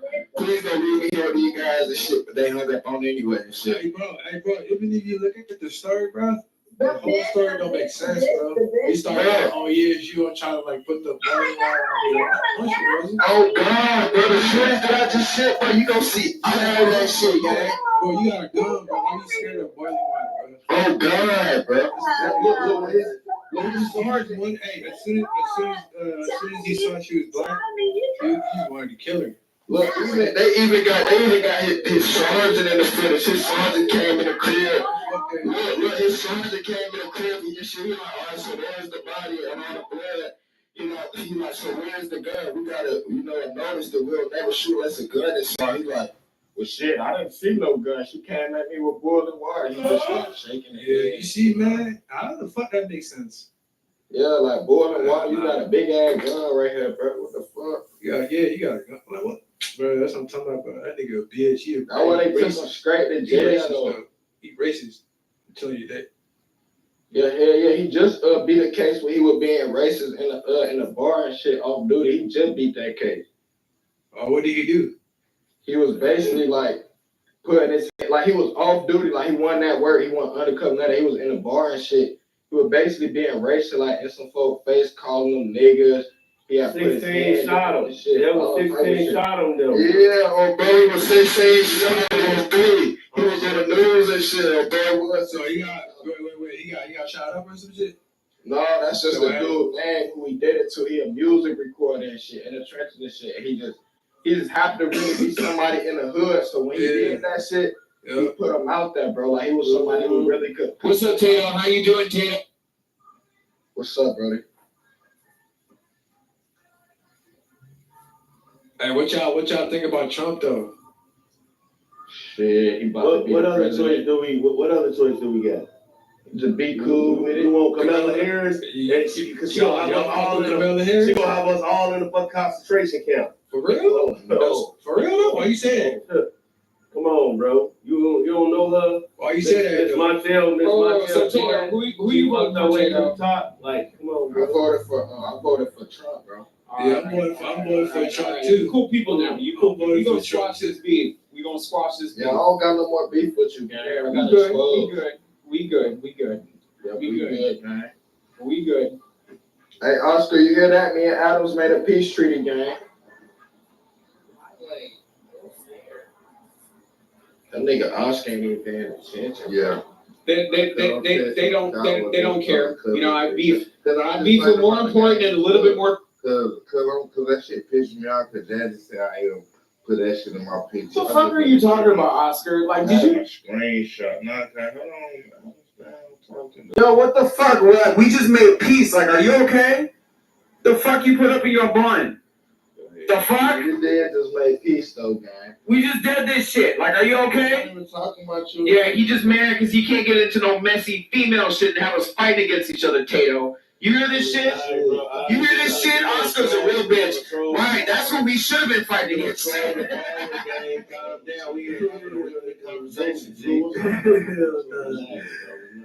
this nigga came out of nowhere talking like that. That's crazy. Hell nah. This kind of control, man.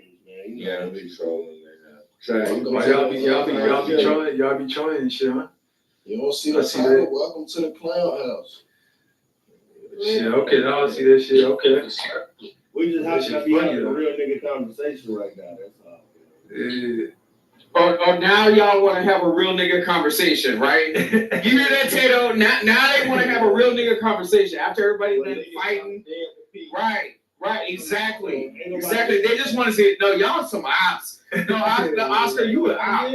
No, you an op. You a whole white man sitting up there furthering white supremacy, trying to get black men to fight against each other. Like, y'all heard the threats that Tato and I were making against each other? That shit ain't cool. Oscar, you didn't start that pot. That's some bullshit. I had niggas come up to niggas' houses, G, and niggas was scared to come outside. That's what I'm saying. I'm sitting here, I'm saying, Tato, yo, if you want to pull up to my house, I'm going to cook you some chicken. So again, and Oscar, that ain't enough for Oscar. Oscar just wanted to be seeing people fighting and shit, seeing black men divided. Like, what the fuck, Oscar? The fuck?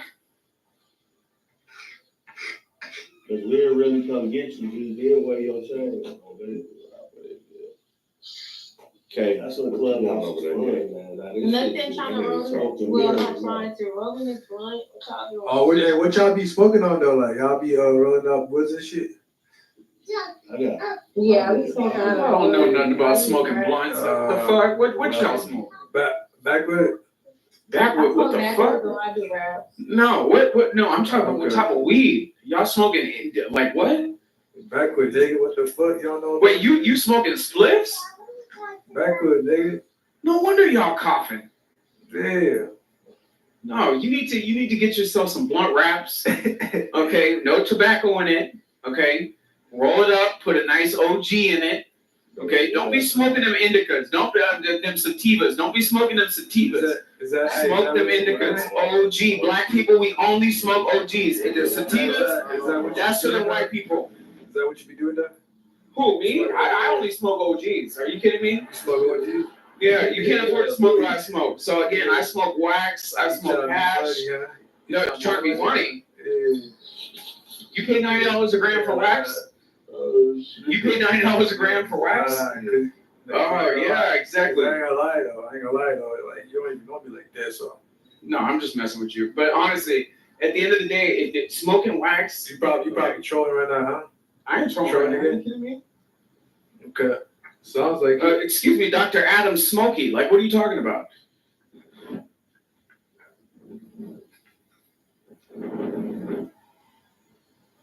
That's crazy. I've been smoking for 19 years, longer than Tato's been alive. Are y'all okay? Are y'all okay? Who's Taylor? Doc over there.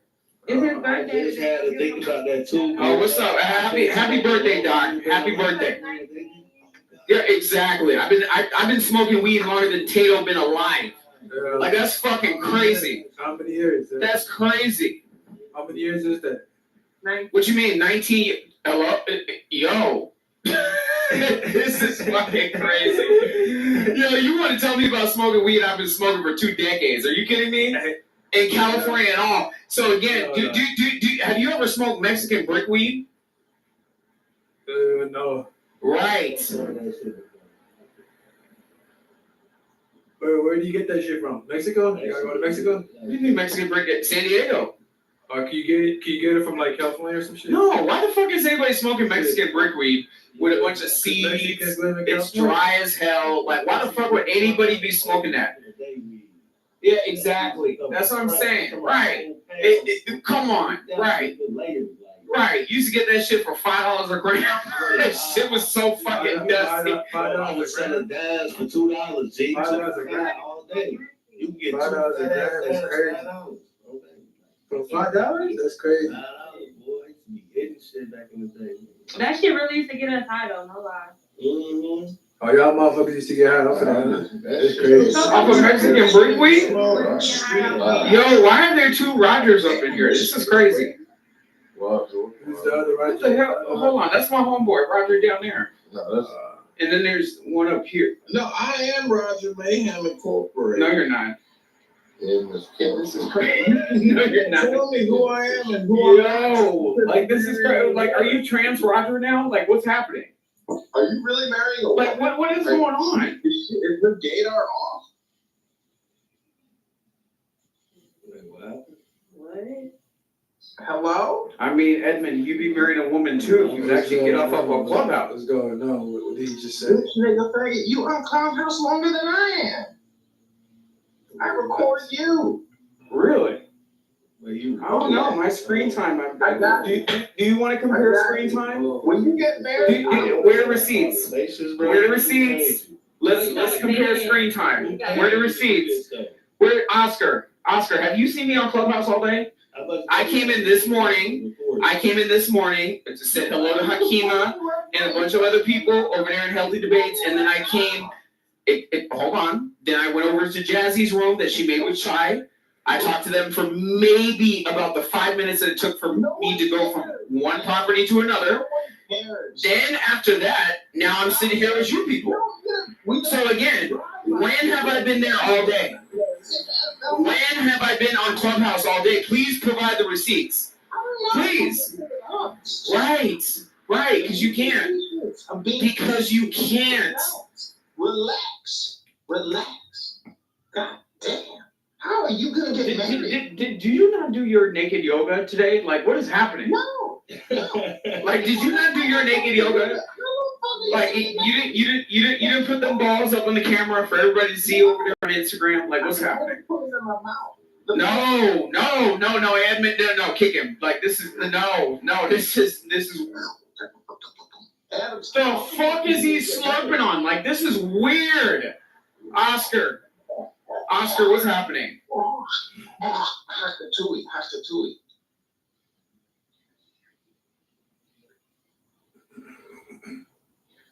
Some people don't like Tecate. I think it's a fantastic. What's up? Now that I'm sitting here harassing Adams, pretty soon he's going to charge me with federal. No, you look like you're harassing Roger. Roger isn't even this motherfucker's name. It's my character. It's my brand. I created it. I'm Roger, bitch. Go to RogerMayhem.com for more. And you be letting her off his. No, that's Tato. Tato let her eat. Tato. Oh, Tato. Adams, I thought you were marrying Tato at first. The fuck are you talking about, bro? Tato is straight. I'm a heterosexual. Like, what is wrong? Sarah, are you marrying some fat Jewish girl for the money? If you worry, that's smart. Why the fuck would I be marrying a fat Jewish girl for money? Like, are you okay? No. Yo, my girlfriend's black and Italian. Like, are you okay? No, she's Italian. Are you okay? You good? You good? Yuck. How'd you mean it? In your bubble. That's my boy Roger. He got it. Hey, what? He didn't come back on another page. What's up? What happened? Where did he go? Hey, Tato. Yo, these people are fucking weird. Like, everybody wants to make it seem like I met somebody on fucking Clubhouse or on fucking Instagram or some shit. Like, Oscar, are you hearing this shit? What's the word, gang? What's good? Why don't you just ignore them? Why do you care so much? The word is Jesus Christ. Yo, because he's annoying. Like, it's every fucking room. Yeah, that's crazy. Every fucking room. From 2024. 2024. I'm going to work tonight. That nigga resting on nasty ass porn. Yo, the strip clubs are open? Every night, bro. You know what else is open? But I'm not working from the strip club tonight. I gotta go do county tonight. I gotta go pick up one of the vehicles. Trav, what you do? I work security, armed security. He shake his ass in the strip. Nah, I work at the strip club Friday, Saturday, and Sunday. But I make $300 to like $450 a night though, and that's cash. And I get paid $30 an hour. And I'm only there for 6 hours. Yeah, you get paid $10 an hour. Yeah. So I get to clock in. That's money right there. That's what I'm saying. Money right there, nigga. That's why I'm like, them just 3 days, my nigga. Wait, you do armed security? Armed security? Yeah, I do armed security, bro. Oh, and you got the gun too, so that's bro, that's nice, bro. I be chilling, bro. Wait, like you doing 34 right now or like 30? You said, am I doing what? Man, with that ain't armed security and Subway, what are you wasting all your time for? No, 30. Oh, 30, okay, Yeah, okay. but I get paid cash, bro, like tip out. Tip out? That motherfucker An armed security guy. So, yeah, gang, so look, bro, I'm supposed to charge $5 at the door, I charge 10, and then I pay 5. I made $400 more pocket too. Damn, that's a big cut. It's a big ass cut. And you don't think I'm gonna get my money, gang? I'm gonna have to deal with people, all kind of shit, boy, crazy. You get to the money, yup. Well, hey, Kay, how about you though? What do you do? I do a lot of stuff. I go to school. I'm a mom. I do CNA. I got a couple hustles on the side. I do a lot. Okay. Wow. What's your OnlyFans link? No, I'm kidding. I'm totally kidding. I'm kidding, Kay. I'm joking. I'm joking. Like, honestly. I mean, I don't have one. I'm not offended though, but I don't have one. No, honestly, like, why would you ask her that, man? Because he's projecting. Him and his fiance, they have one. She has an OnlyFans. You do not have one. Really? That's not what I heard.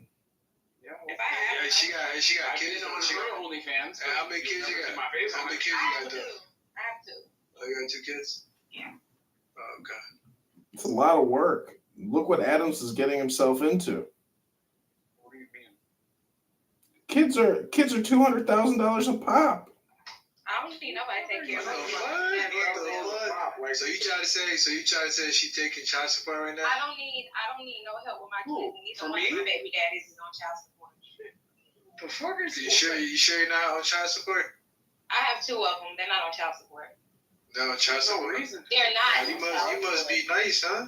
Must be nice. It's not about being There's no reason to be. Like, how much? It's not about being nice. It's about getting my kids taken care of. I don't care about nothing else. Thank you. So if the man is being locked up for child support and being put through it, like, how is he going to focus on making bread to actually take care of the kids? Okay, right. You see what I'm saying? Like, is that the whole? I ain't gonna lie, that does make sense too. That's what I'm saying. Like, these women get. But I'm not bitter though. Like, I'm not bitter.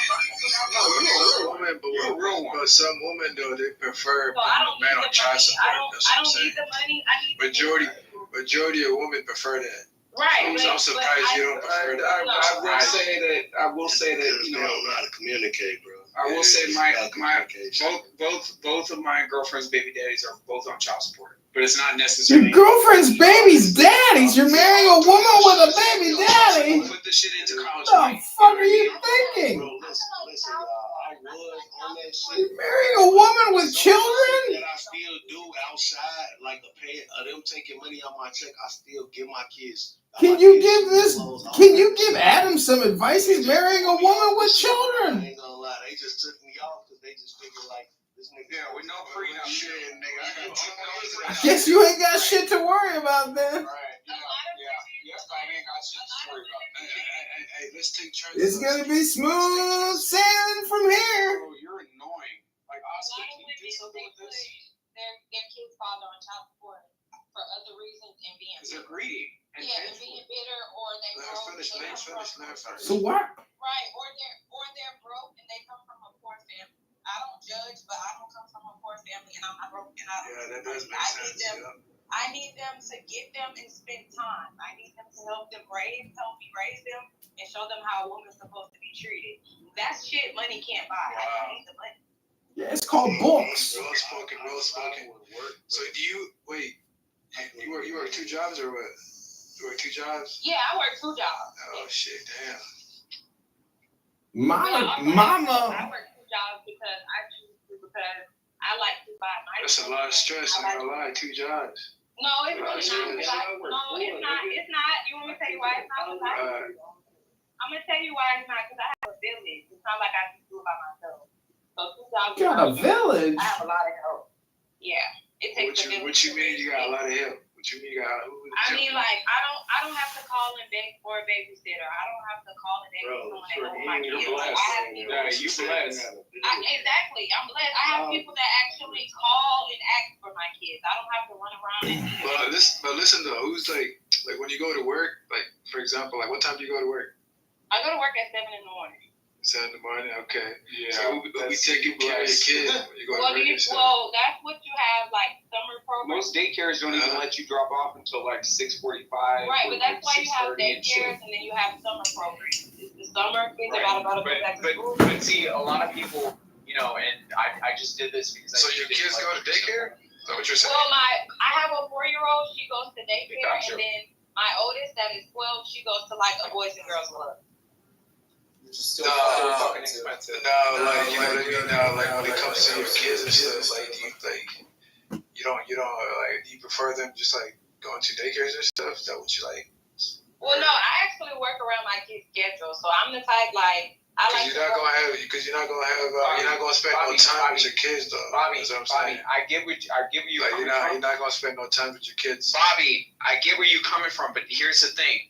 A lot of these women can't look at this shit the same way because, again, the way this shit is planning out, you know, this shit is expensive, bro.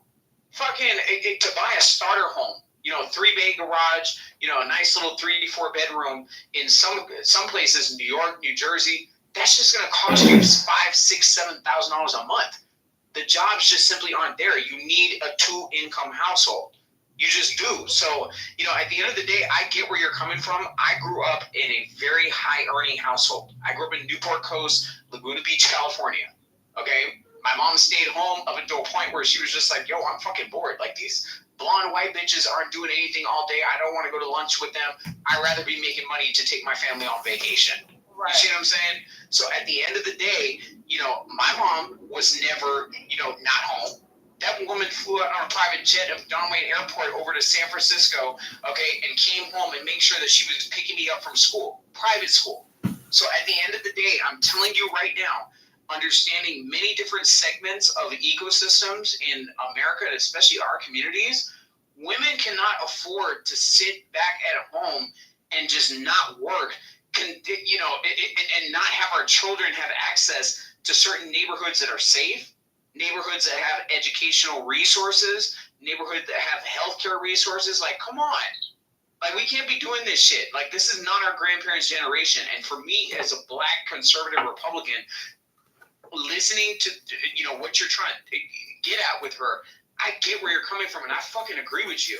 But we not in that time. That's what we fight for right now. You see what I'm saying? I know you do, because women don't want to have to do this shit. Because my mom did it. Like, growing up, my mom was never home, but my mom's also a registered nurse. You know what I'm saying? Like, she's retired. She got, you know, she's put up. So it's just like, So were you raised by a single mother? Or? Yeah. No, I was. Okay. Are you talking to her? Yeah, I was raised by. He's talking to the woman. I was raised by, you know, a financial executive, and my mom was. Wait, how about you? How about you too, Adam? I was raised by a financial executive. My dad worked for. You mean your parents? My dad worked for various aerospace and aeronautics companies and worked himself up to an executive level. Got 3 master's degrees from Pepperdine. My mom went to law school and Pepperdine. Corporate banking. Pepperdine sucks. Yeah, so I just feel like, you know, I mean, even throughout the week working and stuff, I still make time for my kids. Like, But to answer your question, Bobby, my parents were married for over 35 years. Okay, wait, bro. So you do make time for your kids? I do.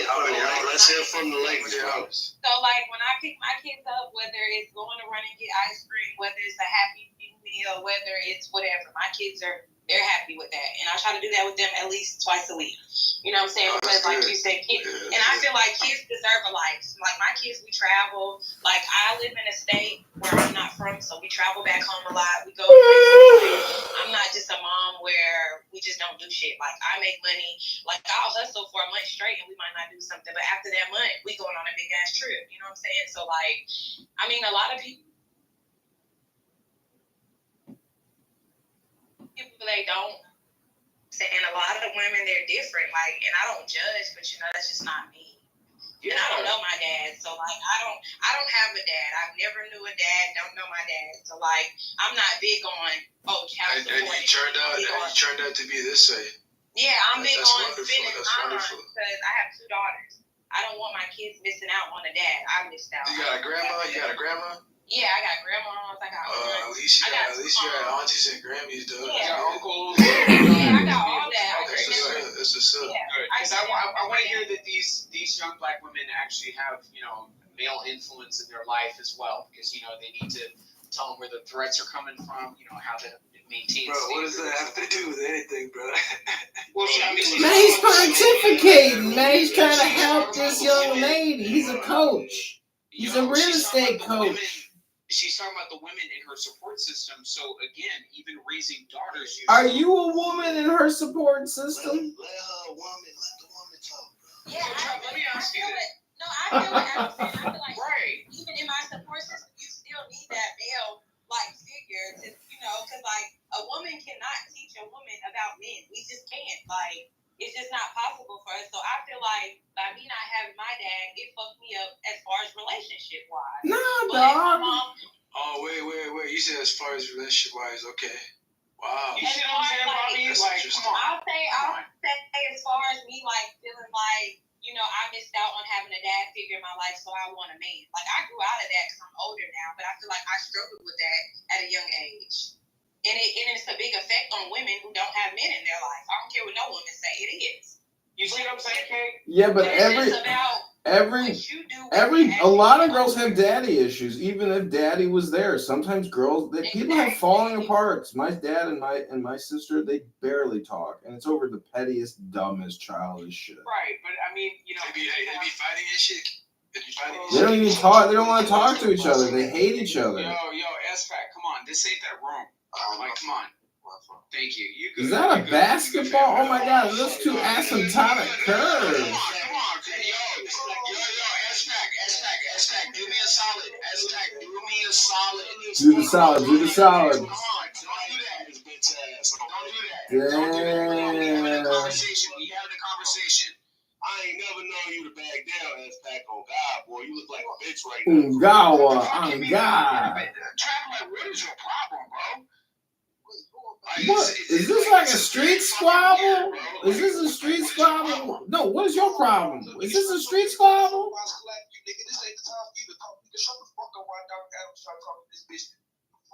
What the fuck?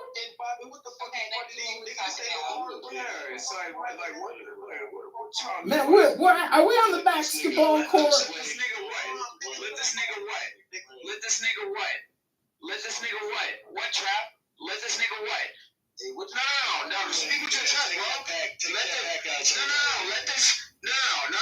Adams has got 10 toes deep, solid in the earth. Take that cock out your mouth. Right. Put your hoop earrings down. Have a conversation as a man. You want to get onto some messy shit. Right. He done gone and left. Right. Until you said something like a sassy little queen. No. You the whole time homosexual, bro. You the whole time homosexual again. No. You haven't identified with your booty hole. Your booty hole is tired of being run through by a bunch of men. Right. So again, no.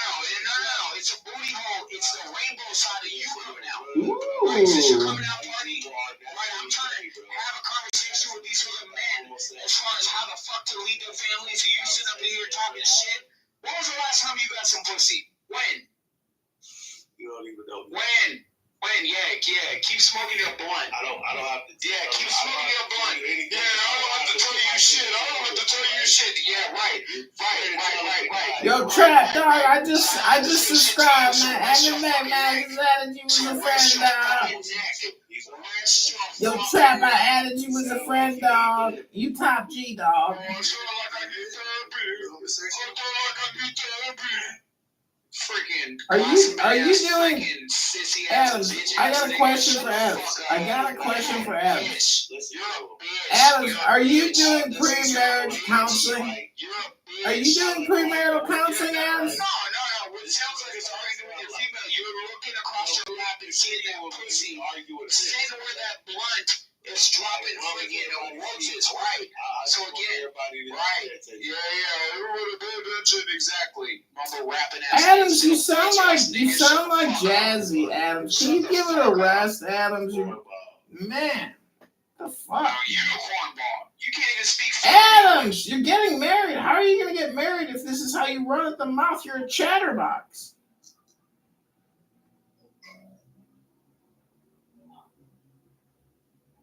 Yeah, 100. That's right. You're a chatterbox, Adams. You're screwed. Yeah, a chatterbox. Exactly. The bald-headed white dude sitting there doing naked yoga, posting fucking clubhouse rooms that you're recording, doing naked yoga. Very weird. Oh wait. Hold on. I'm talking to Trap. I'm talking to Roger. And here it is. You're getting ready to suck this white man's dick. You're getting ready to suck this white man's dick and show up at You're fucking weird, bro. You're weird. You're weird. You're weird. You're weird. How do you know what he does in his room? You follow him. You're a fan. You're a fan of other people. Just a Excuse minute. me? Excuse me? No, he's a fan in real life. He's a fan. Information. He is a fan. So let me tell you. No. So let me tell you what I'm doing in my world. Not the fan. I'm known as a principal, bitch. I'm on a burner. Do you know who the fuck you're talking to? Do you know who the fuck you're talking to? I'm pointing exactly, bro. Yeah, exactly. You know who the fuck you're talking to. Right. Because sensitive ass. Man, Trap, don't you know this guy's a Disney star? He's on Netflix, dog. He's got 60,000 Instagram followers. You know who the fuck you're talking to. You don't know who the fuck you're talking to. Thank you. Yo, Trap, man, please, Trap. Listen to this man. He's got no humility. They don't accept EBT. Thank you. Jesus Christ, Adams. We know your celebrity status, and we know you're on Netflix and Disney. But I mean, honestly, you're like a C celebrity, a B celebrity. What celebrity? That nigga ain't Adams, yo, he's an actor. He's getting married to a woman with a couple baby daddies. Can you believe that? You guys are making fun of a man who's under a lot of stress. Have some compassion for your fellow black man. Have some compassion for your fellow black man. Doctor's here. What's up? How you doing, Tato? He didn't get a chance to pick a woman without kids. You know what I'm saying? Can you believe this fool's gonna marry a woman with kids? I have many different options. Thank you very much. I have many different options. Thank you very much. Many different options. Right. Have some compassion. He's about to nail himself to the cross. This is Black Jesus. This is Black Jesus. This is Black Jesus. He's marrying a woman with 2 children. He's a good man. You're a good man, Adams. Congratulations. Mazel tov. Mazel tov. Yep. Could you imagine he's taking on a debt of 2 other men? What a fucking... What a loser. I mean, Jesus Christ. Did you get kicked in the head by a horse? What debt? You're going to have to raise these children, dummy. What debt? You're going to take on the responsibility of another man and assume his debts. Y'all are fucking mad. Stuck on Clubhouse. Whatever, Adams. We all expect wedding invitations. Mad. Thank you. Mad. The shit that you're actually sitting here bitching out and hashing out on Clubhouse, I'm actually going to be invited to. Thank you very much. If not already. So at the end of the day, keep being fucking mad. Oh, we ain't mad. We laughing at you. We laughing at you. We're not mad. We feel bad for you. You're gay and you're marrying a woman with 2 children. I mean, Jesus Christ, the double entendres here are amazing. You're the most unlucky gay black man I've ever met.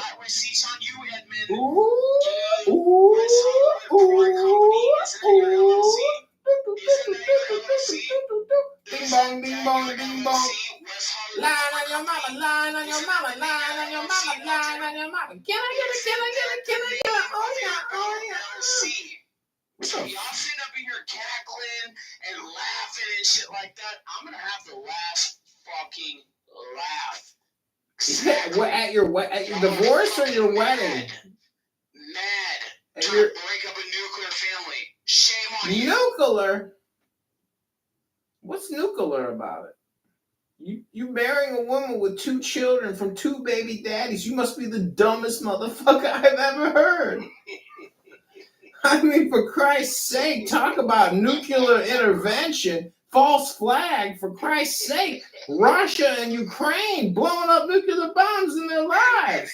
And again, sitting up here gossiping about another man's wallet makes all of y'all a bunch of feminine ass, bitch ass, sissy ass queens. You projecting.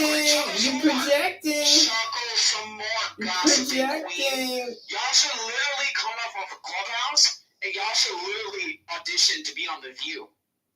You're projecting. Y'all literally are a bunch of middle-aged, bitter-ass, domineering women listening to this shit. Thank you very much. All right, I'm going to the Thank gym. you very I'm going much. to the gym. Vote Trump.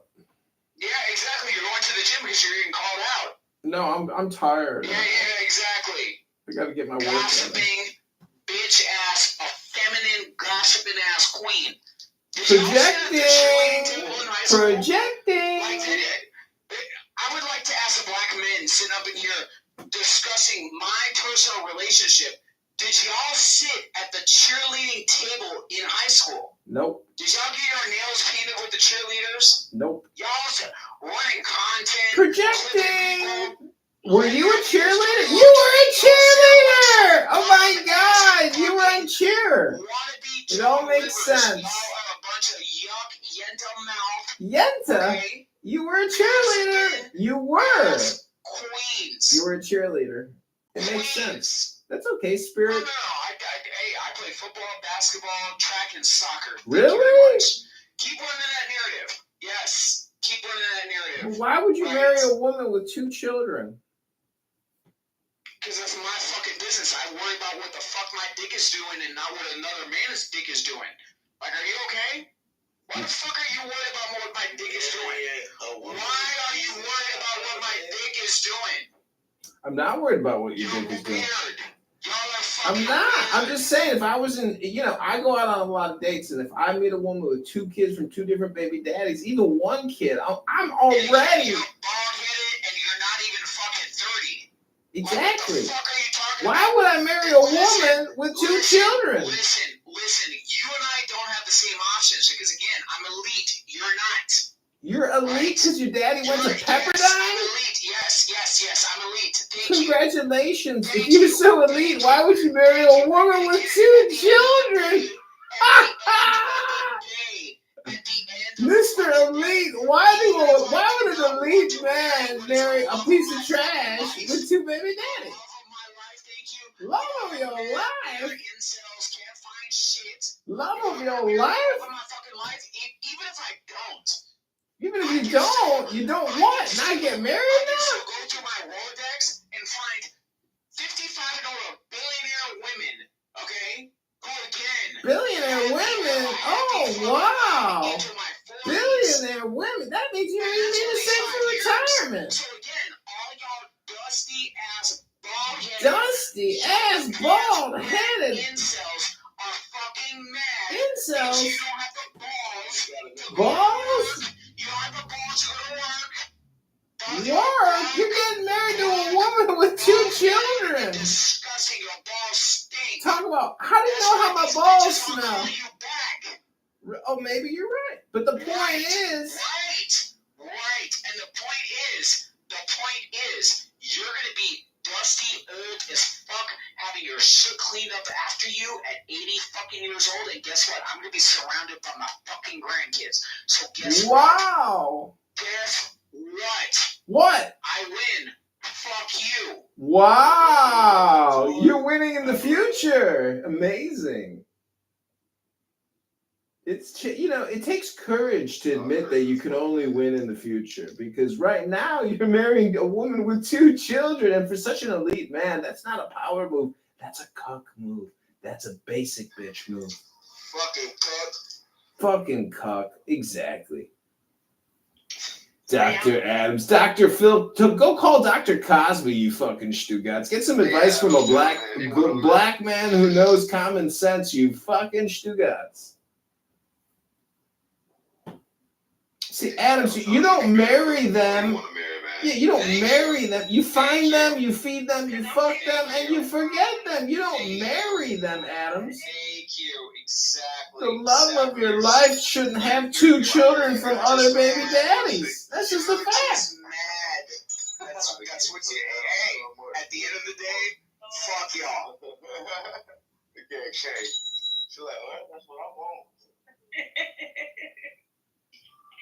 You keep being a baby mama savior, bro. How many engagement parties does this woman need? How many marriages does this woman need? So at the before she was a baby mama, guess what? At the end of the day, when she was walking on Vogue and walking fucking runways, she was still fucking me and living in my house. So again, this is a reconnection.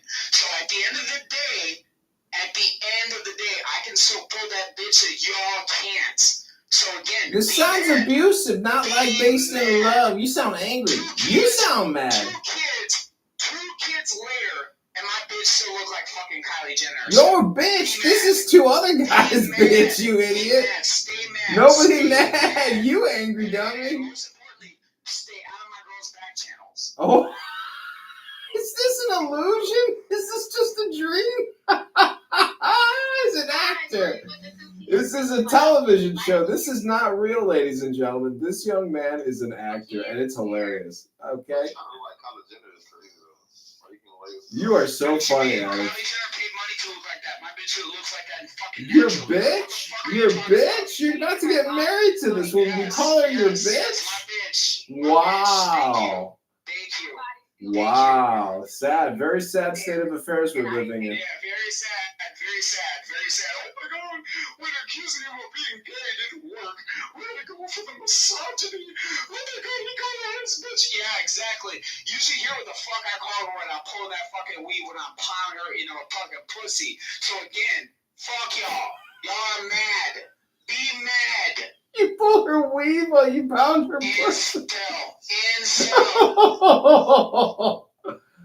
This woman, you know, Adams, when I come.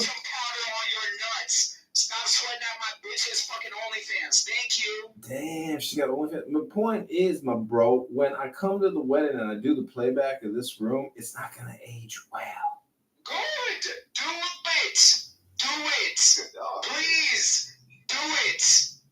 Do it. Edmund, I honestly, I said, listen, you're like a little creepy stalker that I've had to deal with my whole, like, you know, pseudo celebrity life. Again, if I offered you a wedding invitation in the press box with everybody else, if you don't want to be there, then that's fine. At the end of the day, you're not going to hack into those cameras. You're not going to, you know, try to harass my guests. And at the end of the day, you're not going to put a camera in the wedding night. So again, I know that's what you're really after. Camera in the wedding? You're a weirdo. You're a weirdo. If you want to see what's going to go down on the wedding night, go onto OnlyFans. Oh no! Oh no! Last fucking person I would ever Oh no! By the way, even when my girlfriend was posting on fucking OnlyFans, she was making a hell of a lot more fucking money than Coco. Shout out to her. This might be the gayest thing I've ever heard you say. So Mazel Tov and L'chaim.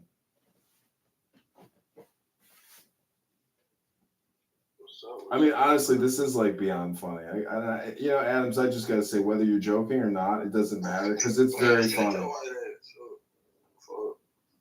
Was that what was it? Murder? Oh shit! Man, you sound like Lil Haiti after a stroke. Oh, that's murder. That dude who was talking to Nani the transgender. My God, shit. Oh God! Yeah, that was Roger. That was Roger. Hey, no, it was Roger. The one right next to you. No, he was the one that was talking to. No, I'm telling y'all. No. Hold on. Don't let them blame that on you. Blame Roger. The one right there. Yo, it was Rob. I don't even know what you guys are mumbling about. That's right.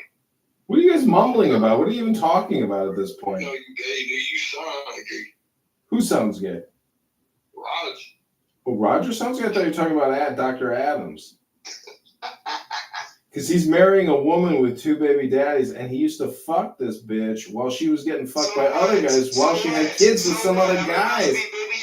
And he pulls her weave while he slams her pussy. Have you ever talked about your lovely fiance this way? It must be a match made in heaven. Yeah. Ooh, ouch. Thank you. Use Rolls Royce. Conan, wonderful woman. Thank you. Y'all are mad. Y'all are mad because at the end of the day, even if you wanted to keep your body count down on these females that are willing to actually get on all fours and to have you dusty ass niggas fuck them like dogs, okay, at the end of the day, none of y'all can afford to support these women. Stop hating on me. Mind your fucking business.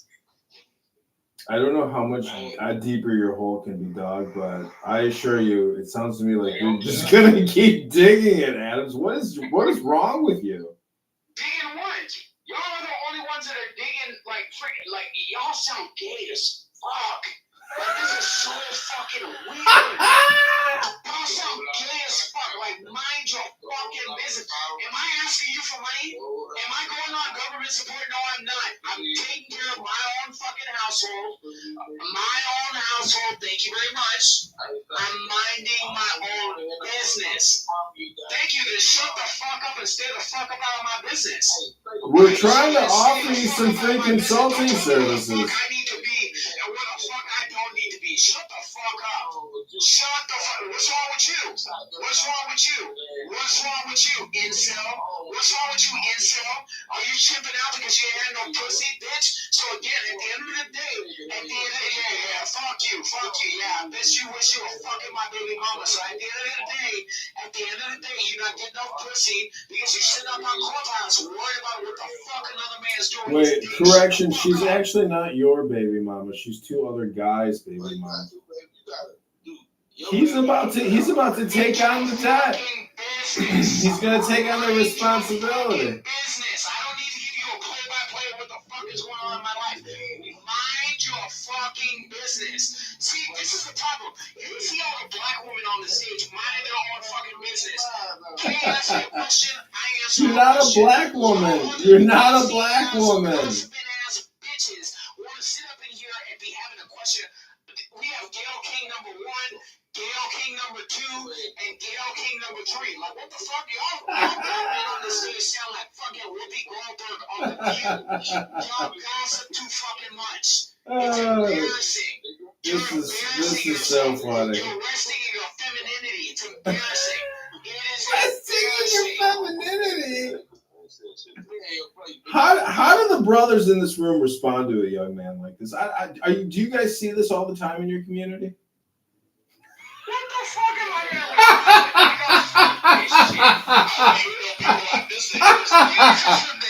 the low value fucking bottom of the freaking pyramid. Like this is the worst of the worst of fucking Clubhouse. Like this is the roast of Adams. I hope you take it with a grain of salt. This is a great roast. This is crazy. I can't even believe this. We're not disrespecting you. We're roasting you. You speak fucking English. You can't even speak fucking English. Yeah, did you put English as a second language? Like that's embarrassing. You were born here to 2 black parents, and you sound like you could have benefited from English as a Adams, not everybody's as elite as you. Not everybody's elite. Not everybody's daddy's an executive that went to Pepperdine. He's so elite, you know. You should go to school. Instead of wondering what the fuck I got going on in my bedroom, you guys should be going to bedroom. Go to school. Go to fucking school. Stop acting like a bunch of irreverent chimps and go to fucking school. We killing shit, you know what I mean? Negro smoke. Man. Like, what the fuck are you even talking about? Look up the last 10 words that this dusty fucking idiot just said in the English dictionary. Like, what the fuck is this? This is embarrassing. You're an embarrassment. Embarrassing. No. Your mama should have stayed with your daddy and actually raised you how to be a man. That's exactly what the fuck your mother should have done. That's exactly what the fuck your mother should have done. Exactly. Yo, Adams, you got a potty mouth, Adams. Does your fiance know that you have such a potty mouth? They got scrumptious. Yo, I'm gonna move myself down to the audience because I feel like if I stay up here, I'm gonna catch fleas.